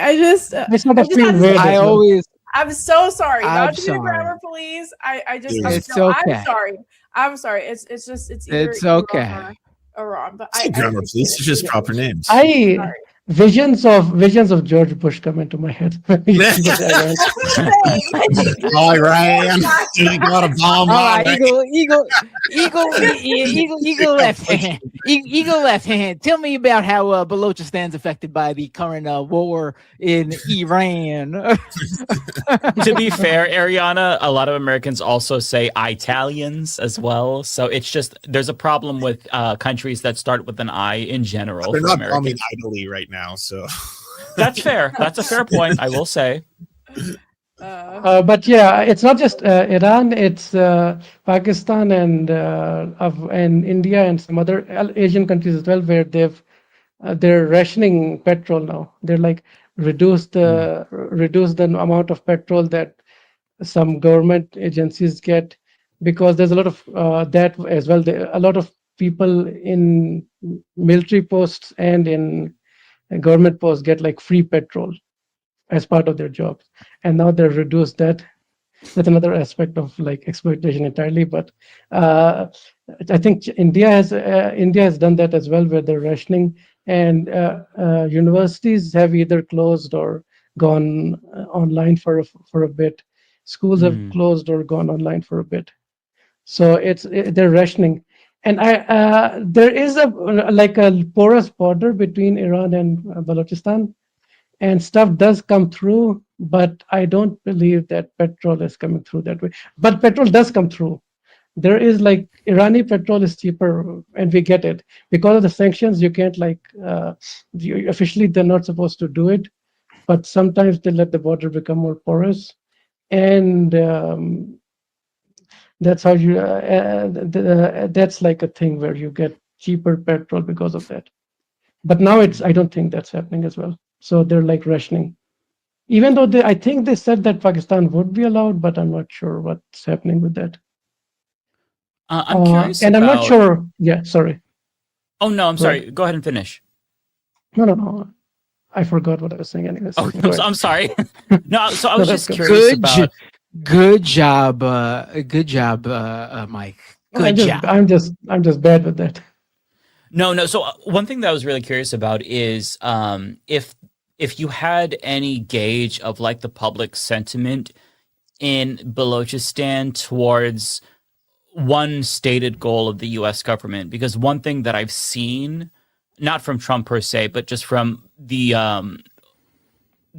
media who's talking about potential goals, is that one thing that the U.S. would like to get out of their invasion of Iran is sort of this balkanization of Iran, since they are really ethnically diverse.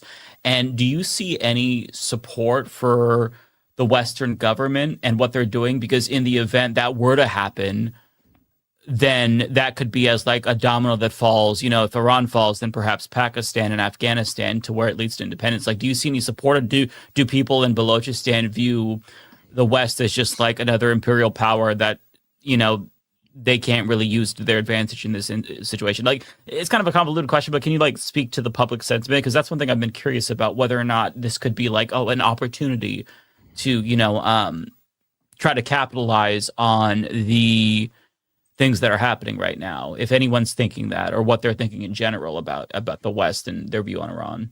As far as I know, and the people I talk to, no one's like supportive of the US or like buy what they're selling. Okay, that makes sense.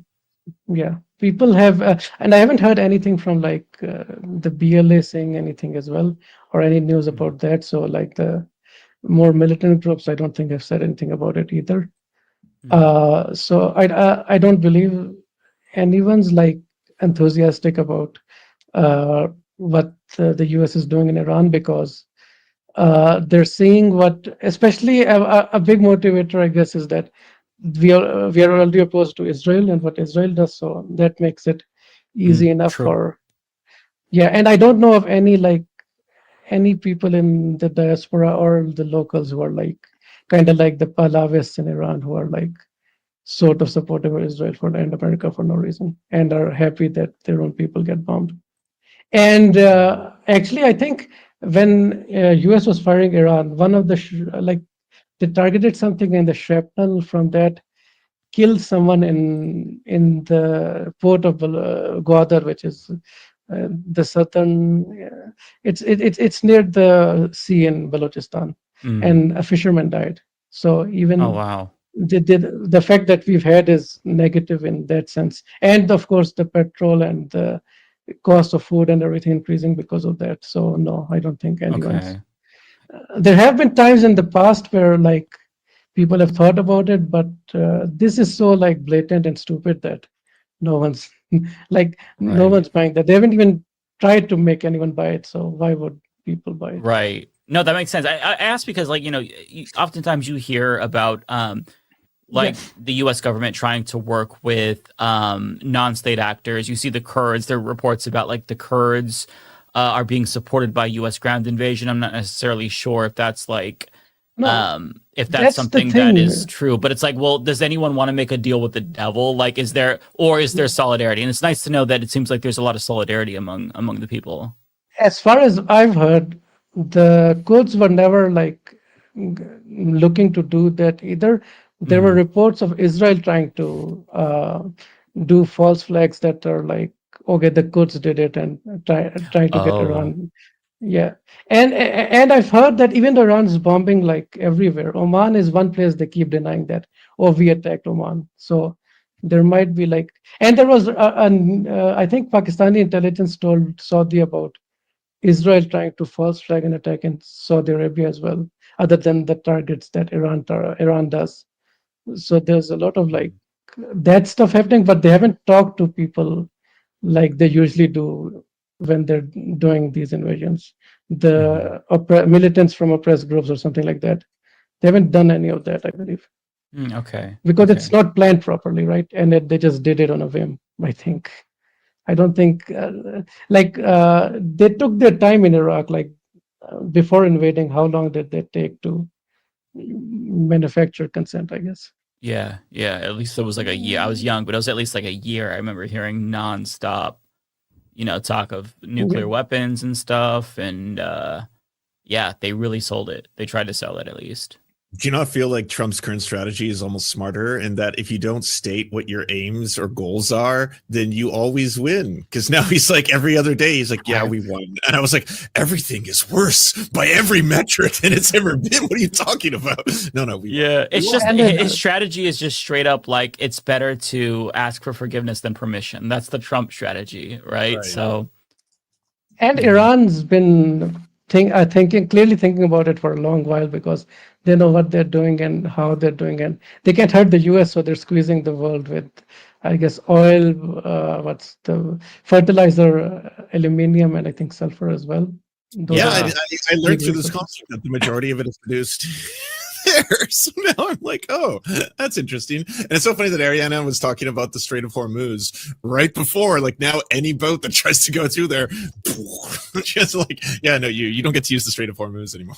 That's over. If only we could have foreseen this happening somehow. It's so bad. I mean, gas in LA is okay. First of all, when Western analysts literally start analyzing everything with the prices of oil and groceries, I'm like, okay, shut the fuck up.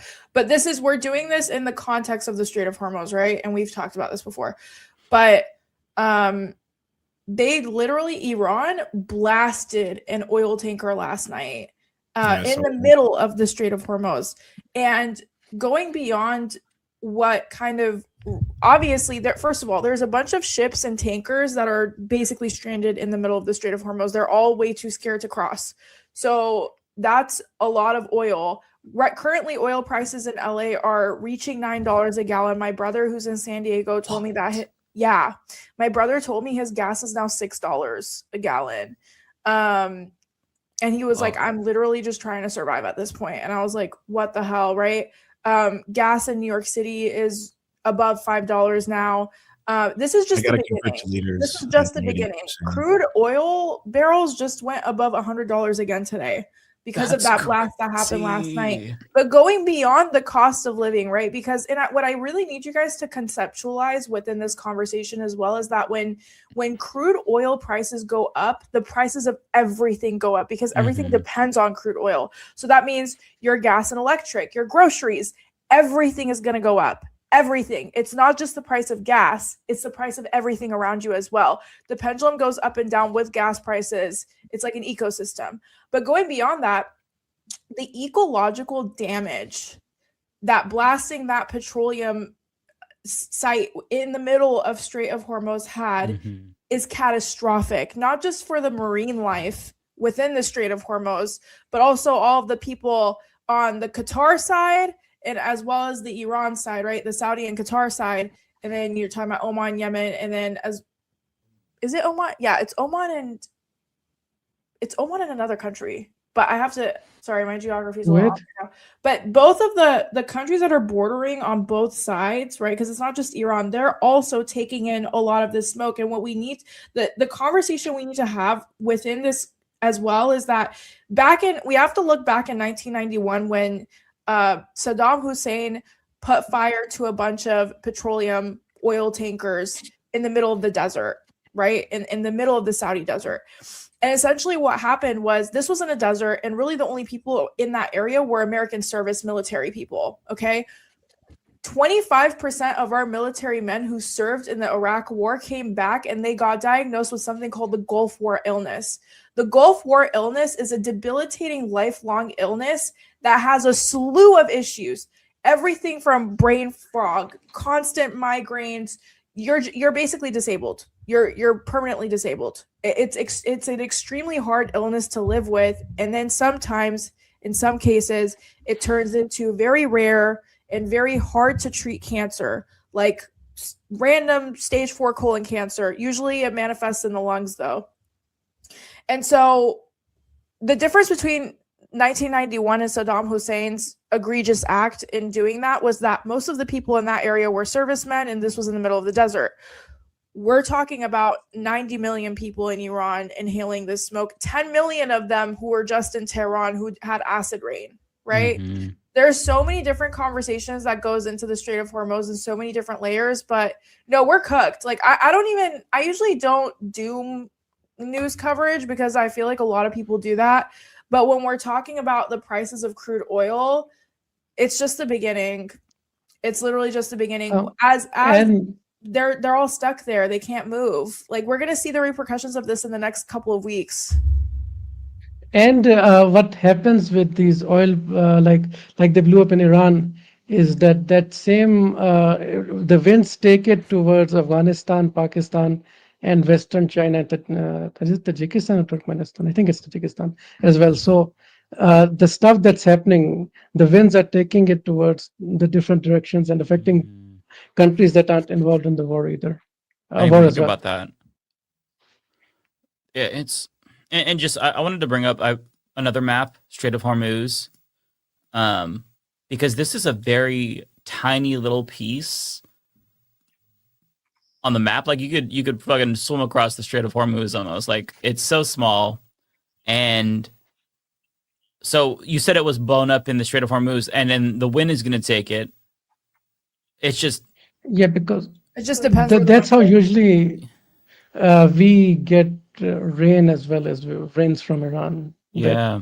Bring rain towards like the western part of Pakistan and the northern Afghanistan as a whole, basically. Yeah, it's 30 kilometers, somebody said in the chat. The Strait of Hormuz is so small. If you can zoom into that, you'll see. Essentially, if Iran decides to drown or just put a ship horizontally in the Strait of Hormuz and just block it, no one's going to go in and out. That's how small it is. It's extremely small, extremely small. You can take a big ship and just plop it there and completely block the passage. And they just blew up multiple ships that were trying to pass. They're not fucking around.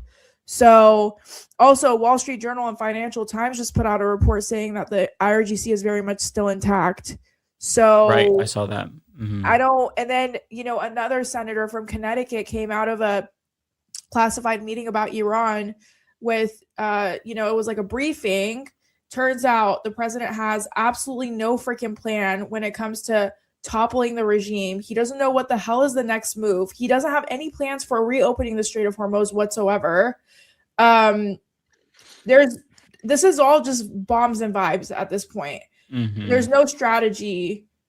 There's no long-term strategy. And then we just saw that he lied about how many military servicemen were injured and killed as well. Reuters came out with a report, said that there aren't 7 military men that are injured. There's actually 150. And then 30 minutes later, the Pentagon said, yes, it's 140. So if there's 140... I didn't hear that. Yeah, that came out last week. Wow. So Donald Trump is lying about the number of injured American military servicemen. Usually the amount of people injured is way more than the amount of people killed. So what's the real number of the amount of people killed? Is it really 8? Or is it more, given that you just lied about how many people were just injured? Mm-hmm. So there's just so many elements of this that, you know what I mean? It's just starting to look like more and more of a shit show. And this is not one of those things that Trump can just walk away from. You don't just walk away from something like this. I mean, we saw how long the Afghanistan pullout took us, right? You don't just walk away from wars. Like, it's extremely hard to just walk away from a shitstorm you start. And Iran wants to do maximum damage because they're like, you can't just keep attacking us every other year. So they've basically said we're gonna make you suffer, and you need to give us. I think there were 3 demands. I don't remember the third one, but one was paying us reparations for all the damage you caused, and actual something actual and physical to guarantee that you won't just do this again if it stops now. And I think another aspect is GCC countries are arresting people who make videos of the attacks by Iran. So we don't even know what the actual damage in the different countries is, like Saudi Arabia and Bahrain and all the rest. That's a Plus, great point. there are protests in Bahrain, so there might we know about that. Like the government, I think, is Sunni, and there's a lot of Shia people, so there might be like some sort of revolution in Bahrain as well. So a lot of stuff's happening that gets, I guess, underreported, and the focus is mostly on oil right now, but still a lot of stuff's happening in that area. And we don't know Plus really the Pakistan, right. We don't know the extent of the damage in Tel Aviv as well, because the Israeli government has had a media blackout. There was one video that I saw that showed like a block just like fucking blown to smithereens. So like Iran is exacting a toll, and it's hurting. And in the United States, you see them projecting strength, but I don't think anybody is really falling for it because they all know that it's a facade. Like Trump had no idea what he was getting himself into, and it shows. And we're all going to pay the price because of it. Not just like Americans, but Iranians, people in GCC countries. It is such a clusterfuck, and I don't even know. It's hard to figure out like where we're going to be a week or 2 weeks from now, because it's already been such a disaster. But Trump is one of these people where he is never going to want to back down or admit that he was weak. So he's trying to find some win, and if he can't get a win, he's going to get more desperate. And just to kind of like expand on that, last week, I'm trying to keep my news articles in order. Last week, he launched a special military operation in Ecuador. And then earlier this week, he basically threatened all Latin American countries. He just said, like, we're going to do drones in all of them and take out the terrorists. We don't know if he's talking about, like, drug cartel. We don't know what he's just all of them. All of Latin America's. He's talking about fishermen, civilians, people just going about their day. Which he just killed more civilian fishermen, presumably civilian fishermen today. So, like, my fear is that, like, the worse that this gets for Donald Trump, and I've said this before, I don't want to sound like a broken record or like concerned troll or fearmonger, but, like, the worse that it goes for him, the worse he's going to be, the more unhinged he's going to become. And that's one thing that really worries me, because, like, it's almost like we have, like, the media to some extent has to play into his delusions. Otherwise, if he thinks that he looks weak, then he's going to do something to show how strong he is, which is scary, because like that's what happens when you deal with a complete fucking unhinged lunatic who doesn't have any core beliefs. It's just what's going to make me look good and get me more rich. And this does neither for him. I mean, I don't know what to say at this point, because so many political analysts have been saying over the course of decades that the Islamic Republic is not a country that you can just, it's not a government that you can just get rid of. Mm-hmm. Like, we're talking about a government that runs like the cartel. Every single street is designed to keep that government in, from high-tech military grade surveillance, AI. They track everyone's phones. I've lived there. It's not a country that it's not a government that you can just overthrow. You can't just get on a camera and mobilize. It's not that kind of a place, right? They took out Khamenei. Now they put up his son. I don't know if you guys saw. Then the government put up this cardboard of the new supreme leader. And did you guys see that? Cardboard, no. I saw his acceptance rally and speech. I watched that. No, he's apparently in the ICU. Reportedly, I don't know what the fuck's true or not. I saw that, but I wasn't sure if it was Western propaganda. Yeah, so Khamenei got injured, right? And then because he got injured, they're saying that it might be a double. Is that the conspiracy? I don't know. I mean, okay, so they basically wiped out his dad. They wiped out his wife. I think one of his nieces or nephews got wiped out too. It was like a toddler. But then, so they basically gave this man a Superman villain story. Yeah. And then now there's reports that he's in the ICU, but then other people are saying no, he's alive. But then there was this like cardboard cutout of him that they brought out to like resemble him. Did that really happen? Like, there's just so much shit happening, honestly. And like another really, really, really big problem within all of this is that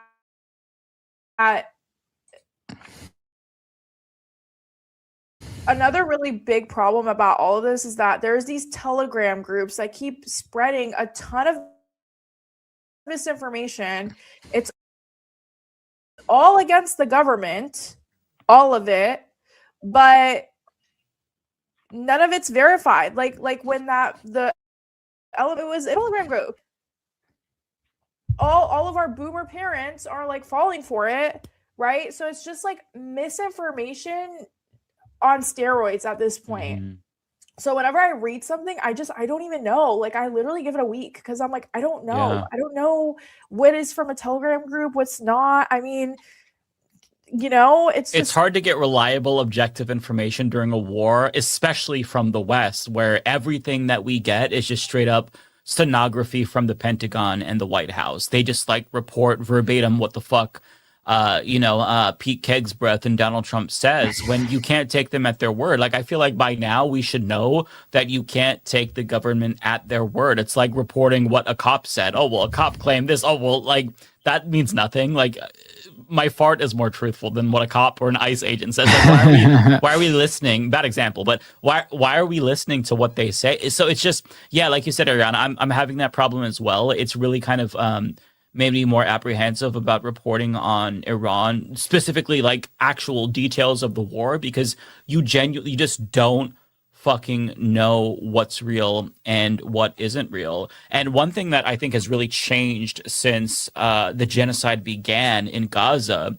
is that when it began, everything that we saw was authentic and legitimate, with the exception of like, you had some attempts to, and Matt covered this, attempts to like say, oh, this is Hollywood, this is fake, they're actors. But for the most part, you could trust what you saw. Every once in a while, you'd get a video that's like 2 years old or something of a bomb. But for the most part, it was much easier to trust your own eyes. This time with AI, I don't trust that governments wouldn't nefariously use AI to generate something. I don't trust that people, commentators, podcasters wouldn't do that. So like there's an extra layer of like concern that you have to have when you're trying to find truth about war. It's already difficult to report about war. It's difficult to take anything as truth. You have to take everything with a grain of salt. But now with AI, there's like an extra layer of complexity to it that makes it so hard to discern fact from fiction. It's really a struggle. Yeah, it's rough. It's really, really, really rough, especially with the rise of AI. I'm like, which video is real, which is not? I mean, like, I saw some videos of Tel Aviv getting blasted, but then I was like, this has to be AI. Like, I don't know. You know what I mean? Mm-hmm. It's like, who do I ask if it's real? AI? Because then only the AI detectors can tell if it's AI or not. And I'm like, I don't. And those are often wrong, or they give you different results if you run the same video through multiple times. Oh, really? Did y'all see that when the U.S. was illegally bombing Caracas and capturing Maduro, there was all these AI videos that were coming out at the time of like Venezuelans crying, being like, right. "Oh, all of them were fake." Like CoffeeZilla just put out a video showing that like he thought one or two of them would turn out to be fake. They were all fake. There were no all videos of them were fake. Of crying Venezuelans who were on their knees saying praise Trump. That was all AI. Yeah. And I was like, wow, it's funny to hear all of them. Like 1, 2, sure, but that's wild. And you can spot some of them. The Caracas one with the older lady crying, you saw people in the background.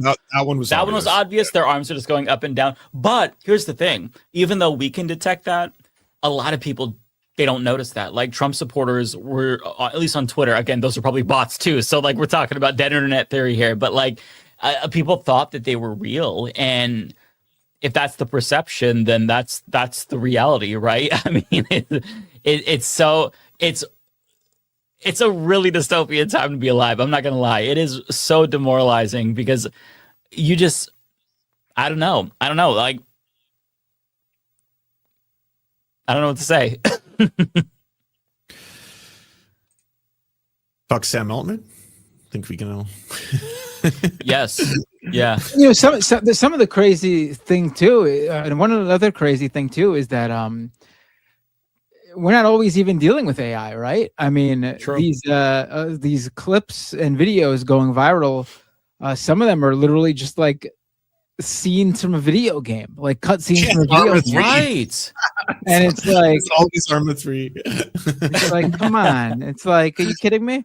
I mean, the real problem, I mean, AI obviously plays an enormous role, but to me, just as nice as this sounds, getting rid of AI doesn't solve the issue completely, right? I mean, the real problem is there are just too many people, hopefully willing to just share lies to push whatever they're trying to push. We see this a lot. And it's sad. I mean, I don't know what else to say about that. Because there's a gross perverse incentive, especially on Twitter, to where it doesn't matter what you post, you know, if it's true or false. What matters is you get the most eyeballs. That's how you monetize it, right? So if you can manufacture some fake shit and it goes viral, that's how you get paid. You know, sometimes the truth is more boring than a lie, so they push bullshit. I don't know. It's really, we've had this conversation before. It just is really hard to process information in this media environment, especially when so many people are like media illiterate. And like, if you think like the average American doesn't even have half the media literacy that everybody watching has, right? So if that's the case, then when they go on the internet, the shit that they see is great. Like, just log on Facebook. I mean, the AI is not even trying there. You could have like Yoshi fucking dropping a bomb on some country and they think it's real. Yoshi from Mario, like that character. It's, I don't know, man. We're kind of doomed as a species if we don't do something about this. You don't know about WhatsApp. That's where the uncles and aunties share their like very weird AI. I do. I am, unlike most Americans, I do have WhatsApp, believe it or not. But it is funny that that's where all the shit's going down, where they're You're sharing not in the all groups, this. though. I'm not in the groups. No. That's funny. Yeah. Well, Eagle Left, did you want to talk any more about Balochistan and like what would you say to leftists, to kind of go back to that, in terms of like what we can do to promote the cause? Because I think that the left is really good at getting the word out these days about like Gaza and colonial projects that are much more obvious and out in the open, like Israel. But if they don't necessarily know, then I think obviously education is the first thing. But assuming that like they come away from this and they really want to help, what do you think that Americans should do to like further the cause? I think, of course, for the Baloch, just learn about that and be aware and spread the news about the Baloch to other people who don't know. Another thing is, this is something that leftists have an issue with in general, is don't fall for like anti-colonial language in these countries like we're from, like Pakistan, Iran, India, and Sri Lanka, because a lot of countries, in a lot of countries, there are groups that call themselves communists that are sort of like not really, and they have a lot of dark baggage, and they're like it's something that we talk about in the South Asian like leftist community as well, is like people falling for anti-colonial talk from someone like Imran Khan, who's the leader of PTI, which is a big party in Pakistan, and some parties in India call themselves communist, or the Sri Lankan government, I think, is also called. They call themselves communists. So, but be careful of those groups as well, and spread awareness of like not just the Baloch, but all the issues that, whether it's Sudan, Congo, or Palestine, the Kurds, whatever it is, the Uyghurs. Also, don't do that thing of like just calling everything a color revolution. There's a lot of leftists who just do that and just they give up their any responsibility of thinking through whether the protest movements are real or not. Mm-hmm. You wouldn't know anything in the West about fake communists, so that's a that sounds like a very localized phenomenon. Yeah, but that's the issue. It's like you can identify tankies and campists and people who call themselves leftists, but then support as things that Russia or China do. But then you can't identify it when it's in China or in Asia or Africa. That's fair.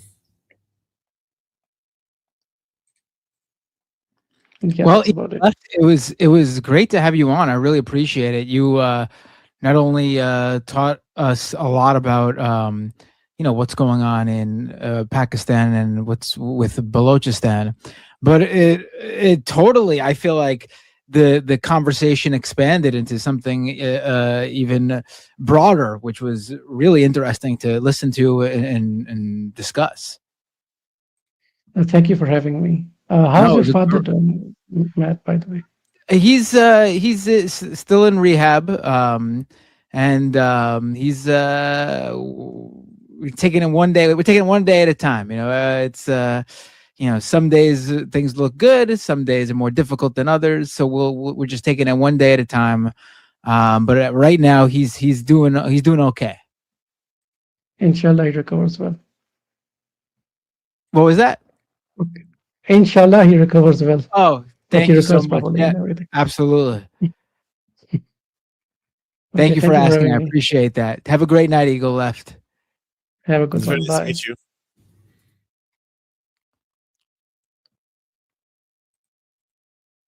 All right. Before we close the show out, Ariana, I was going to ask, did you see the viral clip that shocked the internet from Vancouver, my hometown, and the protests that took place here? Oh no, I thought you were going to talk about me going, a bunch of pictures of me going viral, well, with me in it going viral on Twitter. So, no, okay, well, then go on. I want to hear about both of these things. Wait, what? Wait, what? Huh? Did you guys not see Mamdani's? Oh yeah, you went to you went to that event, right? Oh, the fair today? Bro, he hosted a creator iftar, and it's so funny because at the creator iftar, we were all like, "Oh, dude, we're about to get cooked on Twitter in 2 days." Like, we just knew, because some people went in the corner and they started praying Muslim style, and I was like, "Oh, we're done. Like, we're so cooked. Give us like 2 days." Did you say started praying Muslim style? Yeah, Is like that what you said? y'all know what I'm talking about, right? Like the Muslim, not like let's all hold hands and put our heads down and close our eyes. I'm talking about like standing up and down. You know what I mean, Muslim style. And right, because if you did it the Christian style, that would be completely normal. Oh yeah, right. You did that weird thing where you put your arm on Trump. I love the blob effect that all the Christians do, where you all have to touch each other to get the power from Trump. So they all have to like connect like Legos. It's so funny. That's normal. Okay, we don't condone the weird prayer that Muslim do. The Christian prayer, that's the normal one. Okay, so continue. So I was sitting right by Mamdani. Well, not right by him, but like in his vicinity, and I'm literally in every single picture. And like Tommy Tuberville and like all these people are like quote tweeting it. And then I've got my own Iranian people quote tweeting me basically saying like, see, she's with the Islamic Republic. Because I went to an iftar. Like, okay.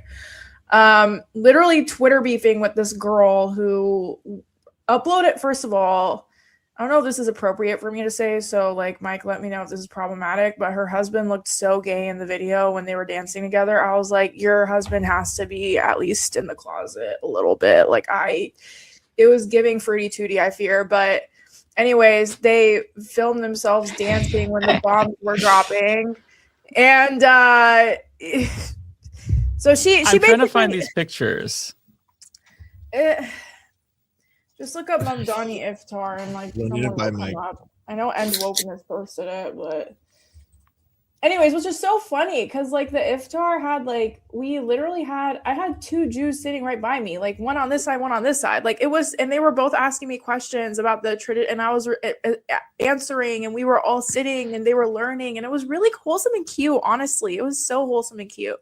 We talked about like, our favorite memories and just like how important this was to us because we've never had an experience like this and blah blah blah. Anyways, now I'm like fighting with this girl on Twitter because she quote tweeted me and she was like, I can smell this picture. And I was like, you were literally dancing for bombs, bitch. Like, sorry, excuse my language. You were literally dancing when a tomahawk bomb hit an elementary school. Like, you and I are not the same, and I'm totally fine with you hating on me because, like, that's okay. Like, you and I are just not the same, I fear. Oh, I found a video, actually. You're right next to Matt Bernstein. Yeah. Oh, I love Matt. Yeah. He was one of the Jewish people asking me questions. Okay. Yeah, so... This is from Facebook, just the group called Muslim. Yeah, well, a bunch of conservatives took it and they ran with it. I saw Jack Posobiec posting this there. Okay. Explain it to me again. What exactly is the controversy? Because I'm like, I'm trying to that they were doing the thing and that's Muslim in public. Is that the whole? Like, I'm just like existing while Muslim, I think is the correct. They're basically saying that like that's crazy. Islam is taking over. Okay, let me send you guys what Tommy Tuberville has been fucking retweeting. So Tommy Tuberville retweeted this, but then he tweeted. I have a good palate cleanser for you, by the way. After this, that's I wanna hear the tangentially Vancouver related, Ariana. After. Okay, I want to hear the Vancouver stuff though. Okay, let me bring in the Tommy Tuberville. Oh, Benny Johnson, that homo, tweeted about this too. Yeah, Tommy Tuberville did. The Page End Wokeness did. Okay, I'm bringing this in now. Rounds everywhere.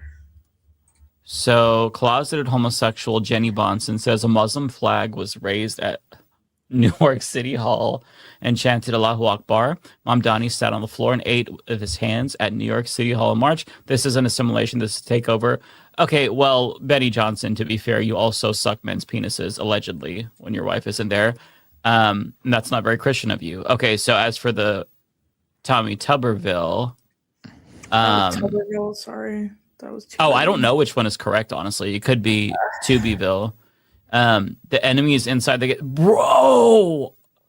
This is so fucking racist. Oh my! Yeah, and I'm like right there, and I'm like right by the tower. How is this not classified as like an incitement of violence? This is fucking insane. Like, what kind of shit luck do I have, bro? Like, it could have been someone on my side taking a picture so that people on the other side would fall into it. No, it's fucking just right there. Wow. This is somebody in the chat said it's like this is straight up early 2000s Islamophobia. This is so fucking explicit. Tuberville should be straight up like expelled for this. That's fucking insane. Yeah. Wow.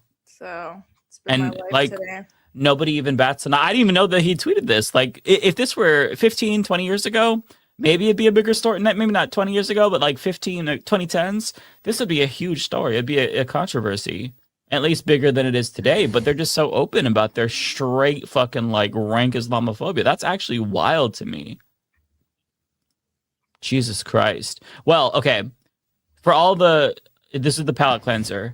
For all the racist Republicans who think that, they're so normal, this is what the rest of the world thinks of them. So in regard to that Trump prayer, people in China are making fun of it. They're memeing on it.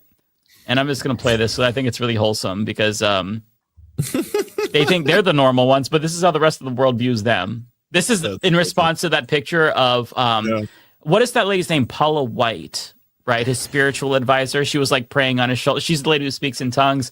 So here's their parody of that. Pray for your grace and protection over our troops. Father, we just pray you'll continue to give our president. So, yeah. Oh, I have faith in humanity again. I didn't know this was a trend. Yes.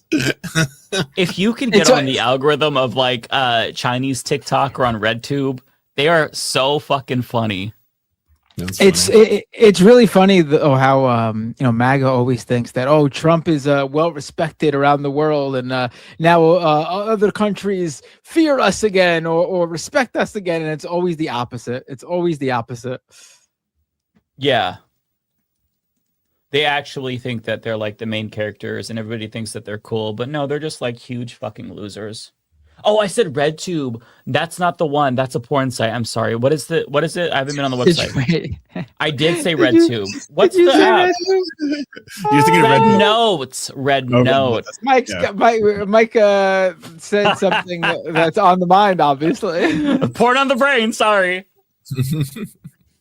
That's amazing. I'm glad that chatter caught that, because a bunch of people would have went on like RedTube, like, oh, where's these parodies here? No, I mean, I didn't catch it because I just wasn't listening. Well, fair enough. But I think most people would have been like, wait a minute, RedTube. Oh, that's so funny. No, I wasn't thinking about porn. If I would have mentioned X Hamster or something. Oh, that's the one for you? That's the best one for sure. You're all giving your money to Quebec. That's where they're all based. Okay, Lance, we need your story now.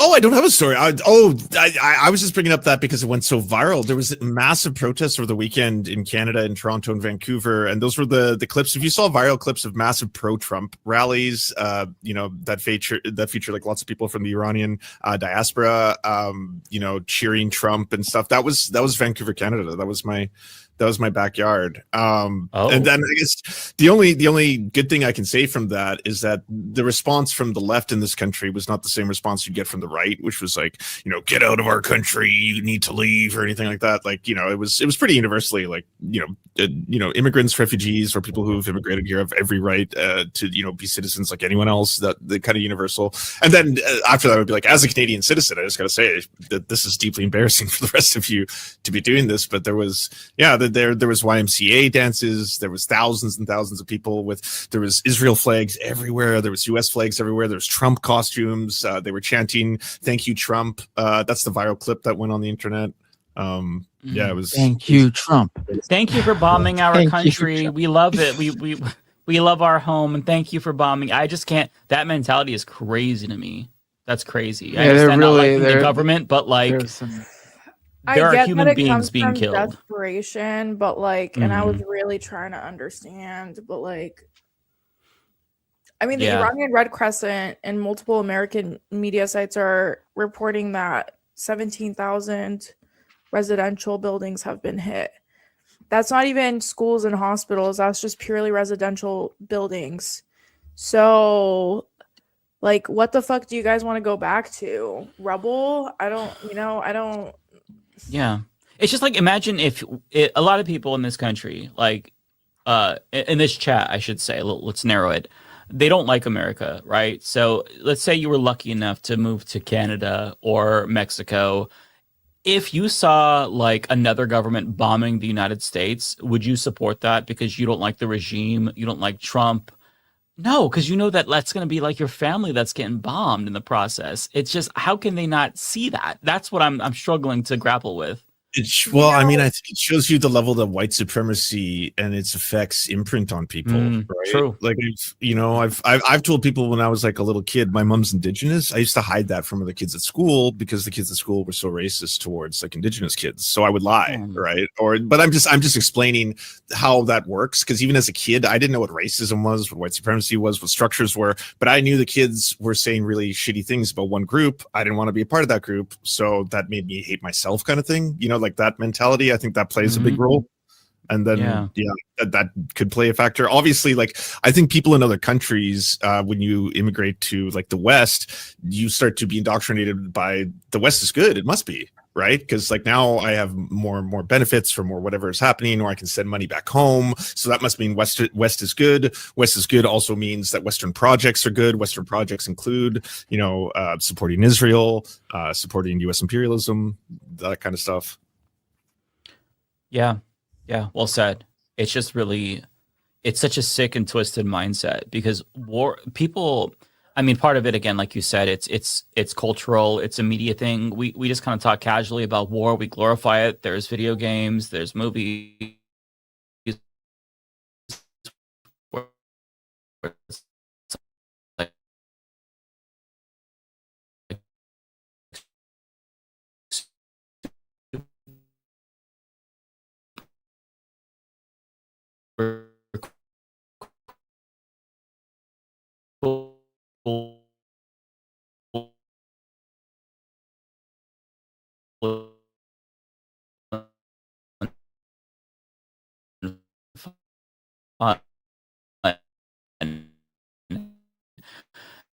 But it's because I can't understand it, and it's not just like with the Iranian diaspora. It's, you know, Americans as well. They are so like flippant about the way they talk about war. And the media is part of the problem. We talked about before on this show when, you know, they refer to Palestinian deaths. You know, they don't talk about it as if it's a murder, as would be the case with Israelis. It's like, oh, you know, they were killed in a bombing or whatever. Just like very passive and casual. And it's just, we need to stop doing that. And people need to understand that war is a serious fucking thing and it's going to kill people. And people need to be able to empathize and put themselves in other people's shoes. Because as much as I dislike the United States, no, I don't want another country to liberate us and bomb the fuck out of us. That'd be fucking insane.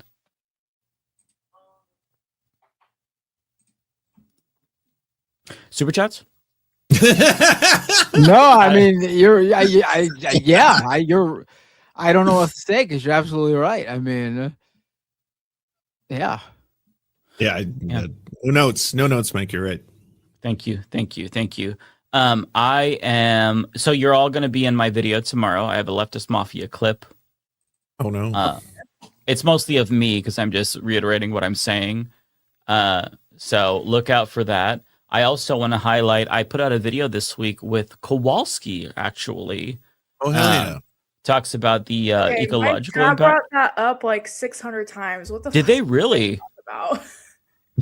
Yeah, because they brought it up like 300 times. They were like, did you see what happened on the call? Oh, no with shit. Kowalski and Mike? And I'm like, no, I have no clue what you guys are talking about. Yeah, so Kowalski was a great resource because he talks about the way that LNG is going to impact, like, you know, fertilizer and how it's needed. And so, yeah, he talked about that as well as the ecological impact of acid rain in Iran. Really, really good interview. Highly encourage everybody to go and watch that. I have the full interview up for patrons and YouTube members. But yeah, go check that out. It's good stuff. Kowalski crushed it. Hell yeah. I believe it. Good job, Kowalski. Alrighty. So, do we want to start? You could go awooga, Ariana. It's okay. Listen, I'm gonna let you have your fun with that one. I think that's one of my favorite moments in the history of the show was your and Rebecca's reaction when Kowalski was on screen the first time. Listen, a fine man is a fine man. Like, but then again, I don't want to like objectify him because sorry, Kowalski, I'm talking about you like you're not here. I don't want to objectify him because imagine if me and Rebecca and I were men and a woman came on and we're like, you know what I mean? Like, so I see the double standard and I recognize it. I honestly don't think it's a. Well, you're allowed to as long as we're under patriarchy, right? Until we abolish patriarchy, there's no double standards. There's just people reflecting. Yeah. I do think there was a fun and non-disturbing way that you and Rebecca did it, which made it okay. Obviously. Yeah, you guys weren't like perverts. Yeah, you weren't perverts. Yeah, it was. Yeah, it was funny and I thought it was great. My biggest fear is being a pervert, so that was not my goal. But no, it did not come off that way. Listen, I see a fine man, I react. Like, what do you want me to do? Man, like 6'4" and like Bill. I'm sorry, I'm just a girl, you know. Fair. Honestly, it's his fault for coming on with like the shirts that he wears. Like, I you know. Aren't those his work clothes? Oh, now she's going into that territory. So you think he was asking to be objectified, Ariana? Am I getting this right? Well, you should have wanted to reveal clothes. He's like on the farm being like, Look at Kowalski. Look at this motherfucker. Okay, Kowalski, calm down. Like, Wait, Kowalski, are you quoting Charles Minor from The Office? Yeah, he is. I feel like he is. He is. Bonus points if that's true. Yeah, he is. We love The Office here. He was asking for it. I'm just kidding. Okay, I'm being problematic. All right, let's get to the Cats. cats. Yeah. All right, who wants to read theirs first? I only have 3. I could go right away if you want to pass one. Yeah, sure. Go ahead. Sure. Tokyo hands with the 1,000 yen. Thank you so much, Lance. You really need to break down the cost of the war in terms Americans can understand. They don't understand the hungry children or student loan debt or whatever. How many Nacho Belgrandes is that? I did not calculate. I put it into Nussies and Mike was on board. So Yeah, I think understood the Nussie reference completely. Yeah, and then he said we should stop the war. It worked. I did Yeah. the Lord's work. Omega Star, thank you so much for being a member with the message boop. Thank you. Looney Tunes, Lance, do you plan to stream on Easter? I don't know when day it is. It's April 5th. It's early this year. You better not, Lance. That's the Lord's Day. Is that a that's on a Sunday? I'm probably not. I don't normally stream on Sundays, but if the people want it, I'll because he observes the Lord's Day. Yeah, I'm right, observing Lance. the Lord's Day, exactly. Tokyo hands with the other 500 yen. After some research, I've calculated the war in Iran has cost 3.43 billion Nacho Belgrandes. I hope this clarifies things for Americans. There you go, America. You can have the war or 3.43 billion Nacho Belgrandes. Choose wisely. Look, I fuck with Taco Bell hard. So I'll go with the Nacho Belgrandes for sure. Make it quesaritos. I gotta be honest. I feel like the quality of Taco Bell has gone down in recent years. I used to love Taco Bell. Now, not so much. It depends on your Taco Bell, right? Because the Taco Bell that I used to go to all the time was awesome, but then they decided to just have like only 50% of the staff there, and so they just can't do what they used to because they didn't want to pay for labor. So the quality went down as a result, and I stopped going to Taco Bell. It's not the workers.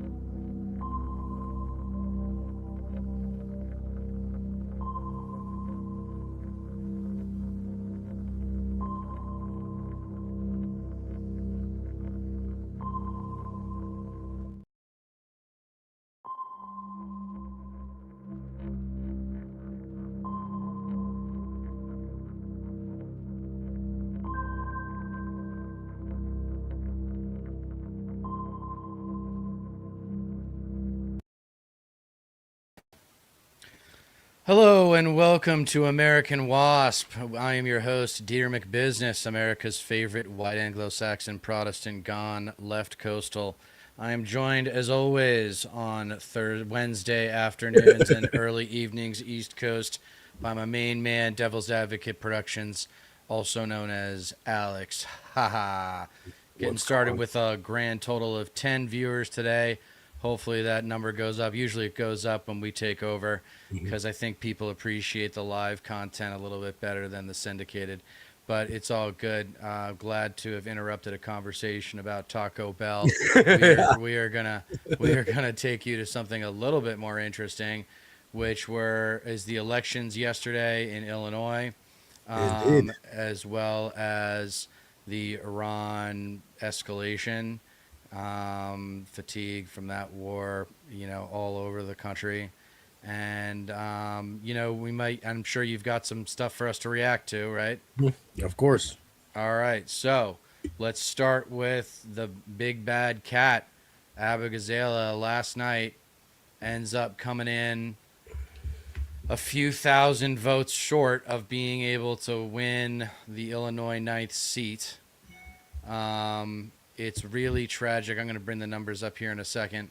It's really tragic because Illinois 9th. It's really tragic because if one of the other two major progressives had dropped out, then she would have had the win. So those were the names. One was Mike Simmons. Simmons and another one was Bushara Ali Amawala. And she ended up, by the way, AIPAC started running ads under a different name, of course, trying to say she's the real progressive. That Kat is a carpetbagger, not a real progressive. You should vote for Bushra. Trying to split the vote, and it happened. Now, if I'm a progressive running in this race and I start seeing that AIPAC is paying for ads supporting me, I'm immediately dropping out and endorsing the person with the best numbers. I don't know how elections work there in Illinois. Maybe it was too late to drop out and your name still would have been on the ballot. Maybe I know there's no ranked choice voting. So well, what they should do is do what they do in California, which is the top two vote getters go to the general. And then it's like an open primary. So even the Republicans would be in here as well, which would have encouraged more consolidation of the field. But this is, in my opinion, a failure of the DSA to take the reins of this situation and broker a deal between Bushra, Mike Simmons, and Kat.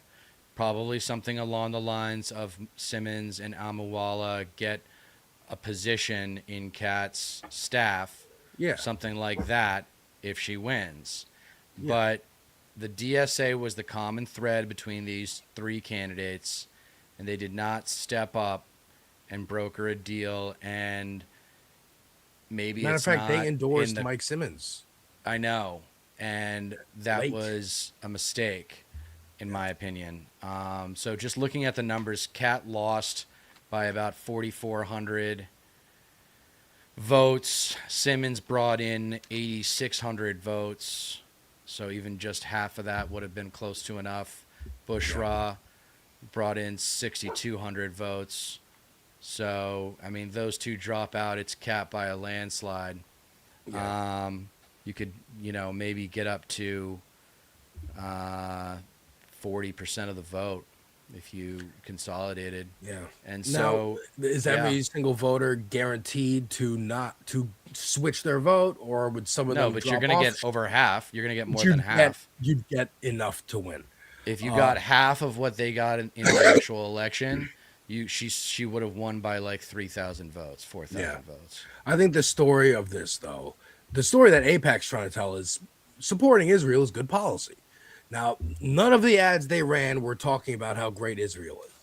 They were all fake. They were not using the AIPAC name. They were using fake names that they created shell companies for. And they were trying to split the vote by endorsing Bushra and saying, oh my God, you should vote for her to do it. So their narrative is incorrect. I'm taking the narrative that looking at the vote spread amongst the progressive candidates, there were more people enthusiastically voting for progressives than there were enthusiastically voting for Daniel Biss or Laura Fine. Laura Fine being the one that AIPAC actually did.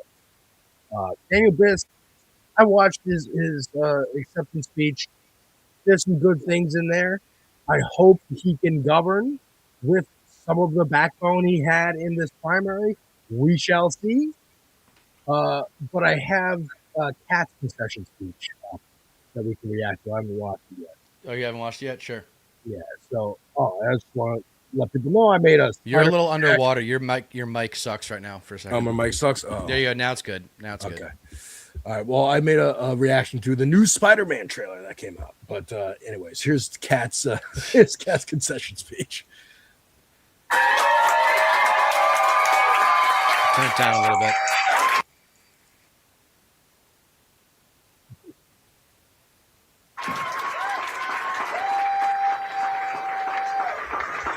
Hey everyone, I don't know if you heard, but we didn't win, and it really fucking sucks. We came really close, and it sucks, but something that no one in power even expected would be possible at all. I need to stress to every single person in this room that this does not mean that the last year has been for nothing.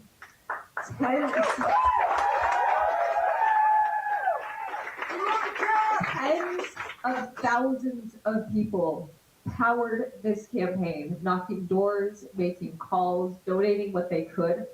We fed and clothed thousands of people across the 9th District. We forced our opponents to the left and to be more aggressive against this administration. We did all of this together from the ground up with everything against us. It's a little superlative. We had millions in APAC spending, dark money smear campaigns, institutional power, tipping the scales, and we made them use their entire arsenal. Shit we've never even seen before, just to beat us. And that's just for now. We showed that politics can be more than backroom deals and reliance on the ultra rich. It can be helping others, it can be a community, it can be a team sport. We were able to change the conversation in this district and nationwide. We have done so much that has never been seen before in American politics.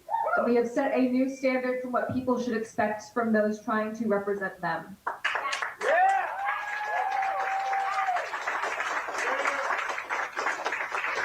I am so incredibly proud of what we built together and deeply grateful to every single person who believes in this campaign, especially my staff.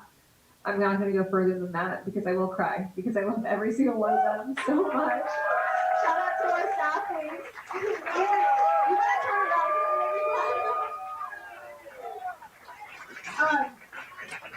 I'm so astounded by how many of you that are with us have never been involved with the campaign or maybe never even voted. That's incredible. Whether you came here because you donated a jacket to our mutual aid hub, or because you saw us on a live stream, or because one of our volunteers wouldn't stop calling you. Thank you for being involved. And the work isn't over. There are progressives all over the country who are taking a chance just like we did, and we have to help them win. No matter how hard it is, we have to send a message to this administration and anyone who enables it, and I'm talking directly to them right now. You and your jobs are not safe. This is the start and not the end. We are not tolerating the status quo. You cannot kidnap and kill us and our neighbors. You cannot start illegal wars. You cannot trample on our rights and see our lives as a means for profit. We will continue to come back, and every single loss like this one just makes the path easier for the next person who takes the same chance.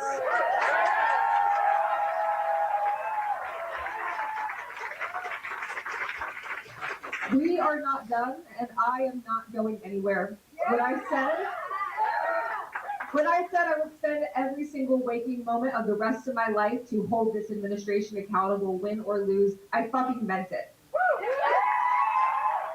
And I know all of you do too. So thank you for supporting us. I'm sorry that this sucks, but fuck Trump, fuck ICE, free Palestine, and I love you all. Word. All right. So that was a great consensus speech.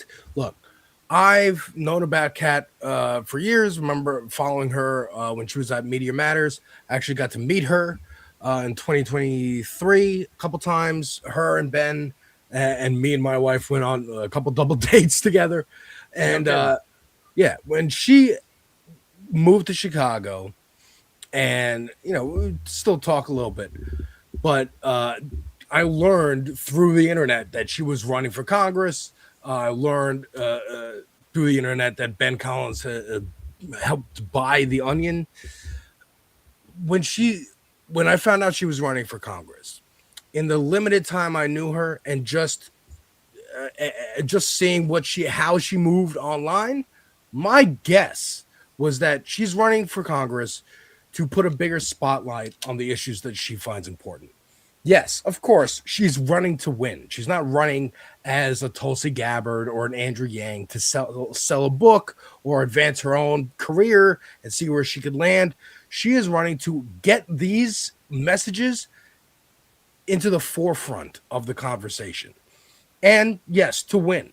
Now, she didn't win, but she's going to keep, from what she said here in this concession speech, keep pushing progressive candidates around the country, using what platform that she has, her stream that she set up for the campaign, her Blue Sky account and Instagram account, this operation that she's built in Chicago. Hopefully they keep supporting progressive candidates locally and nationally, and keep using the campaign headquarters at the mutual aid hub. Keep showing as an example. If I were to run a campaign, how would I do it? And she did it exactly the way she left it all on the field, exactly the way she wanted to run it.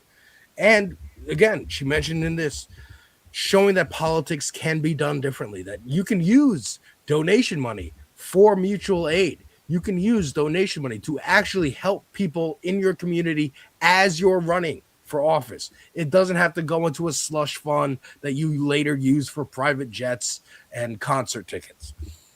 You can run an ethical, moral campaign, and you don't have to be on Twitter. That's another big thing that I remember talking with Pep Talks about.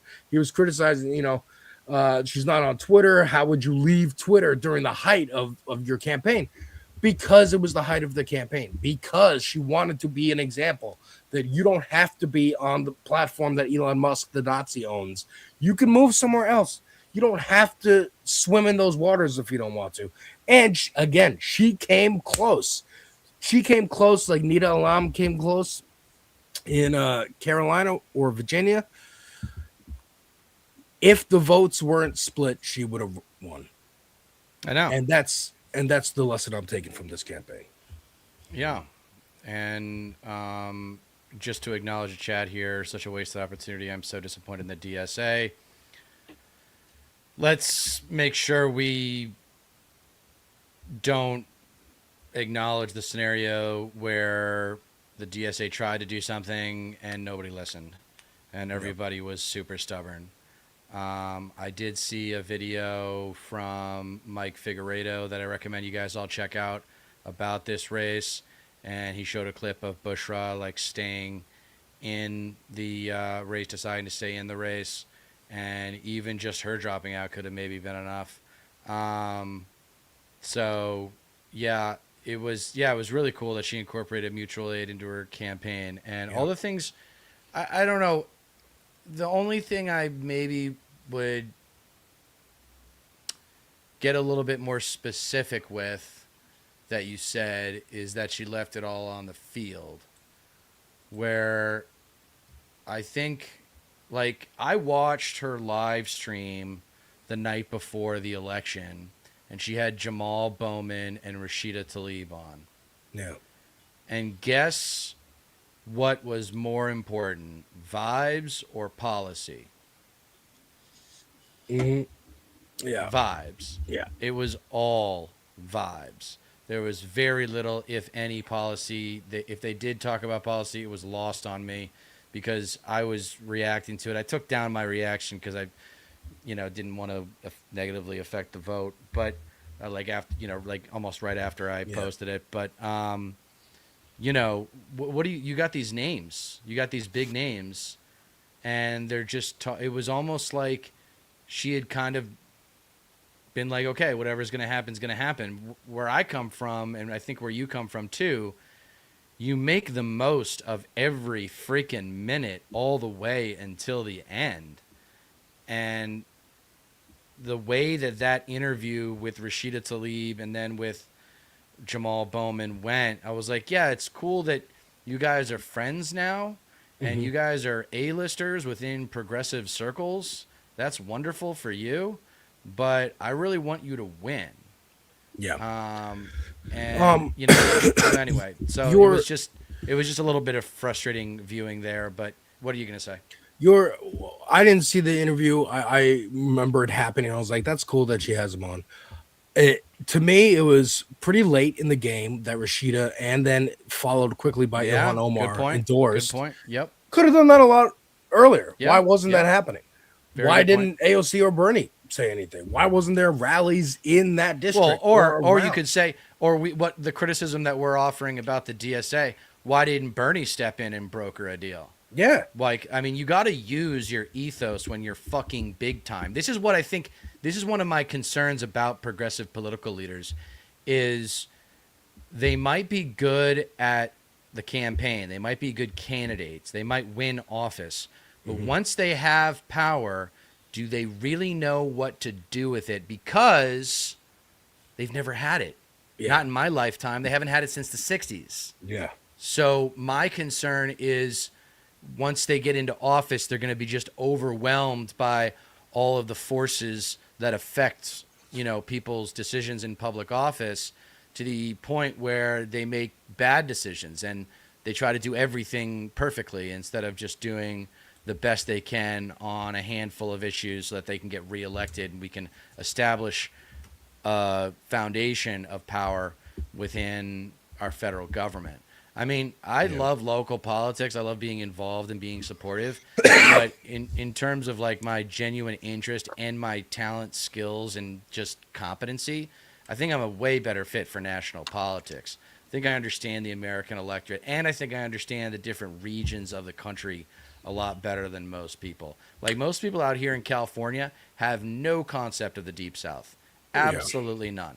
Whereas you guys do back east. They come and visit New York City or run into a hell, Southern upstate accent New every York is already deep south enough for me. Yeah. I think you're right. I think that's an important point to bring up because I talked with Pep last Friday. We had like a 3-hour discussion about this, and something he kept hammering that I kept kind of hand waving because I just didn't have a counter to it was the local district, specifically the district, how the mood is, how they vote, and that Daniel Biss simply has more name recognition, and he's been there longer. He's the mayor of Evanston. He's a mayor. Right. He has the name. She might have been the first one to jump in, even before the person whose seat officially retired. She was going to primary her, Jan Schakowsky, I think. Yeah, she's like but 80. Daniel Biss, as soon as he announced, people knew who he was in that district. Right. I didn't know who he was, but I'm not recognition is name recognition is huge, man. Fame is not something you can really buy. Yeah. And especially and the what local you said fame. there, we pushed our opponents to the left. Yes, they did. He was courting AIPAC to get money and then backed away because he realized it's toxic. In his victory speech, he said that he's going to be AIPAC free. Yeah, that's what he said in his victory speech. He's like he's pro J Street but anti AIPAC, I guess. Which let's hope it maintains, and he actually delivers on that in the general and going into Congress. It's a disappointment. We're lefties. We're used to disappointment. But again, I believe that when it was the early results and she was like in third place by a distance, I was like, oh shit, this sucks. Even though getting third place is still pretty all right for someone brand new. Nobody knew her name. She showed up there, and got into third. Fine. But then she started gaining. And then she overtook Laura Fine. So the AIPAC candidate was on the bottom. And then she got really, really close, within 2 to 4 points of Daniel Biss. And yes, like you said, if Bushra or Simmons had dropped out, or both of them had dropped out and endorsed Kat, maybe she would have won. But I think the fact that you walk away with a silver, and you've been on CNN now, you've been on MSNBC now, you've been on the big talk shows, and you are now a voice that can go on there and be a counter to all the mainstream voices, right? We love when Emma Vigeland or Sam Cedar goes on the mainstream media, but having more than just those two people, better. A net benefit, I believe, for the movement as a whole. Now, again, it would have been better if she had won. But if she continues to highlight candidates around the country, if if she can get some kind of Yes, I motion hope like she makes Hassan has, like what we where were just he talking can about. Yes, Yeah. exactly. Influence, popularity, yes, fame, and influence. I hope she gets it. I hope she uses it well. I hope she's not resentful about the DSA not endorsing her, or whatever happened there. I hope she doesn't talk shit about the DSA, because I think the DSA is still the best tool we she have. actually addressed it on But- Majority Report. She said, we didn't court their endorsement because we were getting indicted at the same time. Like around the time where you were supposed to court the DSA for endorsements, she was getting indicted and had to like do that. That was more important. They couldn't find time to like get together. I mean, and that's meet and talk again with her. the first campaign, and Pep had problems with how the campaign was run, and I could see that being another issue of how the campaign was run. And hell, the foreign policy conversation that came Fired out of someone, it, yeah. like that was a huge misstep for a campaign. You never want to get into a foreign policy. You don't want your voters going, wait a minute, what's this about Taiwan? You don't want that. You want them just focused on the issues you're talking about. Yes, yes. So it can be done better in the future, and she's learned. Hopefully she's learned. So yeah, let's get into some of this Iran shit, some of this racism shit. I just want to bring up this post that I'd say I wanted to bring these things up to you specifically, because you talk a lot about these in your essays. The Pope, during a Vatican conference on Wednesday, he said,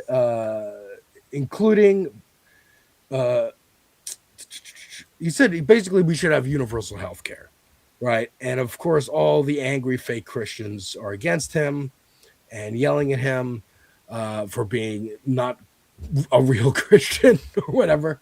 But then I also wanted to bring up this piece, because this is essentially what they're saying. This is Donald Trump talking to Brian Kilmeade, and I played this yesterday, but he said out loud the actual ethos of the Republican Party.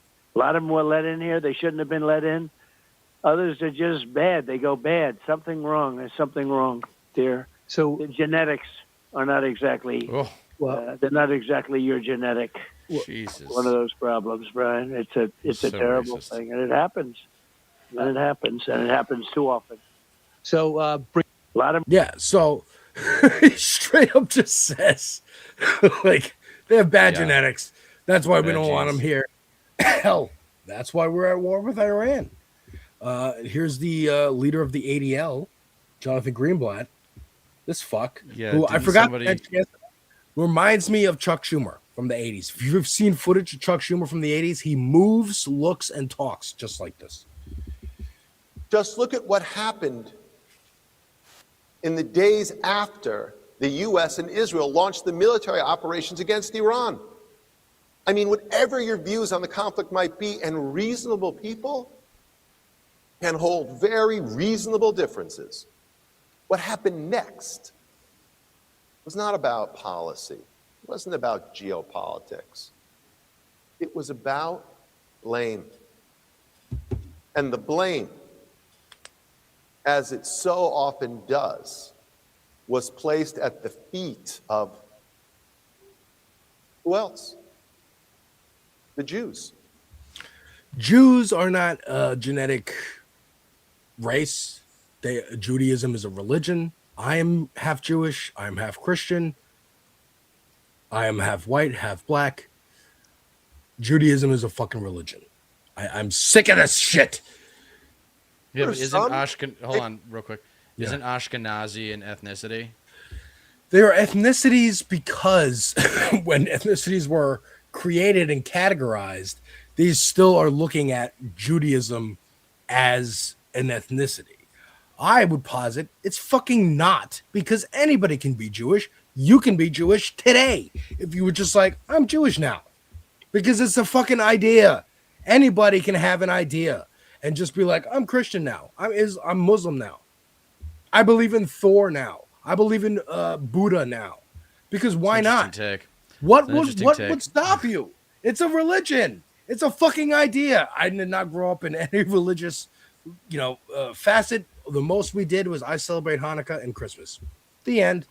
Okay, but I think okay, so Judaism is neither a race nor an ethnicity, but I do think Ashkenazi is an ethnicity. Yes, they are. Just Those are the like there people- are ethnic Russians, ethnic Poles, and ethnic Germans. Remember, World War II was white man racism, right?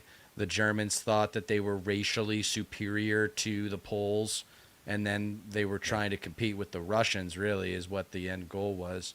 But, you know, enough of the history lesson. Let's get I would back say, into yeah. the chief complainer of the Zionist nation. Yeah, let's see who he brings up, by the way. Pointed fingers at the Israelis who they claimed whispered a few too many times in President Trump's ear. For the senior senator from Maryland, a state with one of the most large, most active, most observant Jewish populations in America, he blamed AIPAC, which he slandered as un-American. Good.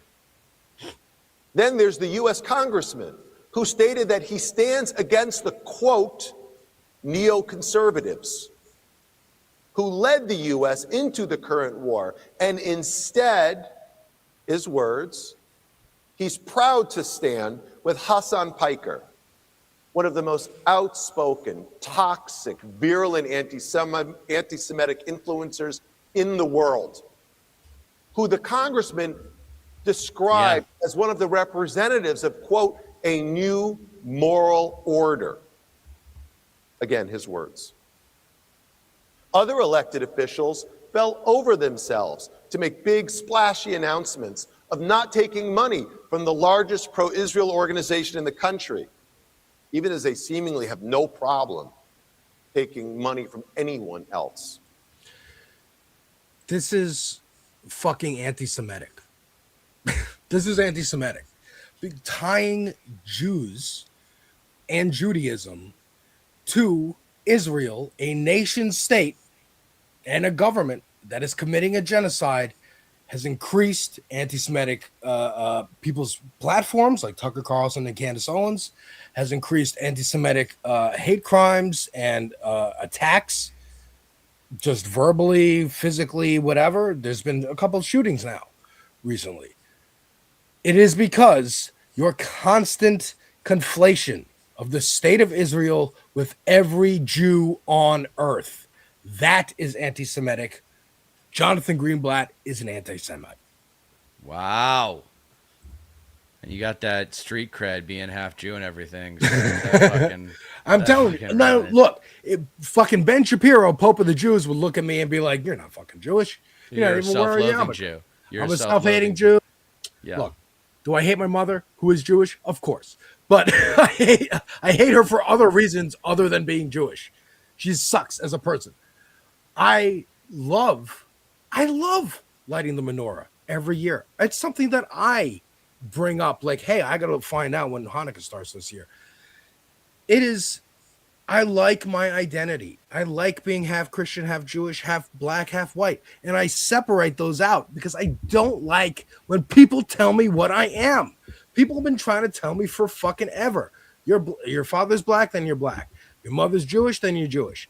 Or that these things, or you're like Lenny Kravitz, you're half black, half Jewish. How can I be half Judaism as a fucking religion?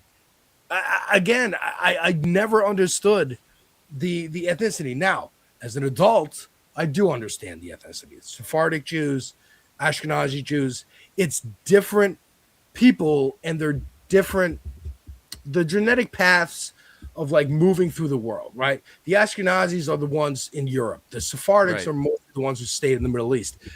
That's the genetic pathway. It's the people who moved this way and interbred along the way so that their features change and the genetics change. That's a genetic group of people, Ashkenazis and Sephardics. Absolutely. But an Ashkenazi person or a Sephardic person can choose not to be Jewish, can choose to be Christian, can choose to be Muslim, can choose to be fucking. Yeah, I think it's a difference. It's a difference between religious and ethnic diverse identity. Yeah. But that's got to be frustrating. I mean, that's got to be tough being like having, you know, all those. I mean, people forget Obama was half white. Yeah. You know, he's half white. So like people always forget about that. but he is still our first black president. It's usually when you're half white, whatever the rest is, that's what wins. That's what like people identify as. Like, or again, like my skin color is maybe even lighter than yours right now because you're a little red. But I get it, dude. People come up to me, start speaking Spanish, start speaking Arabic. They don't know what I am. It's all over the place. There was a guy who got famous. He was a civil rights attorney, and he got famous for the '92 riots in L.A. And he had a little bit similar complexion to yours, and he said, "I see you can look at me. I'm light, bright, but definitely not white." Light, bright, but definitely. I'm going to use that. That's great. I love that. But yeah, so we're talking about Iran. We're talking about the racism inherent in the Republican Party. Here's another example of it. Chipmunk face J.D. Vance right here. Speaking about gas prices.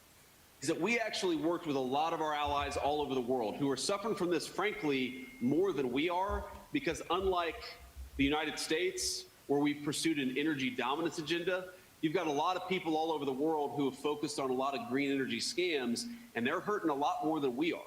So as much as we got to focus on getting these gas prices down, the reality is overseas they're feeling it far worse than we did because we've taken the steps to protect our energy economy. What he's saying here is don't worry about your gas prices, folks. Right. They're doing worse. The foreigners are doing worse. So just feel better. And isn't that just the best condensation of the ethos? Hey, don't worry about that. We're taking all the money. Worry about your neighbor who's a different color than getting you. more than you, right? Yeah. The handouts I also they don't just wanted deserve. to point out, Jet, this picture in the frame back here, that is a Joker drawing drawn by a famous comic book writer and artist, Walt Simonson. That's what that is. He's confused. But yeah, and I think this, to end this segment, is the best response that I've seen so far, coming from Ted Lieu. It says, undocumented immigrants voting in elections is an infinitesimal problem. To vote, you have to first register. How many undocumented people are going to go, yes, I'm going to give all my info to the government that's trying to maybe deport me? No way. This is a problem that doesn't even exist. Trying to, first Democrat I've seen have any kind of counter messaging to the immigration debate. Because remember, Kamala Harris, we're going to deport more people than Donald Trump. Right, we're going to build a higher wall. Yeah, there's no unity on the left about immigration if you're going to include liberals on the left. There's still this kind of quintessentially American value that we're not into giving handouts to people who don't deserve them. And by don't deserve them, I mean fit the criteria of usually the narcissistic qualities that constitute our worldview, whether or not someone looks, acts, or talks like you do, or is from the same part of the country as you. You know, a lot of people wouldn't have problems with benefits going to their neighbors or their coworkers or whatever, but if it goes to another part of the country, then everyone gets resentful. Yeah, he's a bad guy, man. J.D. Vance, I don't think he understands how his involvement in Trump 2.0 is going to haunt him. But we'll see. Time will tell. We shall see. This is another thing that I played on the show yesterday that I really wanted to get your perspective on, because you do talk about this a lot. These are two tech billionaires. One of them is Mark Andreessen, and we'll get to Peter Thiel in a second. But this guy is an interviewer, and he has read the autobiographies of tons and tons of CEOs, over 400 he mentions. Wow. And he's talking about introspection, self-reflection, right? Self-awareness. And this is how Mark Andreessen talks about that. You don't have any levels of introspection. Yes, zero, as little as possible. Why? Move forward, go. Yeah, I don't know. I found people who dwell in the past get stuck in the past. It's a real problem, and it's a problem at work, and it's a problem at home. So I've read obviously 400, I think now 10 biographies of history-based entrepreneurs, and that was one of the most surprising things. Like, what's the most surprising thing that you've learned from this? So like, oh, they have little or zero introspection. Yeah. Like Sam Walton didn't wake up thinking about his internal self. He just woke up, was like, I like building Walmart. I'm going to keep building Walmart. I'm going to make more Walmarts, and just kept doing it over and over again. and you probably know if you go back like, before 100 years ago, it never would have occurred to anybody to be introspective. Like it's the whole idea of, I mean, just all of the modern conceptions around introspection and therapy and all the things that kind of result from that are, you know, kind of manufactured in the 1910s, 1920s. Say more about that. Great men of history didn't sit around doing this stuff at any prior point, right? It's all a new construct. It was you know, well, the first Western civilization had to kind of invent the concept of the individual, right, which was like a new concept, you know, several hundred years ago. And then, you know, for a long time, it was all right. The individual runs, right, and like does all these things and builds things and, you know, builds empires and builds companies and builds technology, does all these things. And then, you know, kind of this kind of guilt-based whammy, you know, kind of showed up from Europe. A lot of it from Vienna, you know, 1910s, 1920s, Freud, and all that entire movement, and kind of turned all that inward and basically said, okay, now we need to, like, you know, basically second guess the individual. We need to criticize the individual. The individual needs to self-criticize, right? The individual needs to feel guilt. Needs to look backwards. Needs to, you know, dwell on the past. It never resonated with me. So. Okay, so all right, so I'll be as objective as possible. I understand the living in the past problem he's talking about, but it's not an all or nothing deal. And these guys are very obsessive people. They're obsessed competitors is basically the best way to define them psychologically.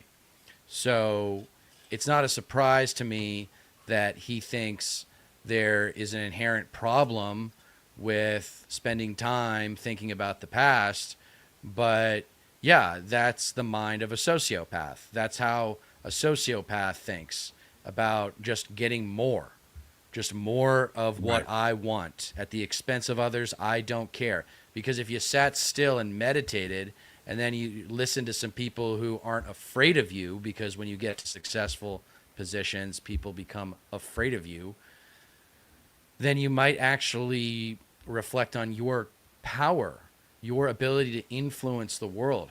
Great example, Sam Walton. Did Sam Walton necessarily know the damage, the long-term damage that he was causing at the time? Probably not. But his kids sure did. Yeah. And they will their reflect. kids sure did. And they're going to have to make peace with their privilege and say, how am I going to give back to society other than just living off of the returns? Or they won't. Usually it's angel investing. Usually these big heirs, they have family offices and they just hear pitches all the time about small business opportunities that they invest in. But that's not really fueling the economy. That it's not real. And it's also interesting, one, the way he fucking sniffs all the time is goddamn annoying. But two, the way he brought up guilt at the end, that's revealing. That he doesn't want to feel guilt. He doesn't want to feel doubt about what he's doing. He just wants to make the number go up. Fuck everybody else. I want to get mine. Right. The end. And if I think about it too much, I might think, oh, I might be hurting some people. I might be putting people out of jobs. I might be fucking over people that I don't know. And then where do they go? Well, I don't know them. It doesn't matter. Doesn't matter. Doesn't matter. Keep going. Line go up. Line go up. And it might be insightful that he uses the word guilt there, because maybe everybody does at least some self-reflection every week. At some point they get confronted by something or someone says something that forces them to reflect on a decision that they made, whether it be recently or a long time ago. And that lasts for, like, with that guy, maybe a second or two or three. Yeah. And then he's like, no, I don't want to feel guilty, so move back into the next task. When you're that successful, there's always more to do. There's always more to read. There's always more people to meet. There's always more relationships to nurture, right? Like, I think on the progressive left, again, because of something I said earlier, because of our lack of familiarity with power, we don't necessarily empathize in like a useful way with those in positions of power. Yeah. And ultimately the test is, and I've been doing a lot of research on Obama for these upcoming essays that I've been working on, I'm going to film hopefully Friday, is that no one's really providing the context for judgment when you're talking politics. No one's setting up the stage so you can see the action the way it's meant to be seen in an objective way. Right. Like, that's why first off, like, I know exactly why he thinks this way. This guy is a super competitor, and you can't be a super competitor, have a ton of success, not have a therapist, and not end up a sociopath. Yeah. If you don't get a therapist, if you don't find some sort of spirituality when you get to, I would say, $50, $100 million at least of net worth, then you're going to get fucked up. I don't care who you are. It will fuck with you. Yeah. It will fuck with you. You expect everyone to accommodate you. It's called entitlement. Yeah. And the only reason I know about it is because I was educated in a way that said, you're not fucking special. You can be special if you want to be, but you got to work for it. You got to work for that exceptionalism. And there's not, that's another thing on the progressive left. I don't want us to let go of like the individuals in our side, in our progressive community that want to lead.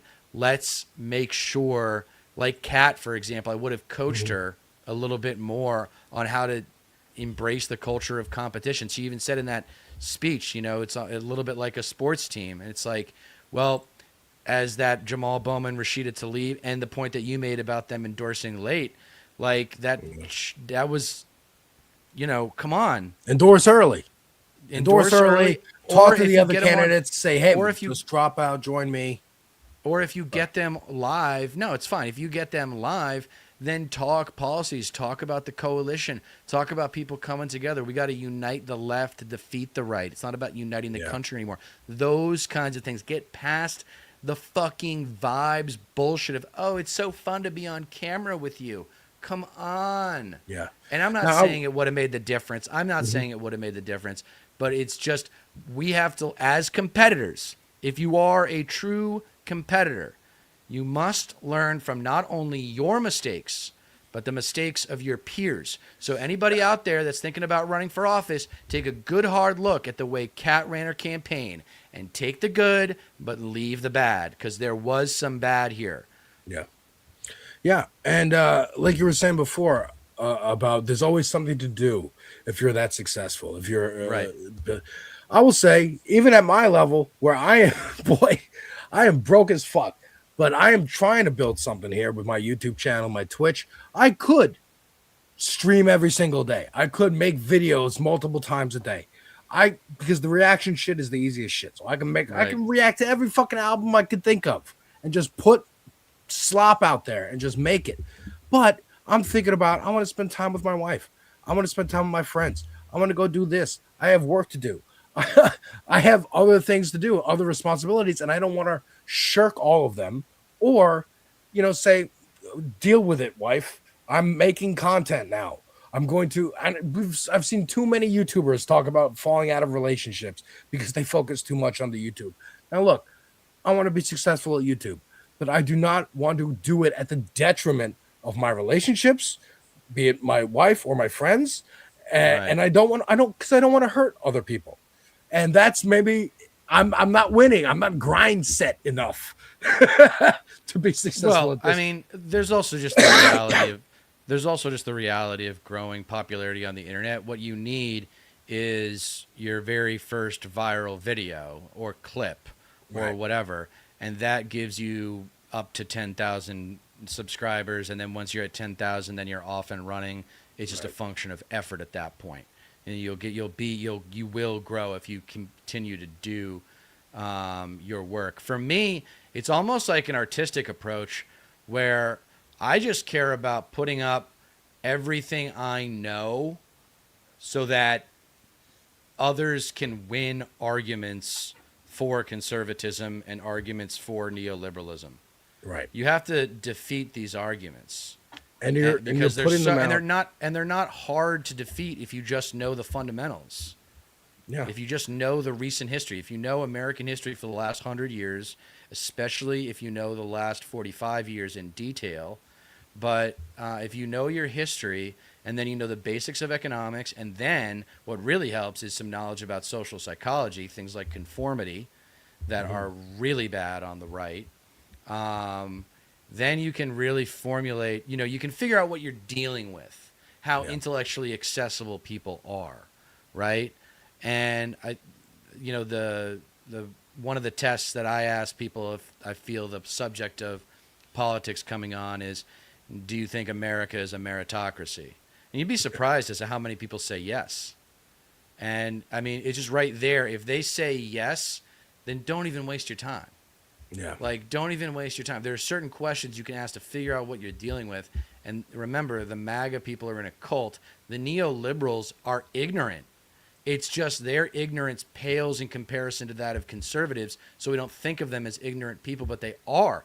Hillary Clinton should not have been the nominee in 2016. It actually shouldn't have even been Bernie Sanders. It should have been Liz Warren, because Bernie Sanders tried to convince Liz Warren to run for office that year. Yeah. She said, go up against Hillary. Hillary's basing the whole premise of Hillary's existence is that she was married to a president. Right. Okay? So that means that she's dragging his policies with her into the next century. And everywhere she goes. And if you actually studied those policies, you'd recognize that Clinton killed the Democratic Party. He killed the party of FDR. Pep Talks talks about like Citizens United being the catalyst that screwed everything up. No. You got to go back to Clinton. You got to get into NAFTA. You got to get into the crime bill. You got to get into telecom. You got to get into welfare. And you got to get into Glass-Steagall.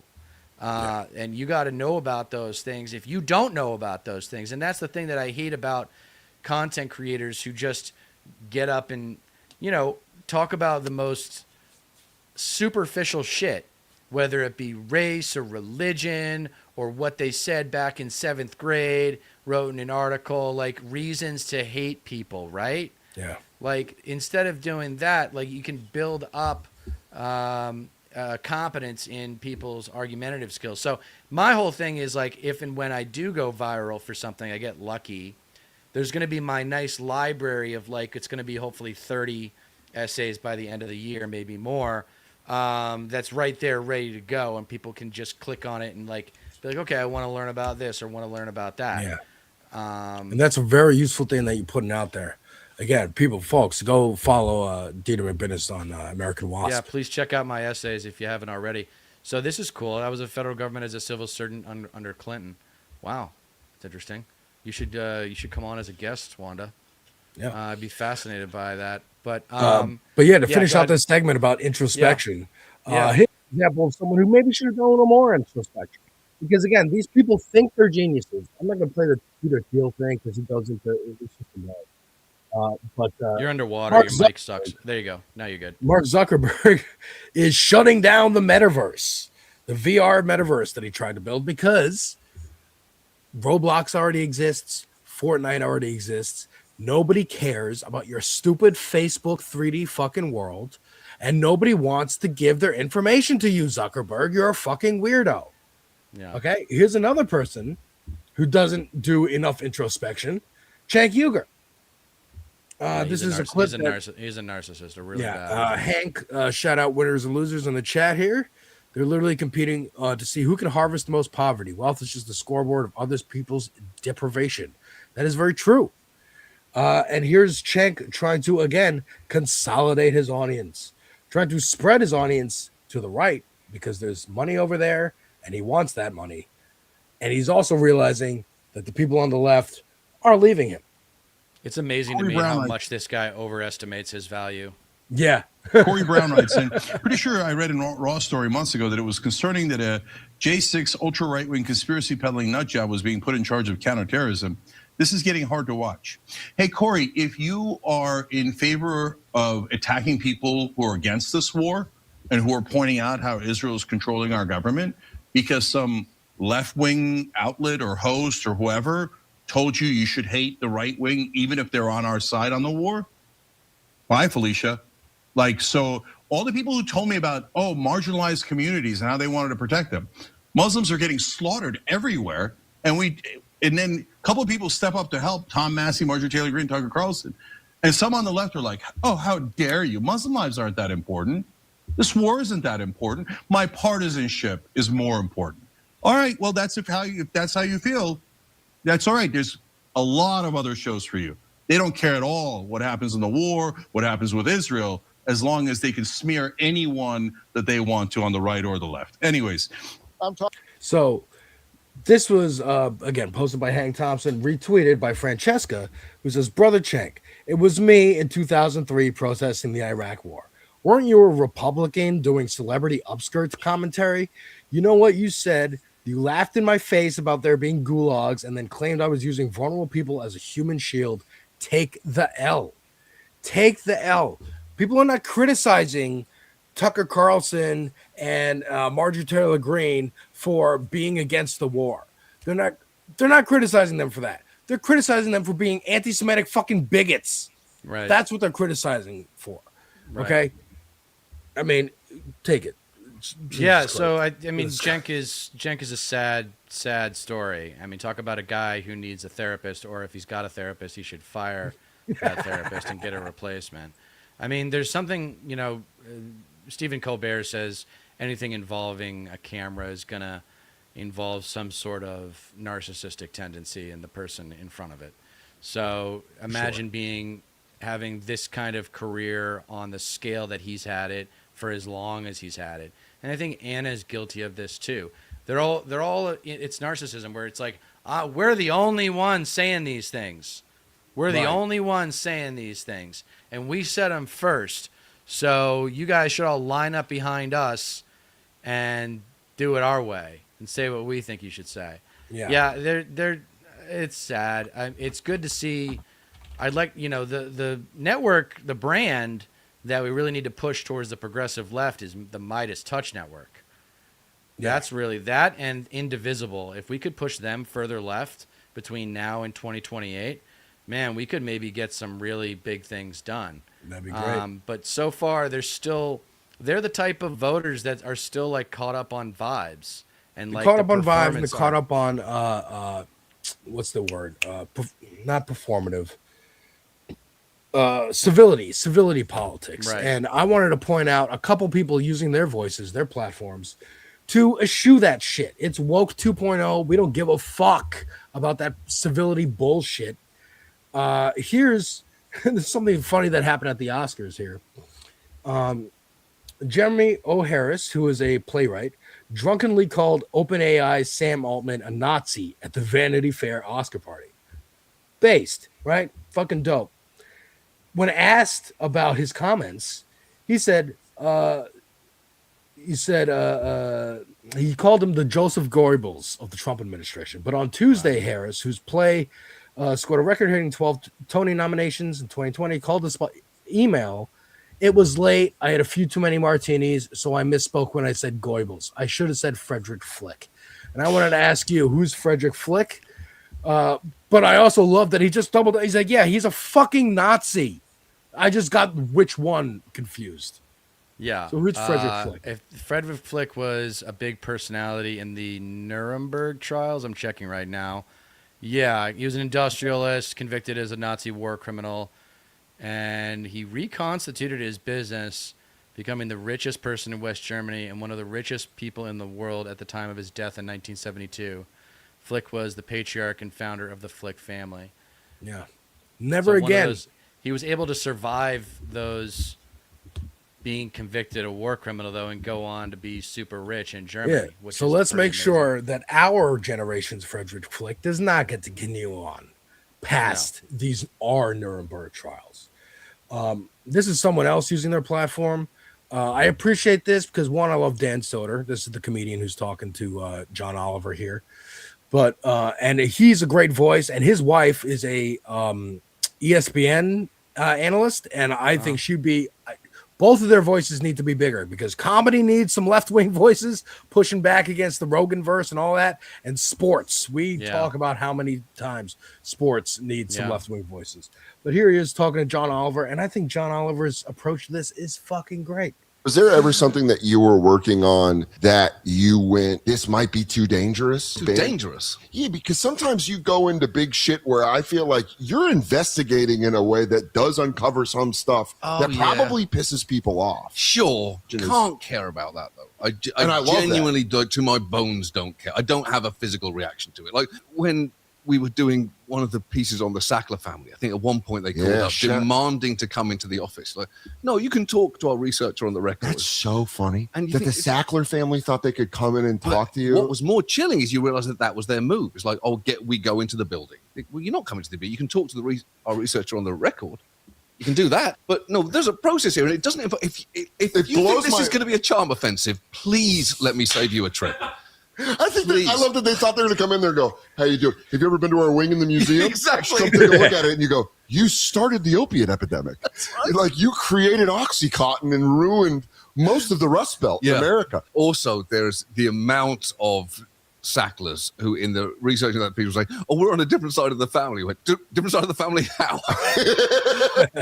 but just that approach of. I mean, Matt and Trey from South Park have the approach of we're expecting to get canceled after episode 1. Like every season that we are renewed is a surprise to us.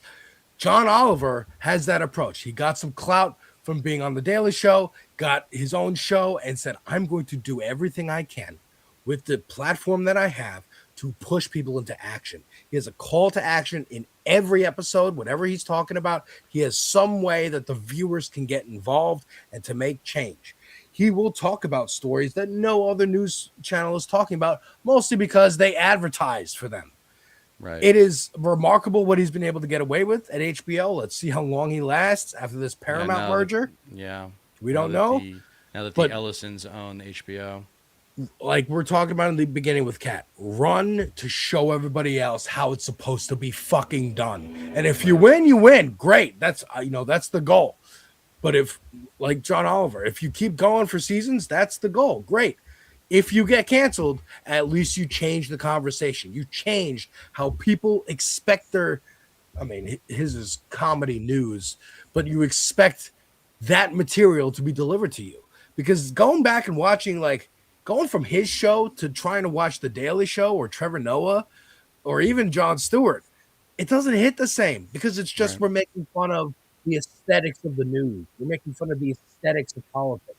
We're not making systemic critiques and telling you, the audience, how you can solve the problem, how you can get involved. To quote Jake, what you can do to take action and change the status quo that we're currently suffering.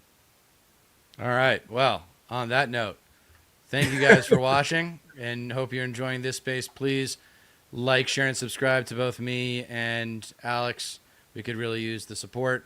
And looks like we did well with getting the numbers back up while we're on here as usual. So hopefully Lumen can enjoy those nice 20s. Please stick around for Lumen. He's the man. Very sharp guy. Respect the hell out of him. And until next time, please don't forget that you don't get change in America by asking nicely. Fuck yeah, dude. Check it.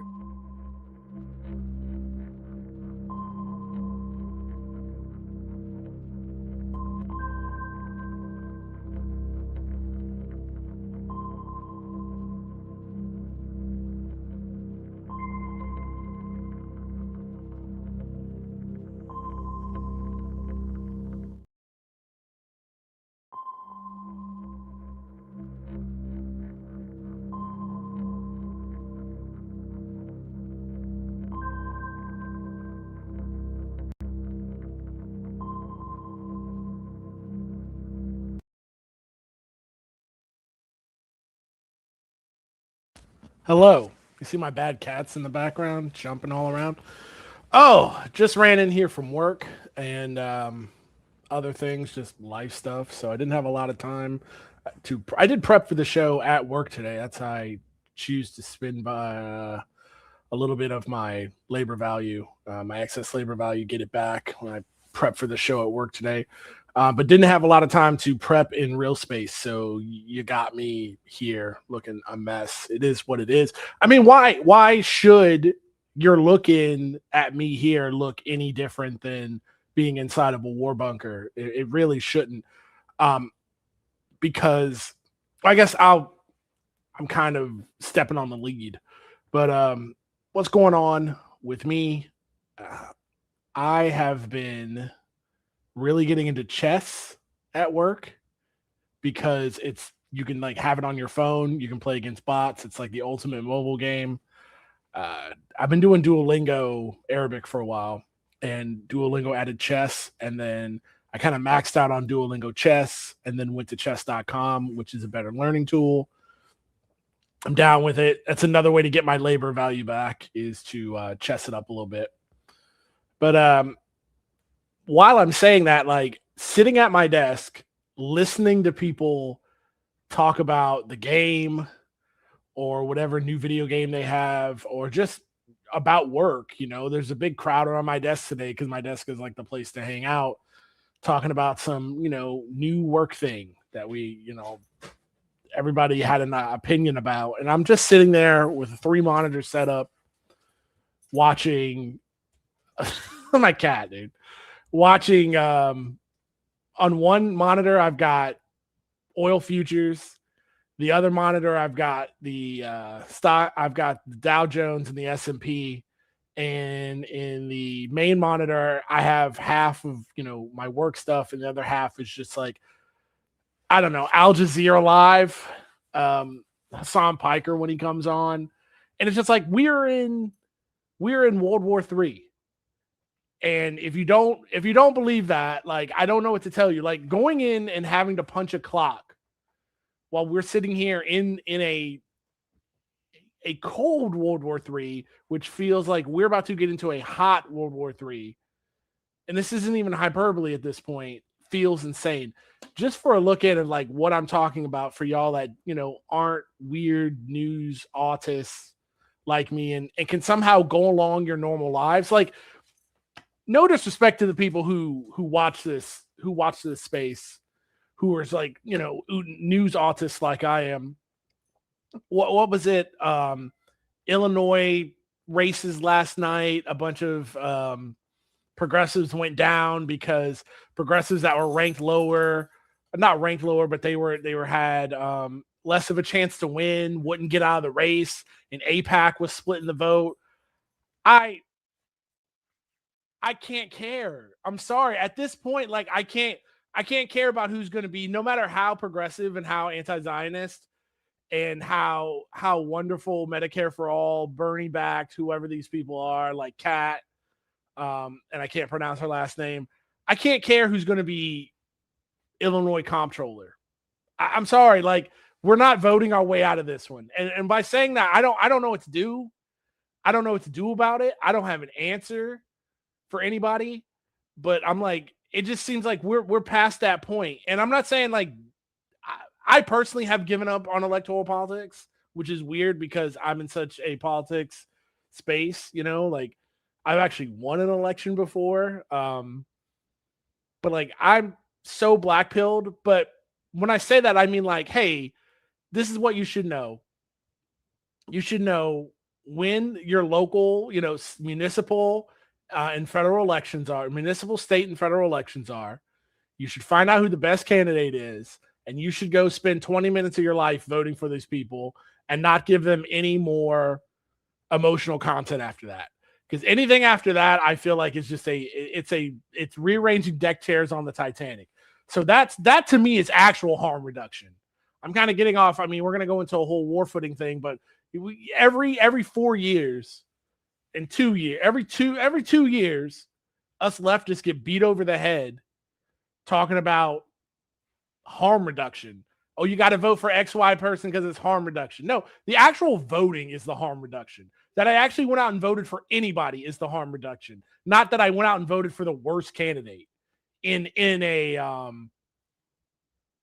primary, nonetheless. Like, if you want to have that argument about a general election, sure. A general election where you've got, Hitler versus Mecha Hitler, and one of them's got to win. I guess you're going to have to, make sure that Hitler gets across the finish line. But we should have taken the job beforehand and make sure that BK Blauschwitz beat Hitler. That's a Wolfenstein reference for those who celebrate video gaming. I don't know. But do you see what I'm saying? Like, I don't want to hear in a primary, I don't want to hear about how I have to support Gavin Newsom, who hasn't announced to do anything except his Chipotle order in California. I don't want to hear about that. Like, this is crazy. Like, right now we should be, if the reanimated head the reanimated cryogenically reanimated head of Walt Disney is the best candidate, then that's who we need to be voting for. That's who we need to be pushing in a primary before anything's set. This like defeatist, liberal, centrist attitude of we have to just lock it down. It's like, what is even the point of voting? Like, it seems like y'all got it, except y'all don't, because that's why Trump is president, and that's why we're in World War III. What a segue that was. But like, if you don't believe me, like for y'all aren't crazy, let's take a look here. And let's share some screen. Yep. Also share audio. Perfect. Maybe. Yes. Yep. So this is the S&P 500. I mean, this is the Dow today. I mean, this is just today. Hey, do you remember not that long ago when the Dow was over 50,000, that made it okay to sexually assault children, minors? Do you remember that? Remember that? That was crazy. But now I guess sexually assaulting children is no longer okay because we're way below 50,000, right? Let's take a look here. Not that one. We don't want that. Oil futures. We're almost at $100 a barrel again. We're at 98. It's just climbing and climbing and climbing. That's where we're at. So if you don't see the metrics, it's just really weird to talk about anything else other than this. I'm sorry. I know it's got to be, people got to be sick of it. People are tired of it. But I mean, this thing, it went down a little bit just as we're talking. It must have heard us talking, the magical hand of the market, and oil is a couple cents lower. But it doesn't, this is it, folks. Like, this is going to affect, this is going to affect our lives in a way that we cannot even comprehend. If you have children, this is going to affect your children's lives in a way that you cannot even comprehend yet. I was actually watching Hassan Piker today at work, and somebody, I think he said it best. He said, this feels like we're watching the beginning of, the COVID pandemic, live from Wuhan, and nobody's really talking. We know what's going on. You might hear some kind of whispers. Yeah, some kids got nuked in a school or whatever. But no, like, this is it. I'm sorry to be hyperbolic about it, but if you can't see that, I'm trying to wake you up to be like, I don't even know. That's the question. That's the thing. I don't even know what to tell you. I don't even know what to tell you to do, except that that this is real and this is happening. Because, I mean, what are we going to do? Like, getting in the streets? Okay, like, we had 1 million people in the streets when the Iraq war happened, and that didn't do anything. You can't vote our way out of this, because you see the Democratic Party led by Chuck Schumer want this just as bad, but they don't want to take credit for it because they think this is going to be some kind of, it is a global change. It's a global changing event that's going to somehow benefit the nation state of Israel, but it's not. I don't know what we can do about this except general strike and withhold our labor. And that's not coming anytime soon, not because people don't want it. It's just because we were caught flat-footed, and the general and to organize a general strike would just take too much time and too much planning. And we've already got, never mind Iranians, like the most important people in this equation, because the Iranians were the people who were attacked. But we've got them, if you care about that kind of thing, if you care about human beings, but we've got, dead Americans now. I haven't read into it, but my wife was telling me when I got home today, she was telling me that, they're now hiding the bodies. They're not doing the public, respectful transfer of dead Americans anymore, because they know there's going to be a ton of them coming in, and they don't want that equation. Like, they don't want people to get jostled about this. But on the other end of this, which is crazy, as a Marine Corps veteran, I guess this is really like sticking in my head, is that those guys in the Marine Expeditionary Force, where they say it's going to take about a month for them to get to the Persian Gulf, right? On the MEF, And those guys are from Okinawa. Those guys are stationed in the same base I was stationed at. And so I'm thinking to myself, man, it's like a cold chill up my spine. Like, man, this could be me so easy. Going either two things are happening with Trump ordering these Marines to the Persian Gulf. Either this is some kind of bluff, which I don't think it is, because it's like at some point they have to understand that Iran's not playing, because Iran knows this is existential for them. If you were with me last week, we talked about why it's existential for them, because they have to, whatever they've decided finishing the job is, getting all the American military assets off the block, and whatever they decide to do with Israel, let it be known, Iran is in the driver's seat here. Because for us, this is just one more expedition. This is just one more thing of us trying to, dominate the world through gangster capitalism. And for them, and we're going to fight until we take enough losses to get bored. But for them, this is like, well, either we do this or Iran doesn't exist, because the Americans will just be right back at us. Whenever they decide that they've manufactured enough HIMARS and manufactured enough interceptors, they'll be right back at this. So if we have to, they've literally said this isn't me being, game theory or hyperbole. They've literally said, we have to hurt America so badly that they understand they can never do this again. Does that sound like, a country, a regime that's on the verge of cracking, on the verge of breaking? I think not. I think that is the real politic of the situation, to where like Iran has been so, they've been so, tolerance not the word, but they've been so willing to live in a sane, normal global community for so long, and they've just realized we're a rabid dog that cannot be dealt with and must be put down. And so the only way I can see out of this with minimal, I said this last week, with minimal hurt to the American people, is that we don't lose a bunch of service members, and gas goes up to $10, $8, $7 a gallon for an extended period of time. We get tired of this. We can't drive to work anymore. So that way it's a de facto general strike, and then it ends like that with a broken American exceptionalism society, a broken American exceptionalism ideology, a broken economy, and pretty much just the cracks in our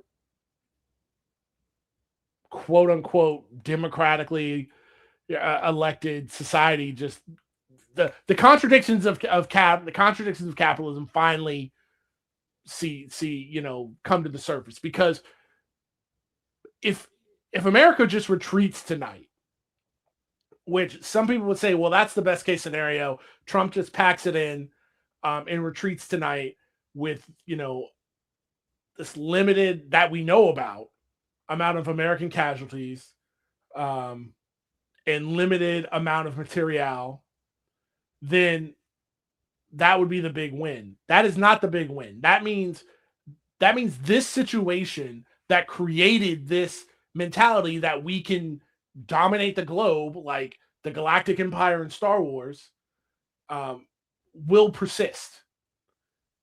And again, Iran understands that within 6 months to a year to 2 years to 5, whatever, we'll be right back at the same game again as soon as we rearm. But if through economic means, through societal collapse might be too hard of a word, but through just like societal awareness of where we are in the global community, that we can no longer dominate other countries like this just because they want to nationalize their oil. And make no mistake, that's what this is. America, I don't get into that, and that'll be my whole point, but make no mistake, that's what this war is all about. It's not about nukes. It's not about threats to Israel. It's because in the 70s, Iran turned its back on the mafia boss, which is capitalism, and nationalized their oil supply, and we didn't like that. Instead of taking a deal of saying, if America would have came to them and said, you guys are a democratically elected sovereign country and you nationalize your oil, that's great, wonderful. Can you please sell us some at a cheap price because we buy a lot of oil? And they would have said absolutely. But no, because capitalism cannot operate like that. Capitalism must have everything all the time. That's what brought us here. Not death to America, not Trump saying they're chopping women in half, not we're trying to free the Iranian people from their theocratic regime by dropping bombs and melting them. None of that. This is about capitalism. This is about a slave revolt. And there's one thing that America hates. It is a slave revolt. And I want to keep that theme in mind. But I want to talk about how this is absolutely World War III. And you don't believe it. You don't believe me? Let's take a look. Politico. Taiwan reports large-scale Chinese military aircraft presence near island. Taiwan saw a surge of Chinese military planes near the island, its defense ministry said Sunday, after a sharp drop in flights over the past 2 weeks had sparked discussions among the observers.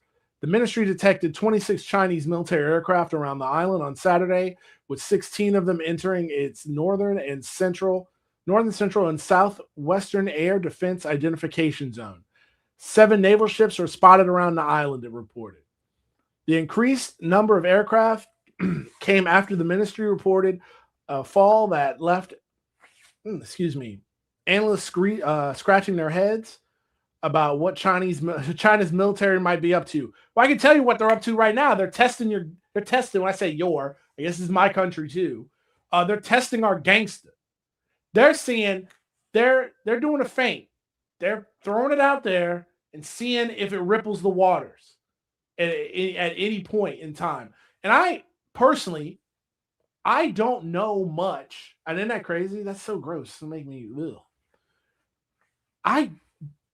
I know limited. I know a lot, but I know a limited amount about Taiwan, and so I can understand the Taiwanese position from both angles, because any nation state that wants to be free, they want to be sovereign. I'm completely for that. I'm completely about it. Third world, Maoist guy, right? Workers of the world unite, don't be anybody's client state if that's what you want to do. But also, even if China pinky sweared and said, we will leave, you know what, Taiwan, you are no longer Chinese Taipei, you are Taiwan. We're not doing the one China. You are your own separate thing. That would not stop them from being a client state of the U.S., so how would we feel if another country had a client state, let's say 90 miles off the U.S. shores? We wouldn't feel great about it. Exhibit A is Cuba. When Cuba was a client state to the USSR, we did not feel great about it after they had I'm calling it a slave rebellion, because the Cuban Revolution was throwing off the shackles of the United States, because we said, hey, that's our client state. We only, we'll let the mafia and the CIA run this island, but the Soviets, no way, and that we'll never accept that. So, if Taiwan wasn't going to be, it's currently a client state of the United States. So I don't have that much sympathy for Taiwanese independence, because it's not actual independence. And, I need to learn more about the topic, and I need to learn, but I have a good idea. I have a good knowledge of history, but I need to learn more about the economics of it. But it's like, it is what it is. Like, they are a client state of the United States right now. And there's no such thing as a free Taiwan. So I understand the Chinese position 100%. But that being said, Taiwan didn't report any Chinese military planes that went beyond the median line and entered the zone for a week from February 27th to March 5th. After 2 were detected on March 6th, the next 4 days had none. Such flights resumed in small numbers between Wednesday and Friday. The drop coincided with the annual meeting of China's legislature.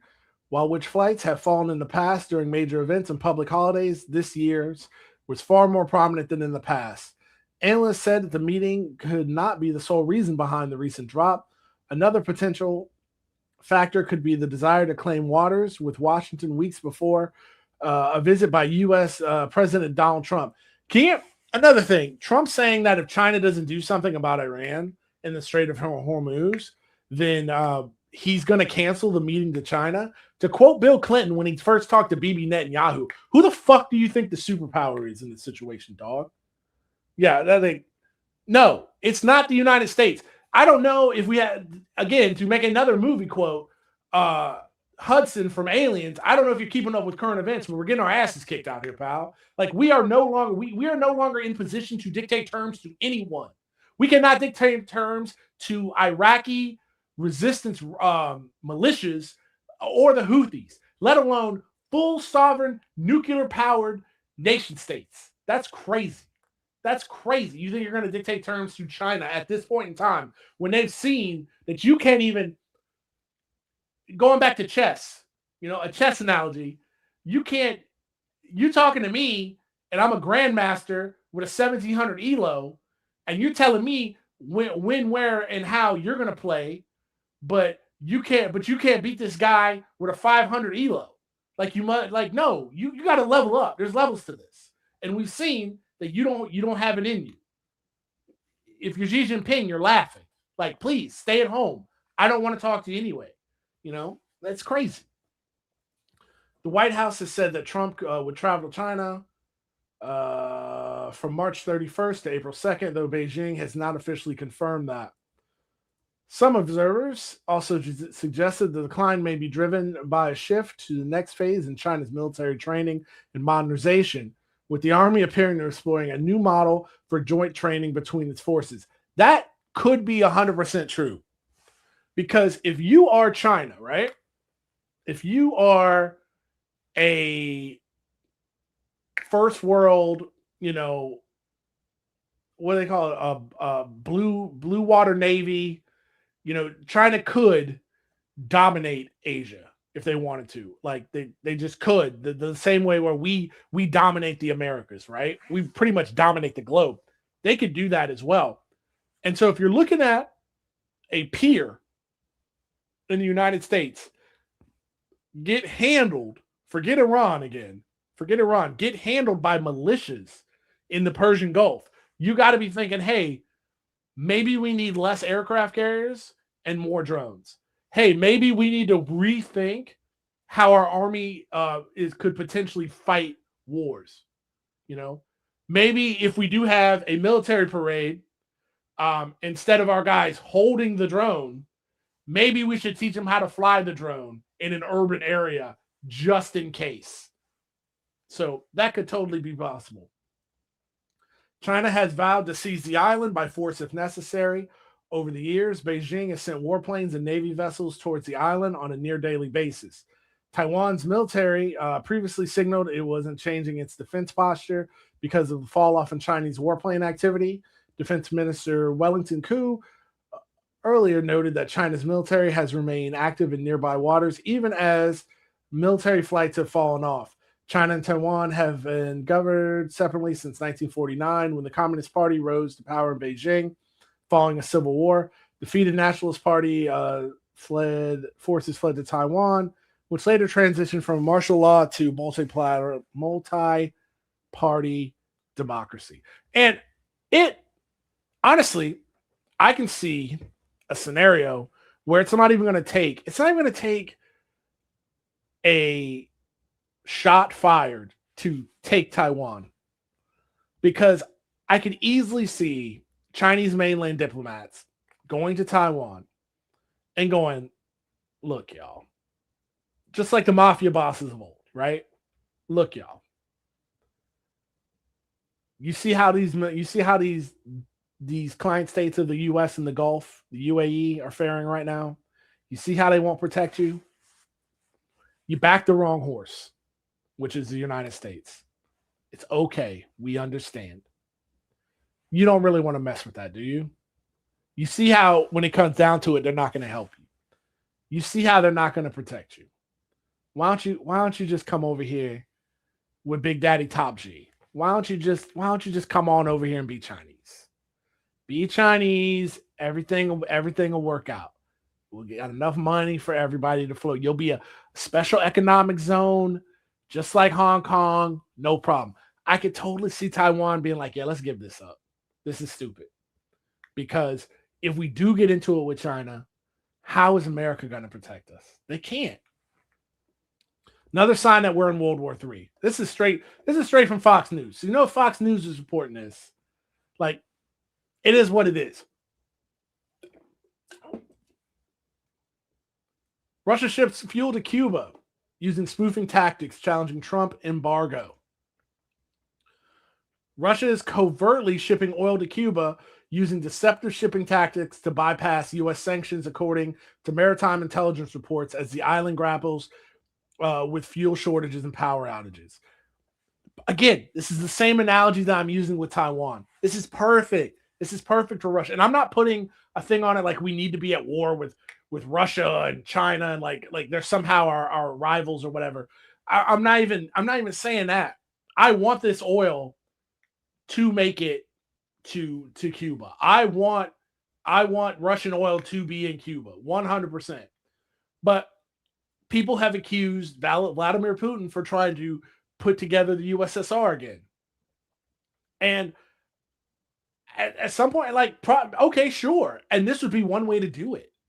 Because again, you'd be like, look, we would love a client state 90 miles off the American coastline. We would love that. Let's do it old school. USSR style. We could put military bases there. We could put some missiles there. It'd be great. It'd be just like old times, right?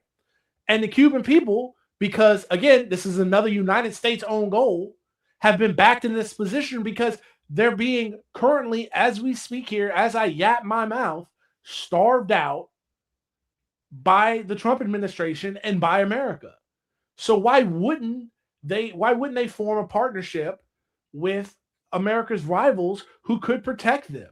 Trump's sitting up here talking about how he's going to take Cuba. Well, great. I guess the Cubans are within their right then to take Russian oil to protect themselves. One alleged delivery came amid Cuba's worst crisis and ahead of the grid collapse on March 16th, which left roughly 10 million people without electricity, according to Cuban authorities and the U.S. Embassy in Cuba. The Hong Kong flag tanker, which is not sanctioned, has AIS patterns that suggest the tanker spoofed its location and likely sailed to Cuba to discharge its cargo in early March. I mean, here's the thing about that. I mean, Russia might be using this, spoofing just as a CYA. But at some point, again, if you're Vladimir Putin, if you're Xi Jinping, you're looking at what's going on in the Middle East, at some point, it's going to get to the point, it's like, yeah, we're sending them oil. What are you going to do about it? Yeah, you've got a blockade, an embargo that you're trying to, that you're trying to starve people out. You're trying to literally kill people on this island because you won't let them have oil so that they can have power and food. So what are we talking about here? Like, where's the United Nations, which we all know is a joke? This is a war crime. This is a crime, not a war crime. This is a crime against humanity. Where's the ICC with an arrest warrant? That's never going to come. So at some point, Russia would be completely in their rights to be like, yeah, we're doing it. What are you going to do about it? You're going to fire on a Russian tanker? You're going to try to stop us? Please go right ahead. Go right ahead, because while you're sitting here trying to dominate the world, we've got something for you. And this is what I mean. Like, World War III we're already in it. These countries are begging. China, Russia, they're smelling blood in the water. They are begging for some kind of justification to kick this thing off. Let's see. Hong Kong flag tanker. Financial Times also reported March 18th that another Russian flag tanker, Anatoly Krolodinkin, carrying crude oil, was expected to reach Cuba by April 4th. We are ready to provide all possible resistance. Yeah. I mean, that's what it is, resistance to the United States. Kremlin spokesperson Dmitry Peskov had told reporters at a briefing on Cuba on March 17th, the Moscow Times reported. The alleged shipments came as senior officials at the State Department told Fox News that under existing law, there are ways for Cuban companies and citizens to purchase oil, but the Cuban regime is making that impossible. What? See, this is... We're doing an embargo. This is like if I came to your house and I like smashed all your lamps, and then I said, well, why isn't the power on? Like, don't you have power? I don't understand why you don't have any light. Like, we're the ones doing this. It's absolutely insane. The U.S. embargo prevents the Cuban regime from purchasing oil only. Why? Why does it do that? Again, if communism is so bad, if the Cuban people are living in such a tyrannical regime, why do you need an embargo? Why wouldn't communism just why wouldn't communism just fall apart? It's because you know it works. You know it works. And again, the point of this show, the theme of this show is you hate a slave revolt. The United States, we hate when subjugated people, Iranians, Palestinians, Venezuelans, Haitians, Cubans, we hate slave revolts here in the United States, Native Americans. We hate when subjugated people just don't lie down and take this our subjugation, and we will hold a grudge forever. Windward AI first identified the tanker Seahorse as the key vessel in the suspected clandestine oil delivery in its report on March 18th. The firm said the vessel was thought to have transported around 190,000 and 200,000 barrels to Cuba while engaging in behavior consistent with sanctions invasion. Although the vessel, I just can't let, they act like this is the law of God. Like this is the law of just like a sanction, our sanction, because they had the nerve to throw off the yoke of American capitalism and imperialism is somehow just an equal and opposite reaction. Windward analysts flagged several suspicious activities. These include switching off its automatic identification system during a ship-to-ship transfer near Cyprus, where it likely unloaded its cargo, and sailing without Western insurance, both common indicators of sanction circumvention. Inshallah, please. The tanker also repeatedly altered its stated destination, initially signaling Havana, before changing to Gibraltar for orders, a tactic often used to obscure final delivery points. After crossing the Atlantic, it appears to drift while broadcasting that it was not under command, which analysis suggesting its air signals may have been manipulated to conceal its true location activities. These movements strongly indicate that the vessel may have completed an unreported delivery to Cuba before resuming normal transitions. Since January 29th, U.S. measures effectively creating an oil blockade have disrupted fuel shipments to the island. Thank you for acknowledging that, Fox News. The policy shift followed major changes in Venezuela and the illegal, I will add that, arrest of Nicolas Maduro, further tightening supply to Cuba and discouraging other tankers from approaching its ports. President Donald Trump warned that countries supplying oil to Cuba could face tariffs, while Cuban President Miguel Diaz-Canel condemned the measures as an economic war and pledged continued resistance in a post shared on X. Like what?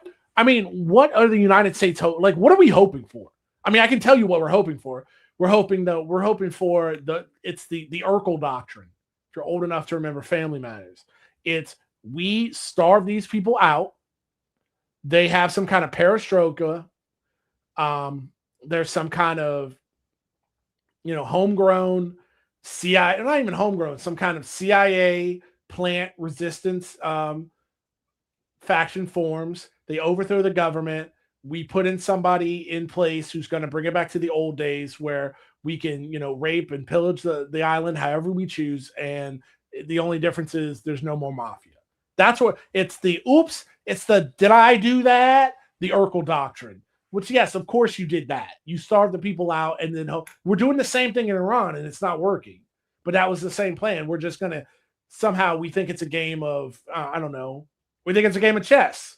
And if we just keep checkmating the king over and over again, keep killing their leaders over and over again, that somehow they'll just be like, well, I guess you killed the 1900 Ayatollah, so now we're Americans. Like, that's not how this has ever worked.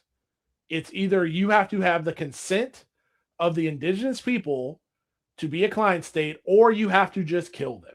You have to just go in on the ground, old fire and brimstone, medieval style, and just kill everybody and say, you know, we did this for God and country. It's the only way this has ever worked. There's never been an air war that's had a regime change come out of it. It's just not, that is natural law. Like, it just does not work like that at all. The only way for Cuba to fix its energy crisis is to address the root cause of economic failure. Total government control of economic life. Then why not let it fall apart? What's the embargo for? What is the Cuban embargo for? It's like, if there's, I'll give you a real world example, an analogy. If there's a building that is unsafe, that is unfit for habitation because it's going to fall apart, right? And you know that any moment it could fall apart. Well, what you do is you just build a fence around it, and then you just let it collapse. You don't send a demo team in there to bring it down unless the building is sturdy enough to stand on its own and you need the demo team to demolish it. And that's what we're doing. We're trying to have it both ways. It's just so gross. The regime must make significant changes, allowing for privatization and the Cuban people to provide for themselves. They were providing for themselves just fine. That's so funny. The Cuban people providing for themselves is the basis of communism. That's so funny, man. Otherwise, another senior State Department official said, wow, it's funny that they still don't want to name themselves. Even in this, they're in the most safest position of all time. Officials said Cuba's blackouts have sadly become common for many years. Well, why? Why is that? It's because of the embargo. A symptom of the regime's failing. I'm having a hard time even reading this. It's so gross. But with that said, I know there's a lot of like pops and older people out there who, and even young people, like young Cuban Americans who live here inside, their third and fourth generation Cubans, are just a lot of boomers and Gen Xers, just heads full of propaganda. And what I usually tell these people when they want to talk to me about Cuba, I say, man, I could list you all these things about Cuba, right? I could tell you what I've just sit here and yapped about forever. Or you could just do the Cliffs Notes and you can just watch Godfather 2. Like, you could just do that. And it'll tell you pretty much everything you need to know, or pretty much where to go search for the information after. So this is like one of my favorite scenes from Godfather 2. Talk about Cuba. It's only 38 seconds long. I saw an interesting thing happen today. A rebel was being arrested by the military police. And rather than be taken alive, he exploded a grenade he had hidden in his jacket. He killed himself, and he took a captain of the command with him. Right, Johnny? Rebels know they're lunatics. Maybe so. But it occurred to me, the soldiers are paid to fight. The rebels aren't. What does that tell you? They can win. This country has had rebels for the last 50 years. It's in their blood, believe me, I know. I've been coming here since the 20s. This episode is made. Now, with that being said, that was all the mafia bosses just talking about in the movie how they're going to slice up different pieces of Cuba. And Michael was the only one with any kind of foresight, even though he's evil too. But at least he's logical. And he understood the fact of they're there for money. They're there to slice up the country the way they see fit to turn a profit. Same with the president at the time, Batista, who was willing to let the CIA and the mafia run his country the way that they saw fit, as long as he got a big enough slice, right? But that doesn't buy loyalty. That doesn't buy nationalism. And that's what the Americans, we are figuring out in Iran right now. It goes back to the war for them is existential. They are on death ground. They would do this for free. If the United States military members did not get paid for long enough, if we had a long enough government shutdown, thank you, Democrats, for making sure to cave on the government shutdown, because if we wouldn't have caved on the government shutdown, these guys right now, on these Marine Expeditionary Forces, the guys right now in the Abraham Lincoln, who are on the longest deployment in U.S. military history, who reports are that they are clogging toilets and setting fires because they're so pissed off that they're out here risking their lives for Israel. And Donald Trump's to soothe the pride of a pedophile president that they are committing sabotage on their own, on an aircraft carrier. If the Democrats could have held the line like they're supposed to do, be our actual representatives and not paid these guys, it would have made this war almost impossible, because you would have seen at some point a full-blown revolt, and this illegal war could have not been able to take place. So Michael understands that in that clip of The Godfather. He understands that once the money dries up or it becomes too dangerous to try to take profit, they'll run like rats. So will he, because he's not. It's theme of The Godfather. They murder people, they lie, they cheat, they steal. It's only business. It's only business. But for the people who live in Cuba, the people who live in Iran, the people who the slaves that Louverture in Haiti, the Haitian slave rebellion, this was existential. They would do it. The Iranian army, the Iranian military, these Iraqi militias, Hezbollah, Hamas, they would do this for free because it is victory or death for them.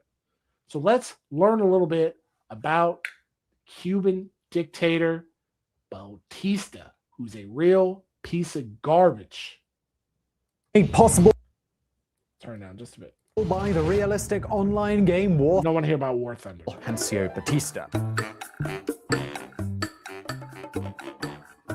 Confused? Well, you should be, but keep on watching to learn more about the complex life of a man who rose from the very bottom of the social scale and ended up ruling the fourth largest economy in Latin America, and also made an alliance with the Mafia, escaped an assassination attempt thanks to Santiera magical practices, and eventually fled at dawn with 3 cargo planes filled with loot. Let's get into it.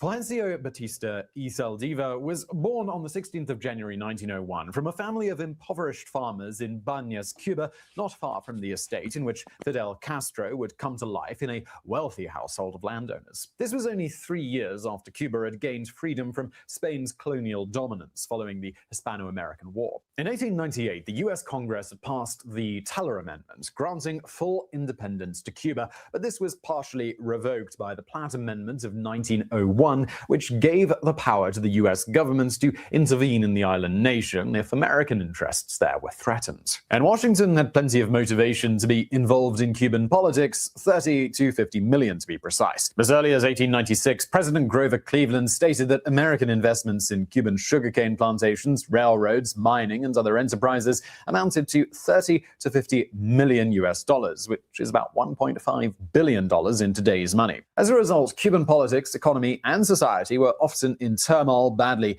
managed by a string of corrupt presidents who ruled to please the landowner elite with substantial US backing. Just as an example, consider the story of the PIC, Partido Independiente de Color, or Colored Independent Party. This was founded by Afro-Cuban veterans of the war against Spain. In 1908, the party won enough votes to threaten the rule of then-President Gomez, to which he reacted by disbanding it. As a pretext, he cited a law which forbade the creation of parties based on race, a law which was meant to protect the ruling white Cuban elite. When the PIC staged a revolt, Gomez launched a bloody crackdown backed by the regular army and U.S. troops that were sent to protect American interests. 5,000 Afro-Cubans died in the struggle, many of them lynched. Let's get to Batista. Machado.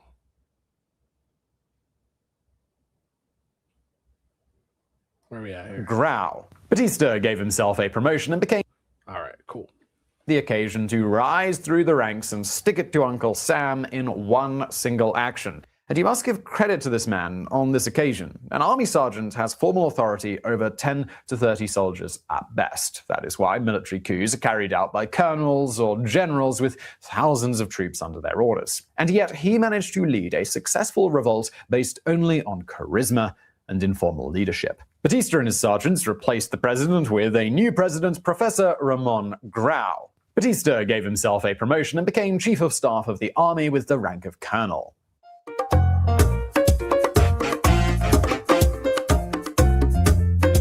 In the following years, the newly appointed Colonel Batista would hold power in the shadows, pulling strings to make or break presidencies. And to further his plans, he did not mind cooperating with the US from the start. For example, in late 1933, Professor Grau launched some attempts at reform, but his time in office was characterized by social instability and constant opposition. After only 100 days, Grau received the deluxe Platt treatment by Sumner Wells with Batista's full support and cooperation. Cuba needed stability, and Grau was not the right man.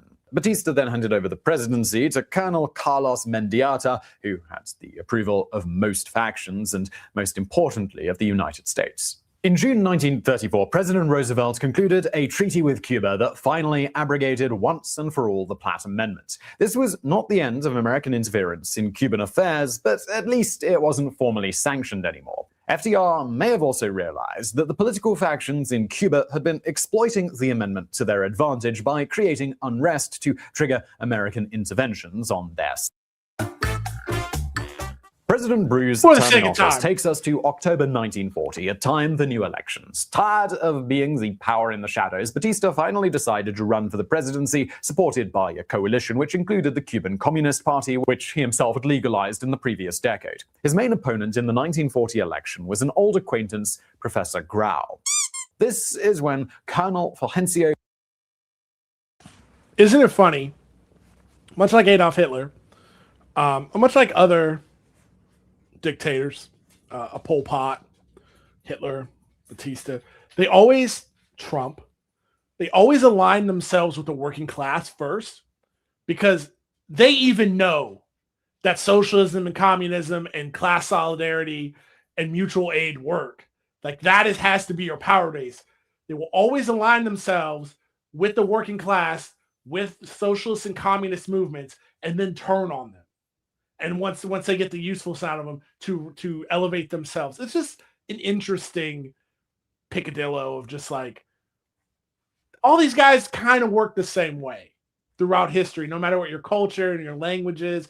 All these dictators always work the same way. Batista, the former and future leader of revolts and coups, stepped into power as a democratically elected representative of the people. One can only imagine the sense of achievement felt by the son of farm laborers who became a soldier, then a sergeant, a colonel, the driving force behind Cuba's string of rulers, and finally its first non-white president in a country historically ruled by sugarcane tycoons of European descent. Batista's presidential term from 1940 to 1944 is generally viewed in a positive light by historians. During this period, Batista oversaw the drafting of a new constitution, a progressive document which called for government intervention in the economy and provided. If you have seen The Godfather Part 2, you will surely remember a long section set in Havana in which Michael Corleone meets gangster Harmon Roth, who runs the profitable gambling business in Cuba in cahoots with the government. This Roth character is inspired by real-life gangster Meyer Lansky, a high-ranking mobster of the Jewish Mafia. Lansky and legendary Italo-American mafioso Lucky Luciano had been cooperating with Batista since his Florida years. When the dictator had seized power in 1952, he had realized that to attract the right kind of tourism and investments, he needed to clean up Havana's casinos and red light districts. And who better could do this than the mob? Lansky in particular had a real talent to organize complex operations and have businesses run like clockwork. He took charge of the casinos, becoming a sort of unofficial but much needed minister of gambling. So what did Lansky, Luciano, and other mobsters such as Santo Trafficante get in return? Well, for starters, they got loads of money from Batista's government, but most of all, they had free rein in dealing cocaine in and out of the island. This was a time when VIP members at one of the smarter Havana nightclubs had their own lockers to hold their cocaine stash. This was a time when Havana was a volatile mix of Monte Carlo, Casablanca, and the ancient city of Cadiz all rolled into one. A bitch's brew of high-stakes gambling, secret revolutionary plots, violent repression, and gangsterism. And yet, the unholy alliance of Batista with the mob was just a minor symptom of the broader illness plaguing Cuba in the 1950s. Government corruption, unemployment, exploitation of low-paid female labor, USA interference, and the toxic dependence on a single-crop economy, sugarcane. This system was due for a collapse, and a young lawyer, he was going to accelerate its demise. And now enters the picture, Fidel. The reason why I bring all this up in a very slapdash way is because whatever, and I'm talking to leftists, I know that y'all, you go in your locker, what am I talking about? Go in your closets, go in your dressers. I'm sure I can find a Che Guevara shirt in there, right? The shirt that has Che's face on it, right? I'm sure we probably have positive opinions on Fidel. And I'm not even saying that Fidel was an angel, and and when you get down to it, if you had to describe Che in 2 sentences, he was a guy who was a doctor who murdered people. But of course, that's not even close to. But that's how he's presented, right? To the real. So what I'm trying to say is I'm not one of these guys who's like, oh yeah, everything's great. Cuba is amazing. I would live in Cuba in a heartbeat if I could get a job and I was sure the lights would stay on. I would live there in a heartbeat. But I wouldn't sit there and be like, it is a socialist utopia. It could be one day if the United States would stop meddling with it, if they would get over this, almost half a century grudge that they have for overthrowing, their nice little cocaine-fueled mob parties. But what I'm trying to say is the next time your Gen X, father-in-law or some idiot at your coworker or just normie is trying to tell you about, how terrible Fidel Castro was and how terrible the Cuban Revolution was and how, they made, my grandparents had to flee their island and move to South Florida and move to Miami. I'm like, yeah, but time did not start on the day of the Cuban Revolution. Everybody wasn't over there, just sipping on the milk of human kindness. And then this guy Fidel had twisted his mustache and popped a cigar in his mouth and had such an evil plan. It's like, no, the island was shit. It was a trash place. It was trash because of the mob, the United States, and Batista, who was there a willing accomplice. There's a reason why that revolution happened. The same thing I would say about Mao. You want to talk about struggle sessions? You want to talk about how many people Mao killed? Well, I want to talk about how many people did capitalism kill? How many peasants did capitalism murder before, there was one quotation from Chairman Mao. So I just don't want to hear that. If you don't want violent revolution, try to create a world where violent revolution, people don't want to violently revolt. And again, we just hate, I had a thing set up. We're almost out of time here, but just an idea, we're going to watch a little bit. We'll probably do it next week. Watch if the world isn't in. We'll watch a little bit about the Haitian Revolution and Louveterre. And yeah, it was violent. It was disgusting. French white slave owners were murdered en masse and thrown off that island. The French still holds a grudge. This is a country whose their national motto is egalitarianism, fraternity, and equality, and they still hold a grudge because black people in that island that they dominated actually weren't just talking shit. They lived it. And they executed their own French Revolution. And France still doesn't want to run them their reparations for the evil they did on that island. Capitalism hates it. They hate it. They hate a slave revolt, and they'll do anything to crush a slave revolt. And that's what I want to end on, whether it be Cuba, whether it be Iran, whether it be China, whether it be Haiti, whether it be the Native Americans, whether it be actual African slaves here in America. We hate a slave revolt. We hate anybody who will stand against capitalism. And I'm glad to be one of those people. So that's all I got until next week. Lumencast on Twitch, Lumencast on YouTube. I really appreciate y'all for hanging out and listening to a yapper, because I be yapping. So until next time, we'll see ya.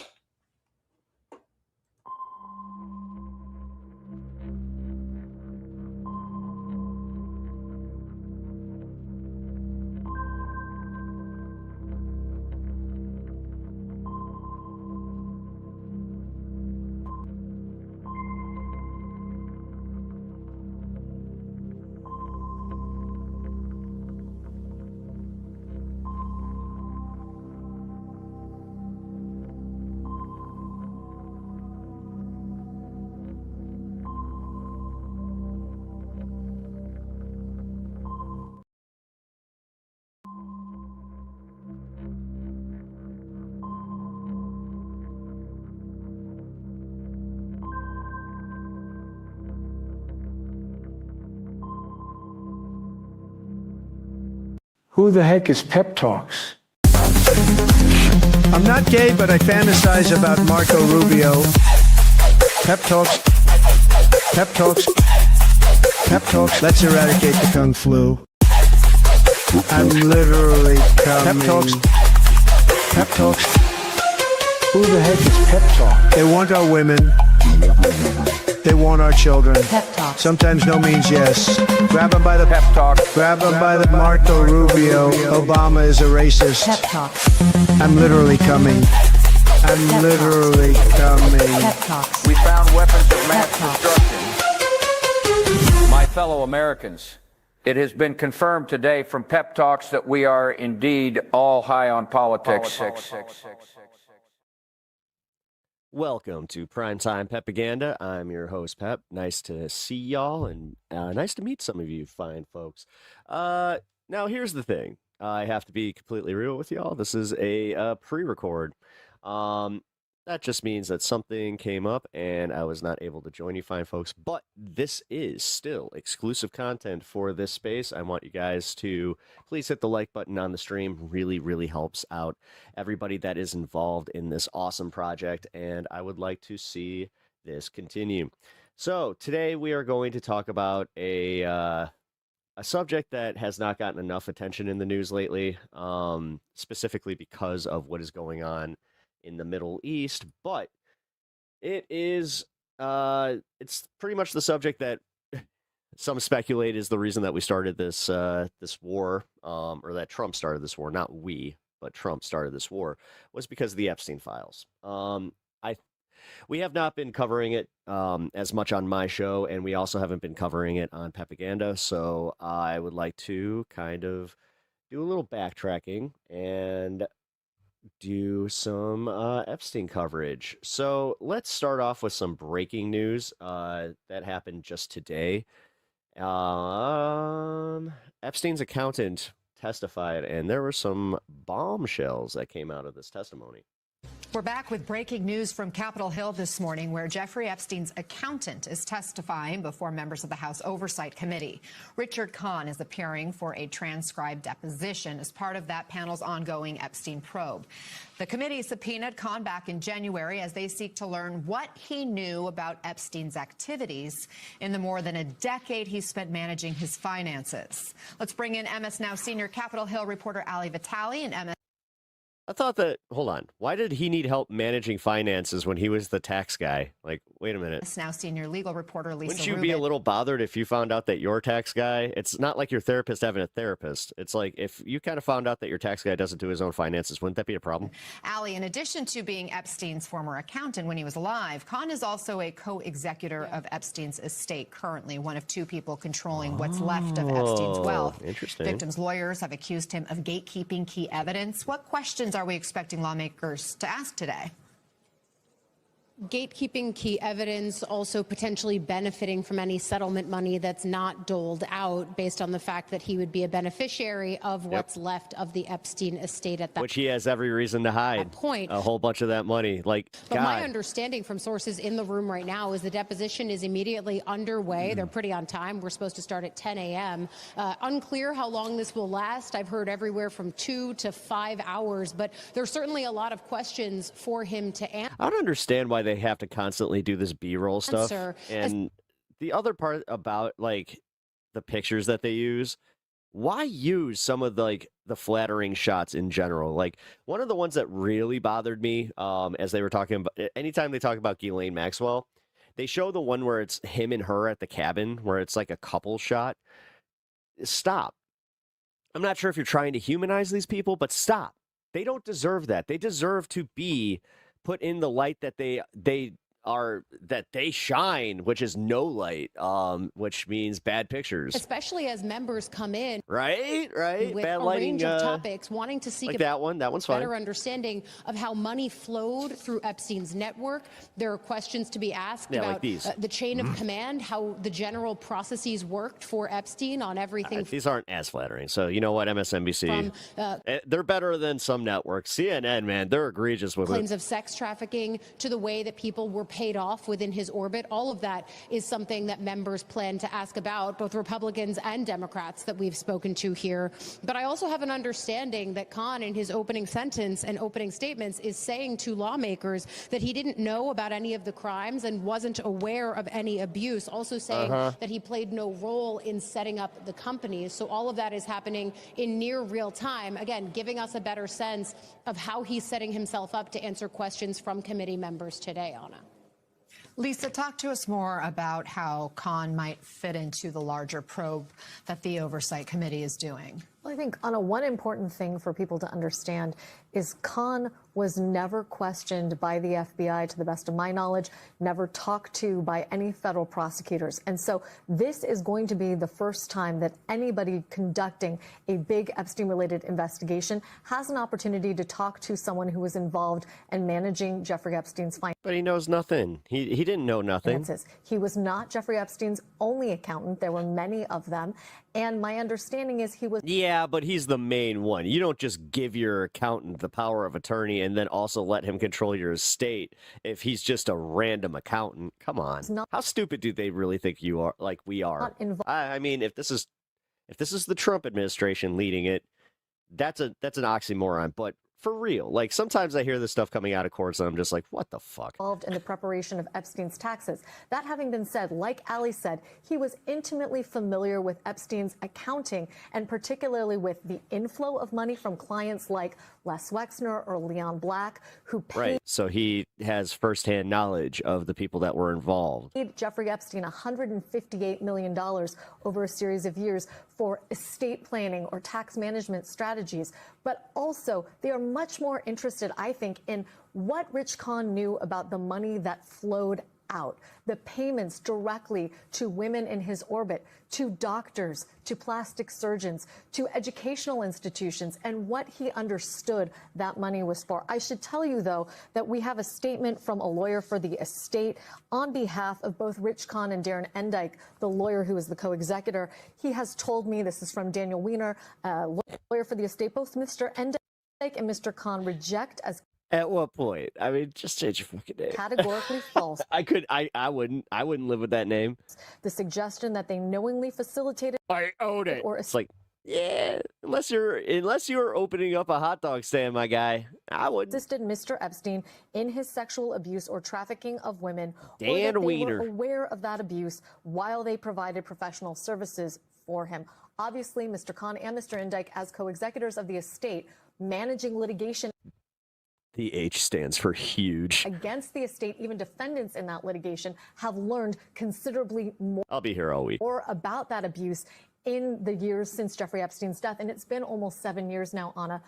I expect that members of Congress will have a lot to ask him about in terms of what, not only what they saw and experienced at the time, but what they have discovered after the fact. It's amazing that the FBI hasn't already done these interviews with people so close to Jeffrey Epstein and, of course, now in charge of his estate. Lisa, I want to turn to some other new reporting you have uncovered related to what's still missing from the Epstein files that the DOJ... Man, okay, so yeah, I'm so separated that I kind of forgot about that part of things. So welcome back, guys. Yeah, there's the reminder. We are still missing files. ...is posted on its... And they keep hiding files. And then they keep pulling files that they had already released, which again, what are they doing? Why even do that? Website, like, what are you insane. learning? Like, Well, do they want like plausible deniability? So if somebody does like show the original forms or like the original screen caps, that they're just like, oh look, but this isn't listed in our documentation, therefore that must be false, that must be fake. I've talked about the indices that are available in the Epstein files production that correspond to prior witness statements given by people in the Department of Justice's 2019 through 21 investigation. Almost 600 people, Anna, were interviewed. One of those people was someone who has accusations against President Trump. We pointed out that 3 interview memos were missing from the production. The Department of Justice has now made those available to the public, and yet there are still statements reflecting witness interviews with women who not only accused Jeffrey Epstein of abuse, but also made accusations against other high-profile associates of Jeffrey Epstein. We're literally in the same position. My reporting last night involves one of those women who experienced years of abuse at Jeffrey Epstein's hands, but also accused Jess Staley, a former Wall Street executive, of sexual assault. She also says that Leon Black, the private equity billionaire, attempted to assault her before she could run out of the room during a massage that Jeffrey Epstein directed her to perform. I should say both Mr. Black and Mr. Staley have steadfastly denied those allegations. MS Now has not independently corroborated them. I think the real import of our reporting is that witness statements that should have been produced by the Department of Justice are still missing, and not just with respect. And the thing is, if they're not going to lead to arrest, why even retract those? Like, to that woman who accused President Trump. Do they not see that this makes it look a lot worse for them, and more and more people, like even from their own side, they hear this and they're just like, what are you hiding? But with respect to lots of witnesses who may have accusations against other high-profile individuals as well. Is the DOJ answering to this? We haven't seen a statement from the DOJ yet, and I look Why does she have 2 coffee cups? forward to what their explanation is. Last week, with respect to those documents Makes you missing wonder. with the Trump accuser, they said that those were incorrectly coded as duplicative, as were 12 other documents, including some witness interview memos prepared by the FBI. We don't know how they will explain these missing documents. Were they incorrectly coded? Were they withheld for some other reason? I look forward to seeing what the Department of Justice has to say, Anna. I mean, I am also interested to hear what they have to say. Here. Now we have an explosive twist, and God, it's a Fox News alert! Fox Fox News alert, investigators are swarming Jeffrey Epstein's Dude, South Park nailed that. notorious New Mexico ranch. After an email in the Epstein files claims 2 foreign girls were strangled to death during rough fetish sex. And Epstein ordered the bodies to be buried on the ranch.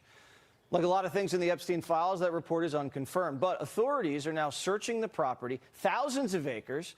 The ranch has been a dark mystery for years, and people are finally... This is after a Trump sycophant had bought the ranch, and then he made an announcement that he's like, I cleared out the pool. You know, we needed to make some updates, and it just so happens that those construction, like the construction projects, were happening in very suspect areas. Finally talking.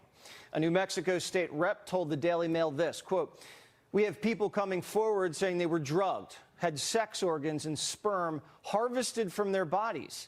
People, you mean Sasha Riley, who you guys have still not mentioned the name of. And woke up around medical equipment, not knowing where they were or what happened to them. We're also learning more about what happened on the night Epstein died. The guards who were fired after admitting to falsifying records were supposed to be checking Epstein's cell every 30 minutes. Prosecutors said instead they were taking naps and online shopping. Yeah, and then...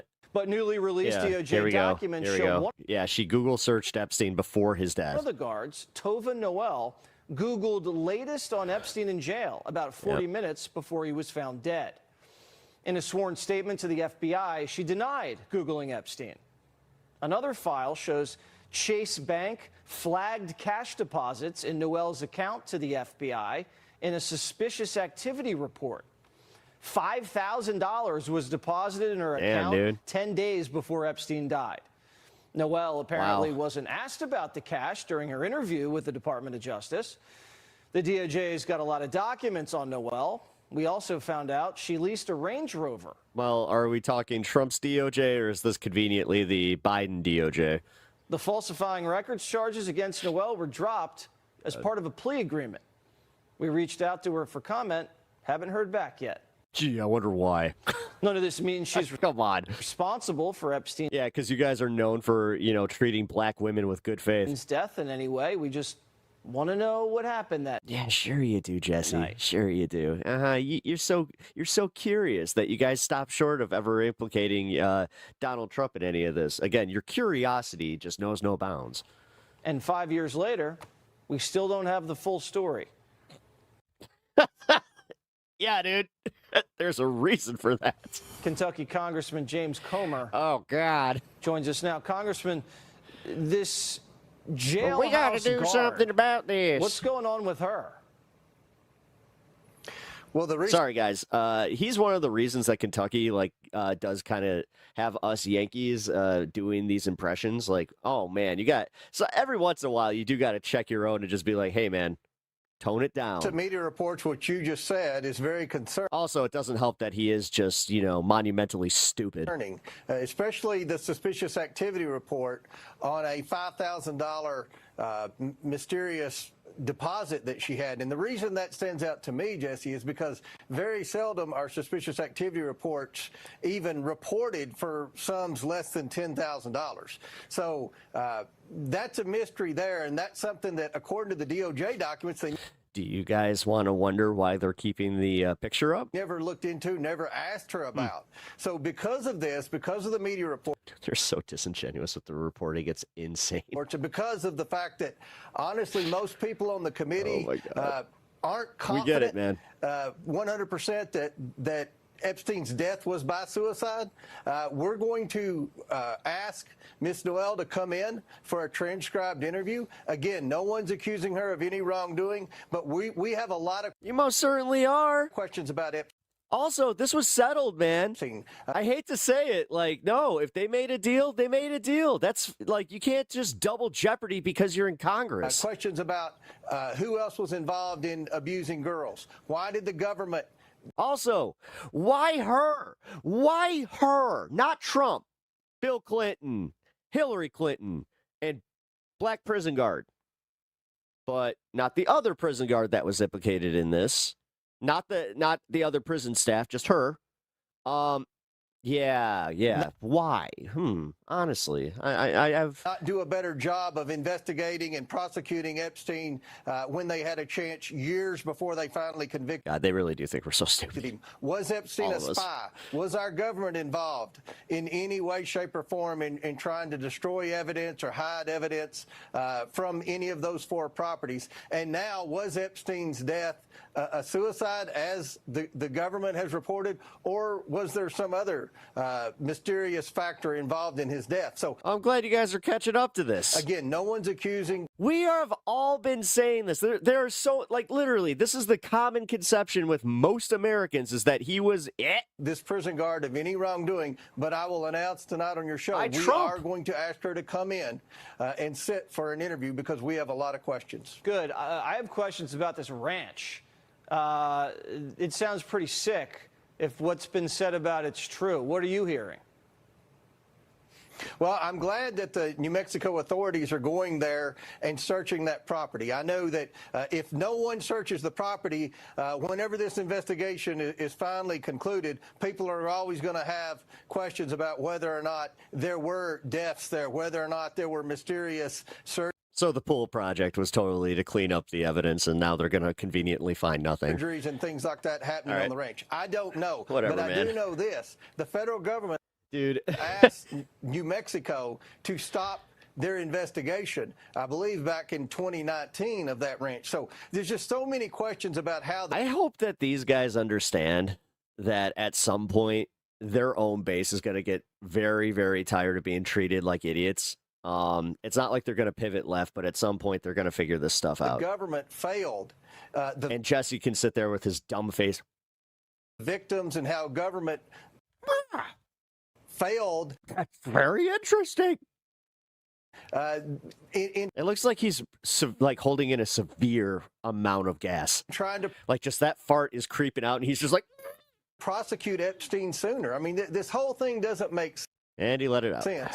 Everyone has conspiracy theories on, how Epstein was able to get away with it. Was it because he had, powerful friends? Yeah. Was it because he was an agent? No, we don't know, but we're going to find out. And I say, did he have powerful friends? Did he? Again, I'm sorry for any of my Kentucky-Southern folk that don't like it when, us Northerners tend to use that inflection to insinuate that somebody's stupid, but man, this guy. I'm glad that they're on the ground now in New Mexico searching that property. Congressman, you said in 2019 the government told New Mexico authorities to stand down investigating the ranch. Do you know what branch of the government? It was the Department of Justice, I believe. Oh. And I believe it was because they interesting I believe. I believe it was the Department of Justice, and it was. I believe it perhaps was the Southern District New York, because they had taken over the investigation at that point. So it wasn't Pam Bondi's Department of Justice. It was the Office of New York. So again, these are questions that. Yeah, you see this big this big hole here.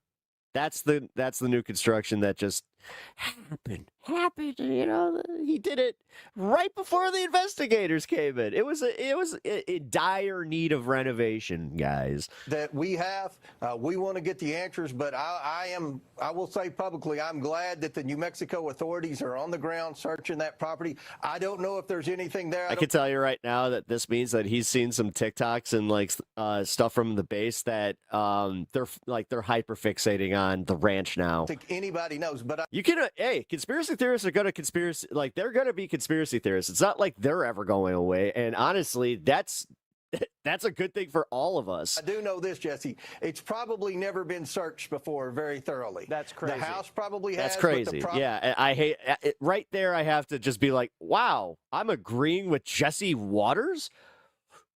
What? Pretty hasn't. That's crazy. Well, like you said before, That even is. if nothing happened, you search it, you close the case on it, it puts it to rest so no one else like they're already planning to do.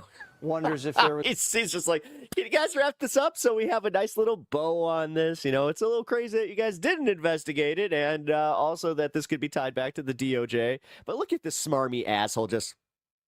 It's a cover-up, but I nailed that. Got to search. You definitely got to do that. Congressman, thank you so much for letting us inside this investigation. More primetime coverage on Iran. That's fucking Fox News, dude.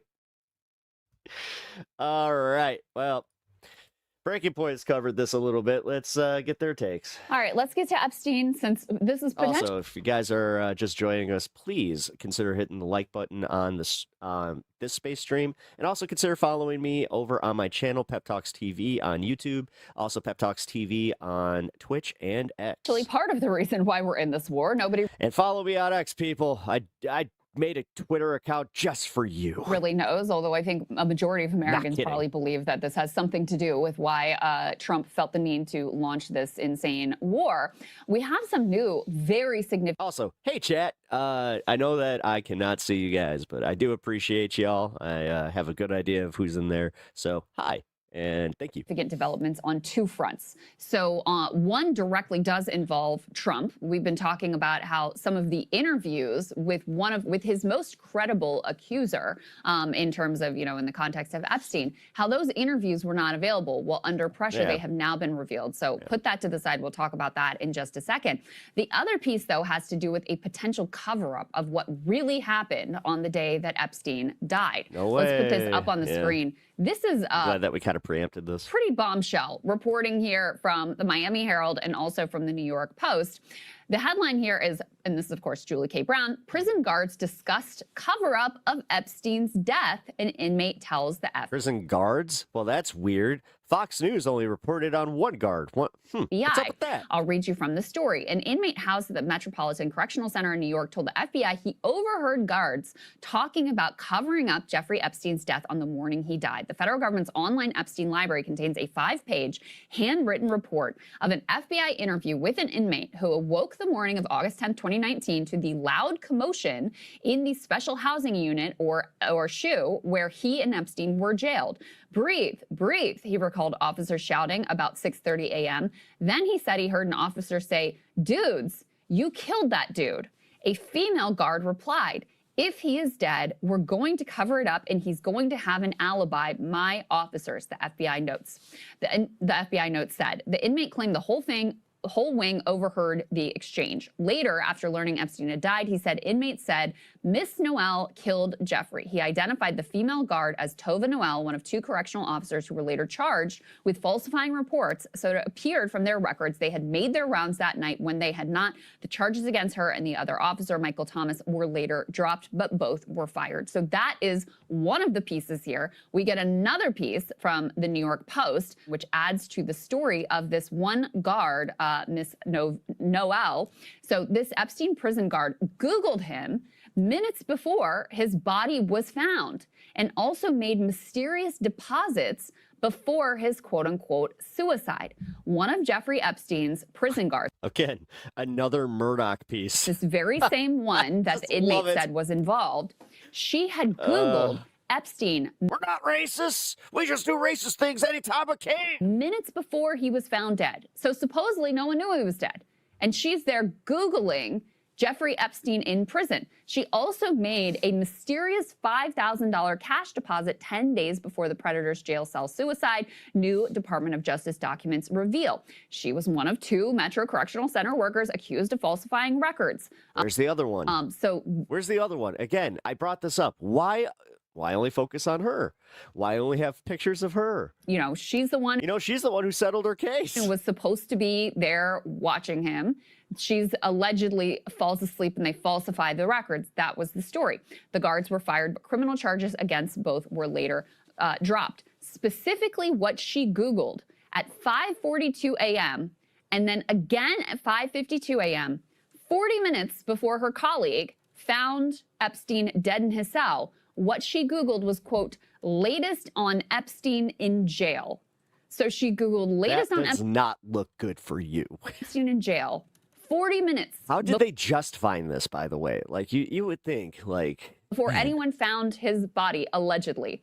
And then the other piece is this this money that... Almost like they went out of their way to make sure that there were no ties to this. Like, do you think that Trump's freaking out? Because, like, they're getting there. Like, they are getting there where, he's going to be implicated for his alleged involvement in this. Mysteriously turned up in her account. Apparently, she was shopping for furniture online. Apparently, she was driving a fancy vehicle as well. I'm not sure that that's easy to come by when... She was getting $5,000 and immediately she was just like, I'm going to buy a couch and a car. What? You're earning the salary of a prison guard. So some pretty significant questions here, Azor, about, okay, was this investigated? What was determined? Did anyone ever look into where this cash... that does kind of bring me to the whole, like, wow, financial illiteracy of everybody, where, like, that is way more common than you'd think. Came from, what the hell happened here? Because these are some pretty wild claims being made. Yeah, I'm getting $5,000. You know what I'm going to do? I'm going to go into deep amounts of debt, even because my credit sucks and they're going to give me a high-ass interest rate, but I got that loan and I got my stuff. Defense is, well, she Googled a bunch of the inmates. I'm like, okay, but what about the cash? Also, Google, it's a little weird. And then there was, the cover-up, and then there was all the cameras. And so, look, I mean, body double. Remember that? The body double. God, that's like literally the median American whenever they get their tax return. And then the press release draft that came out. That's why they market to us like that. Sorry to interrupt so much, but for real, that's why they market to us like around tax time. It's like, you got that tax check. Why don't you come and have a nice meal? But where it was, you got that tax check. Well, we have a furniture sale. You got that tax check. Come and buy a car. Drafted the day before. None of this stuff adds up. The autopsy, and you put it all together. I just think it's so obvious that this is. I think it's so obvious that something much bigger happened here. Well, I don't believe the official story. That's it. Period. And let me give you just a couple more details here about Ms. Doel. Apparently, her bank records showed 7 different cash deposits totaling $11,880 in the weeks leading up to and then immediately after Epstein's death. The largest one was that $5,000 deposit. She was driving a $62,000 Land Rover Range Rover, brand new, and she was not apparently asked about the cash during her DOJ interview. An internal FBI briefing, also released in the files, reveals that also Land Rover, really? Agency thought Noel was likely the mysterious orange shape spotted in a blurry surveillance video near Epstein's cell around 10:40 p.m. that night. So, mysterious cash, driving a fancy car, shopping for furniture, Googling Epstein before he's known to be dead, theorized to be that mysterious orange shape that they initially lied about and pretended didn't exist and then said must have been an inmate. That's what they call Trump, the mysterious orange shape. And so I'm a shapeshifter, but there's one thing I can't escape is the color. Yeah, I don't know. That's draw your own conclusions. Draw your own conclusions. Indeed. Okay, let's get to the Trump aspect of this story. So as we've been covering, the Trump accuser, who had called into the FBI originally as an anonymous tip, but they found to be credible enough to have interviewed her 4 times. This was a woman who claimed in the 80s, when she was roughly 13 years old, that Trump sexually assaulted her, and that this, it was Epstein that, introduced her to Trump and enabled this abuse. And she also alleges that Epstein sexually abused her, as well as one other wealthy man from the Hilton Head, South Carolina area, and we'll get to that in a moment. So under pressure, the Justice Department has now released all of these interviews. We previously had access to only one. Now we have access to all of these interviews. We can put this up on the screen. Justice Department releases missing Epstein documents with Trump allegations. On Thursday, they publicly posted these records. The agency said the files, which include details from FBI interviews with a woman who told authorities she had been sexually assaulted by Trump and Epstein, had not been previously released because they were incorrectly determined. That is such a damning picture, too, with Pam Bondi just like doing her...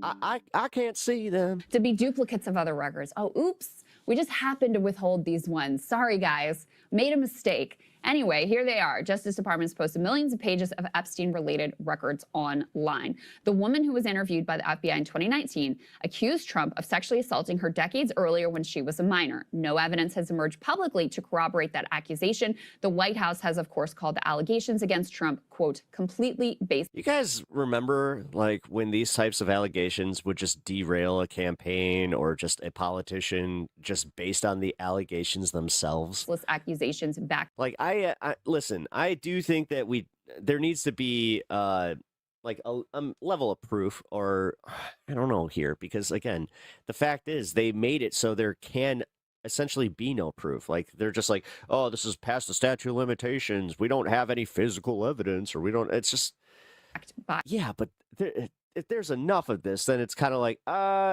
yo, so you're telling me that all these women got together just to be like, no, this is we'll take him down together. Like, God, I remember when they were pulling this with Bill Cosby, where they like it was allegation after allegation, and it got to like the 50th one, and people were still defending him. I'm just like, you've got to be kidding me, man. Oh, they're just allegations.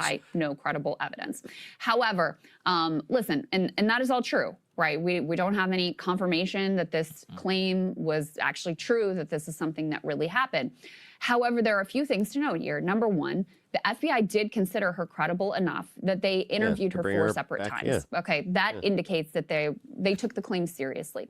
Also, in addition to her reports and interviews with the FBI, I mean, even past the second one, like you could understand if they like called it after a follow-up, then that does kind of bring it into question. But 4 times? 4 times. one of her friends also actually called into the FBI to say, hey, this happened to my friend. You know, Trump and Epstein sexually abused my friend. So you have not only her, but you have a friend as well who also separately called in to the FBI's anonymous tip line. Then you also have this. Let's put this next piece up on the screen. This is from the Post and Courier. And then you find out that the FBI and like the people that were in the FBI were the ones that kind of buried this shit. And it's just like, yeah, it's because they were like, again, this is all an elite fucking cabal that protects itself. It's based in Charleston, South Carolina. And so and Jeffrey Epstein, like, he overplayed his hand. I can tell you that much. Like, you can tell that these people, they were pissed off. You can tell, like, something happened, and I'm gonna just posit my theory here. A certain someone walked down an escalator and then got past the presidential primary, and it looked like he actually might have some real power. All of a sudden, the dynamic shifted, and then this guy that, you know, was a little problematic, but they let him do his thing, and, you know, they let him be smarmy and they just let him be him. All of a sudden, they're just like, we got some loose ends to tie up. Dug into some of this timeline. I mean, what's really crazy to me is how if this was Biden, and I hate doing this, but it's true. If this was Biden, this would already be a done deal. Fox News would be reporting on this nonstop, as if it was fact. Remember, like, dude, this is where I do have to say, like, the way that they handled that laptop case and all that shit, there does need to be a level of that, you know? There needs to be a level of, like, even, I don't want to say fake outrage, but there does need to be a level of, like, you need to pay attention to this. This is insane. And you don't get that when you just report it, you know, milquetoast. Because she made accusations that a lot of this abuse. And then also, like, thumb the nose, just, oh, they should have been a little more transparent. It's not the Trump abuse, actually, but the Epstein and another wealthy man abuse happened in Hilton Head, South Carolina. Yeah, and you know what? Again, like, this is the sad fact. Nothing's come of this. Nothing. So they say here, fuzzy memories and hard facts, and SEC accusers' claims. I do not recall. Against Epstein and Trump examined. Nobody's going to jail and for what this, they found using archived government records and news accounts. Except for maybe, I wouldn't be surprised if they actually arrest like one of the accusers.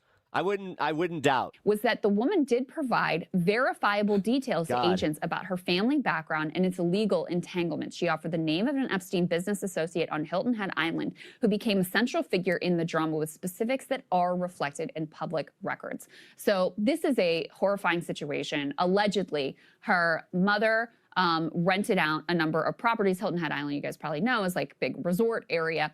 And one of the houses she rented to was to Jeffrey Epstein.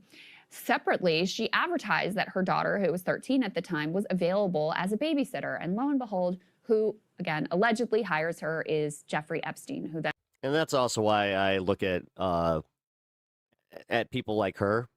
Yeah, complicit. And proceeds to abuse her, proceeds to have a wealthy friend, business owner in Hilton Head, South Carolina. Yeah. It's not like her full with her outrage of being a mother came out and blew the whistle on this in any way. Also abuse her. And then when her mother discovers that... Oh, wait, I might have to walk that one back. Epstein had nude photos of her.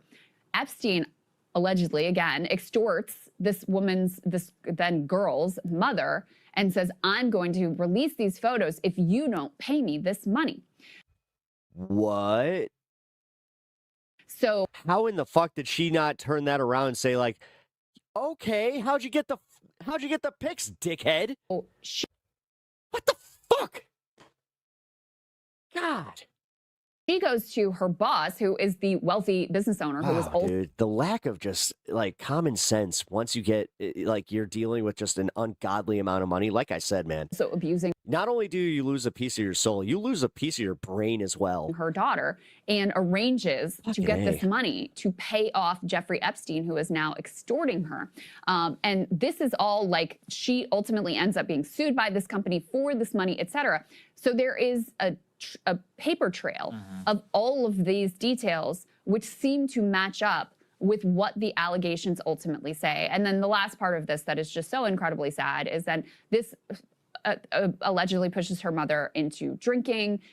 Her life falls apart. Of course, this young girl, 13 years old, her whole life falls apart. And, you know, she's in and out of relationships after that and, you know, struggling with addiction and all of those sorts of things. And one of her husbands said that she had told him that the reason she was so traumatized and, you know, her life was such a mess was because of this abuse from Jeffrey Epstein. So again, we don't know about the Trump part of this. Yeah, again, you get abused and somehow they turn you in like story. I can't even fucking obviously he didn't articulate this. This is insane.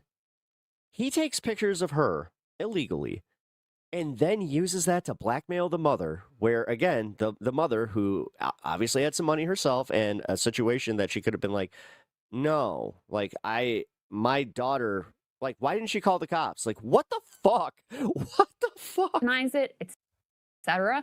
But the guys, I'm telling you, man, it's a lot darker than you think. Other details she offered in the context of this overall.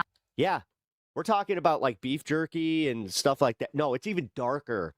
Guys, and here we are just being like, meh, let Trump do it. Let Trump do whatever he's doing in Iran. Let's just, world keeps spinning, man. Allegation and story do line up with the timeline, the places, the people. Maybe I'm just thinking that I lived through a time where there would have been such collective outrage that this would have like been take to the streets moments, but I don't know. Maybe I never lived in that. The even the, you know, the court records, etc. Yeah, I think the biographical detail confirmation is important. I will say on the Trump stuff, it is. I've looked into this one. It's very hard to believe. So Mark Epstein, the brother, says that Epstein never had a property in South Carolina. Also, the year doesn't make any sense. So Epstein was only 30 years old in 1984. 1984 is long before he had any real money. This even predates his initial relationship with Wexner. There's no reason he would have known Donald Trump was already a billionaire at this time. Actually, 1984 is right around the time whenever he's fired from Bear Stearns, and then he goes and starts the J. Epstein Company, the so-called, like, this is when I think he was involved in a lot of these deep intelligence activities. Now, the skeevy behavior part with Epstein may actually, I mean, it could be true. You know, we don't really know for sure. A lot of that portion of his life is extremely unknown. So it is possible. We do know that he had the sketchy behavior with young girls at the Dalton School. And obviously, this is something he'd been fetishizing and obsessed with, you know, for a long time. But the Trump part of this one really doesn't make a lot of sense because there's just no reason that they would have known each other back in '84, and there's no public reporting around that at the time. Now, she could be getting the date wrong. It could be, you know, it could be wrong, but she specifically says 1984, and everything I know about his life, it doesn't make any sense. So the Bear Stearns fallout happened in '81. Yeah. And so in '84, he was operating this company he founded in New York that was allegedly providing. J. Epstein Company. Yeah, right. Providing advice to wealthy clients, et cetera. So he has not fully established himself as the This is when I think Epstein. he was an economic hitman. Like he was doing the Hoffenberg, the Ponzi scheme. '84 is before he's really rich, right? He didn't become actually rich until the early 1990s. So this is the time whenever he's working with Douglas Lease and Adnan Khashoggi. I think this is really when he got a lot of his intelligence bona fide. Also remember, in the early 1980s, that's right when he's working with Iran-Contra. I wouldn't put it past him, some of the behavior necessarily. I hadn't heard, you know, specifically though, anything about extortion. I mean, who knows though? This is part of the problem. A lot of the early 1980s, we really don't know a lot about him. But the Trump part on this one, I'm not buying it yet. At least that's from what I've seen so far. And I'm just saying, I call it like I see it. If I'd seen some stuff from the 1990s or any of that, I would definitely have believed it. I will say it's sketchy, you know, not releasing it. That's that. But we have the other accuser that is in the 90s that everybody's just like, yeah, but the driver, but like there's always an excuse. This is why I don't buy it, man. Like guys like Sagar immediately, they're always looking for an excuse.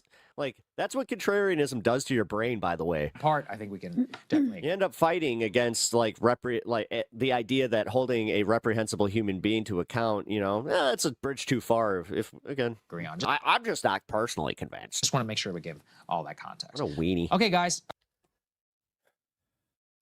All right, hold on. I got an update on the testimony of the estate holder. Them lawmakers speak to reporters as Richard Kahn testifies before oversight Epstein probe. Wait, before. Happy you guys are, I would imagine, waiting for us. Happy to answer any questions.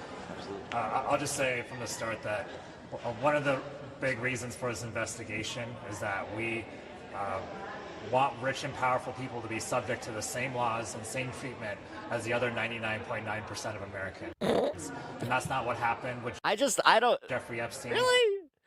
Is that what we're trying to do? Because I just he was able to commit heinous crimes and get away with them over and over again, and people around him were able to enable this financially, legally, and he was able to evade tax laws. He was able to evade justice. He was able to get away with a lot of crimes because there were white-collar professionals around him helping him fix situations, helping him get the best tax treatment, best legal treatment possible. And so we have serious concerns about this. We can't get into the details of everything that was said, but one of the things that we did learn was that there was another head of state that was mentioned as having financial transactions with Jeffrey Epstein, not an American one, and then another person who was an accuser of Donald Trump was given in settlement by Jeffrey Epstein's estate. We did confirm that. And so we're learning more. The deposition is going to keep going on, but this is a very... And JS Adventures is just like, yeah, see, she got her payday. That's what she wanted. Illuminating one, because we're starting to hear more information about the infrastructure around Jeffrey Epstein that enabled him to commit these crimes and do the things he did.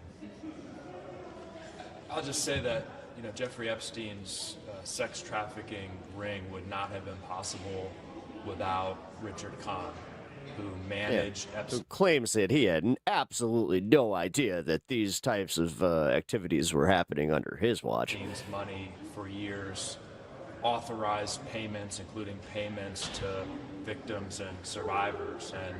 And today we've heard from Mr. Kahn a lot of inability to recall emails, messages, activities he was involved in.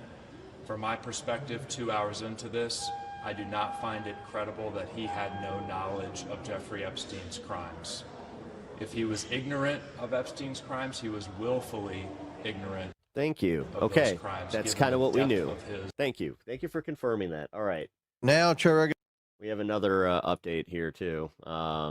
This was from yesterday. DOJ is right now actively deleting Epstein files while we are at war with Iran. You know what? It's Forbes breaking news. I'll like it. Recognizes Mr. Min from California.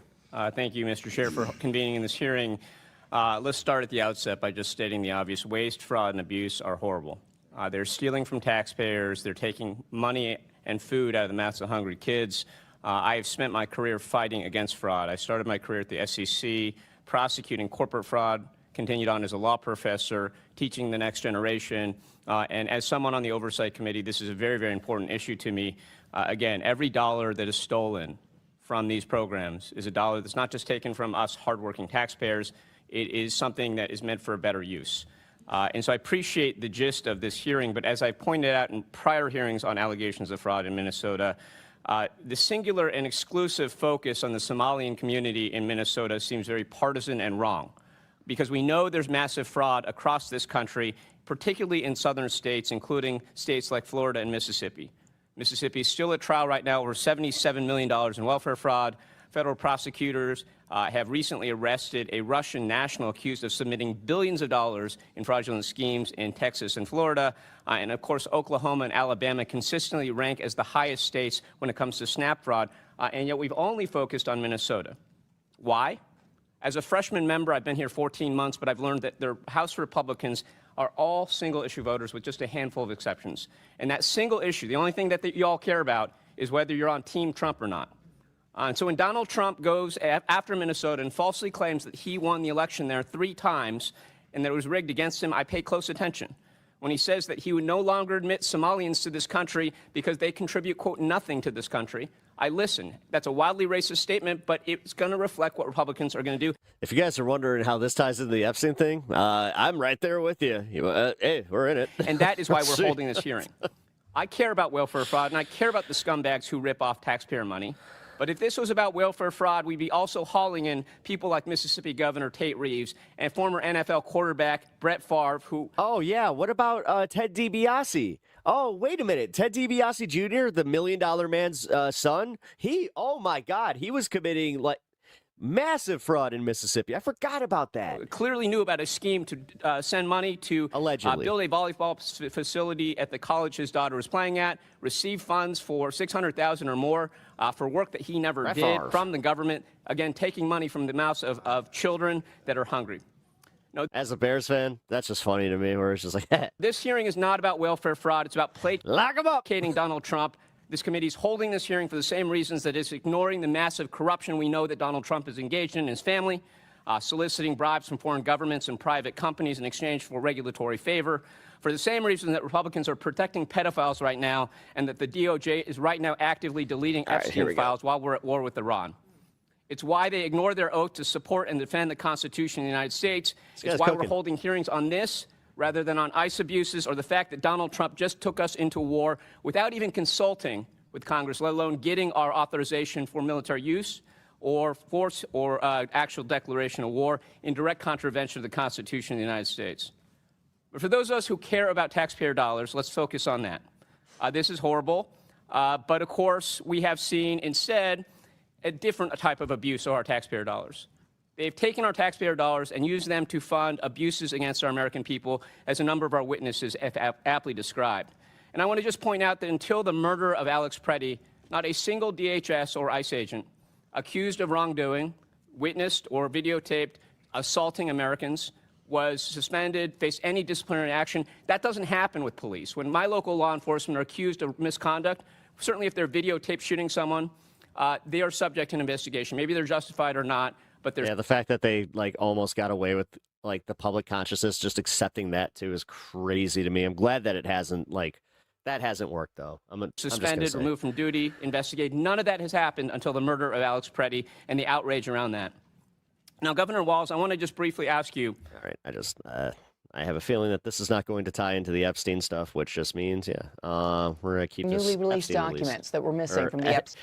We're going to keep this Epstein focus. Files contain serious unverified allegations against President Trump.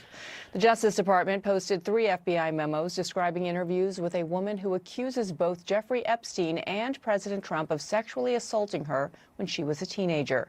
The White House calls the accusations completely, I guess we can just say SA now, baseless. CNN's Paula Reed is in Washington with the latest. And Paula, these were missing from earlier file releases, right? That's right. And that's sus as fuck. This individual was interviewed by the FBI 4 times, and initially only one. I cannot get over how much that that reporter looks like Hillary Duff's older sister. Memo was released in that initial batch of documents released by the Justice Department, and that was an interview where she made allegations against Jeffrey Epstein, but not against unflattering pictures against President Trump. Now, yesterday, these additional summaries were released, and they detail the types of allegations that she made. I'm getting hypercritical on the way that they use his photos, by the way. Against President Trump, it really she does piss me describes off. being introduced to him.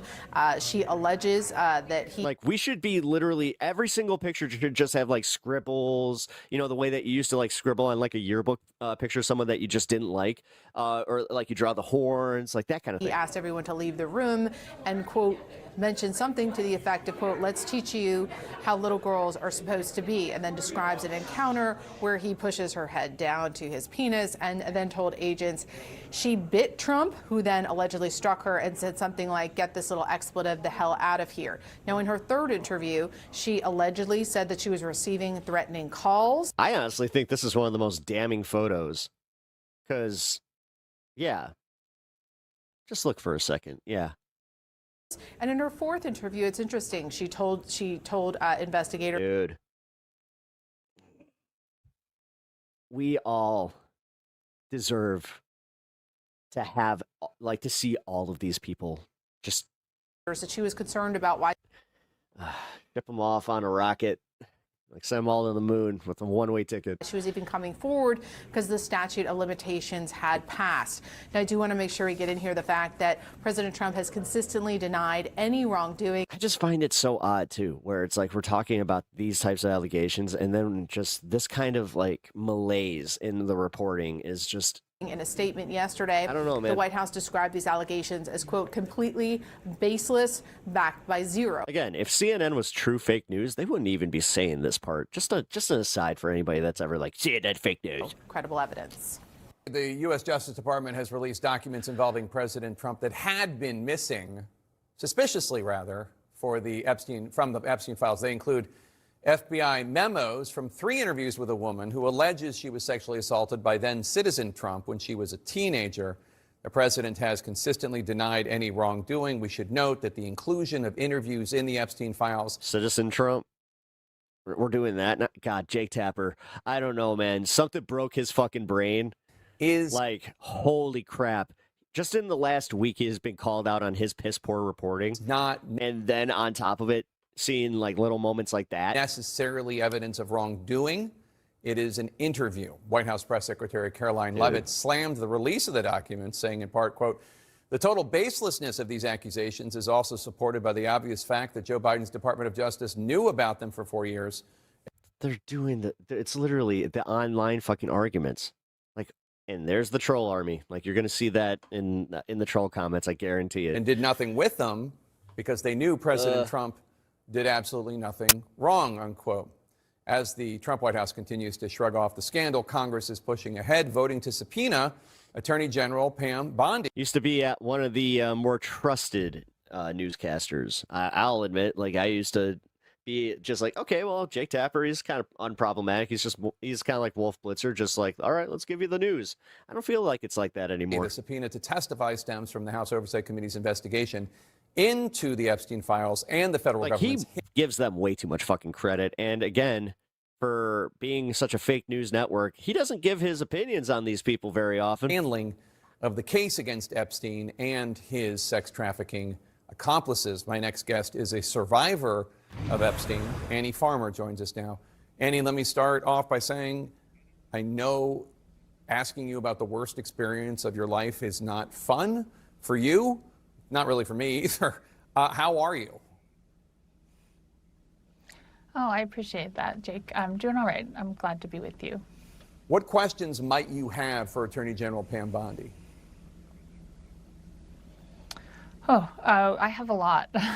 You know, I was actually really happy to see that Pam Bondi has, you know, there was people on both sides of the aisle came together. I just realized that she's the one. She's the one that was glazing Trump and all that. No, she's the one that the Trump administration has been using pretty hard. That she needs to testify between the House Oversight Committee, because I think, you know, when she was in front of the Judiciary Committee, she refused to even acknowledge survivors. Which, could you imagine being a survivor that like has accusations against Trump? And you're in that same camp, and then you got some bimbo like this, where, I'm sorry, I shouldn't call her a bimbo. But you have somebody like that totally negates the abuse that you went through just because she didn't experience it herself. And she says, I never saw Trump do anything. And then they use her this way. It's like, come on. The questions that were asked, there was a lot of, you know, deflection and avoidance. And so really, you know, we still don't understand how this release of information was so terribly botched. Just look at these assholes. Seriously, just look at them. Look at them for just a second. Yeah. When I can totally trust these guys. Again and again, we see powerful people being protected and information about survivors, you know, not being properly redacted. So I think we have a lot of questions for her. I'll remind our viewers that when Attorney General Bondi was asked about a matter relating to the Epstein files, she started talking about how the Dow had reached 50,000, and that's what members of Congress should have been focused on. Over the last few weeks, we have seen across the pond in foreign countries, investigations start. I'm not going to ask her what she thought about that. You're just going to say, like, yeah, just, you guys remember that moment? Foreign leaders get in trouble, even a former member of the Royals. There has been some accountability for actions related to the case. What does it tell you that the U.S. government is not, at least as far as we know, doing so in terms of investigations and accountability? I think a lot of people are looking at this and wondering why. You know, what is it that's different that's happening here? I mean, we know this was a global conspiracy. So, I mean, there were people all over the world involved in this operation. And so I'm glad to see that. No, it's a global conspiracy. You got it right that first time. People are doing things overseas. It makes me hopeful that real investigations could happen. But I do feel frustrated that that's not happening here. I think we need more of that. You were... Wow. Just realized this was a quick hour, invited guys. to the State of the Union address last week. Tell us about that experience. Yeah, I was able to go with Congressman Robert Garcia, and he's been a real champion for this investigation in the House Oversight Committee, so I was glad to be there with him. It was... She might not be the one I'm thinking of. It was actually pretty challenging, though, to sit through Trump's speech when it seemed like he just had a different vision of the country that he was presenting, a different vision of events. He, of course, did not acknowledge any of the survivors that were present, and we weren't really expecting him to, but we were there to remind him that we're not going away, that the United States, I think, is very much still interested in getting to the bottom of this and wants answers. Annie Farmer, thank you so much, and best to your sister as well. All right. Yeah, I'll just say, okay, I think that I have to issue my own retraction. I think that I am thinking of a different Epstein survivor. I wish I had the footage of the one that I'm thinking of where she stood up in front of the other survivors here. I'm trying to find it. Maybe I can get this within a 3-minute mark here. No, it's not in there.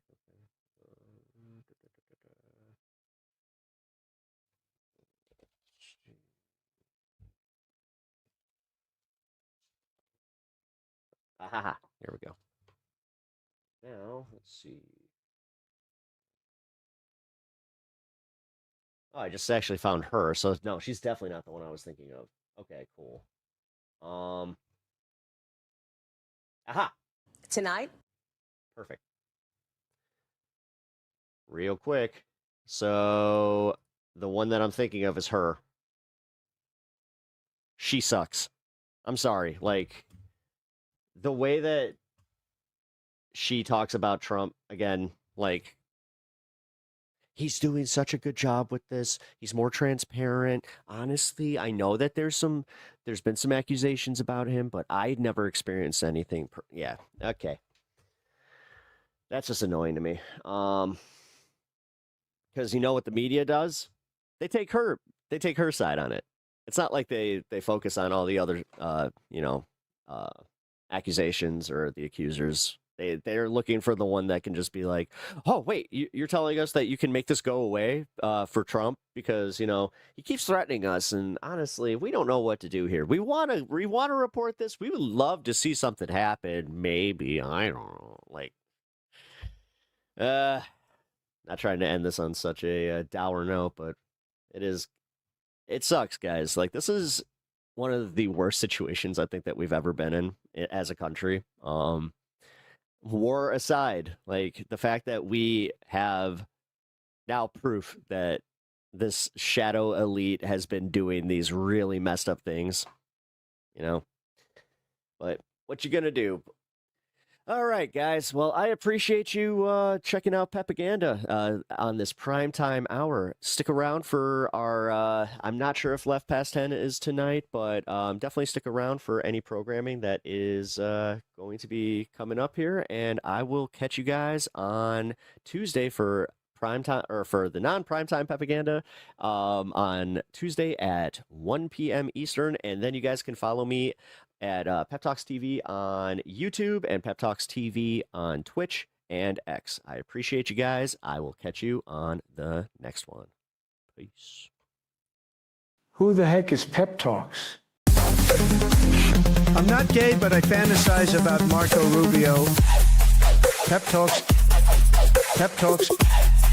Pep Talks. Let's eradicate the Kung Flu. I'm literally coming. Pep Talks. Pep Talks. Who the heck is Pep Talk? They want our women. They want our children. Pep Talks. Sometimes no means yes. Grab them by the Pep Talk. Grab them by the Marco Rubio. Obama is a racist. Pep Talks. I'm literally coming.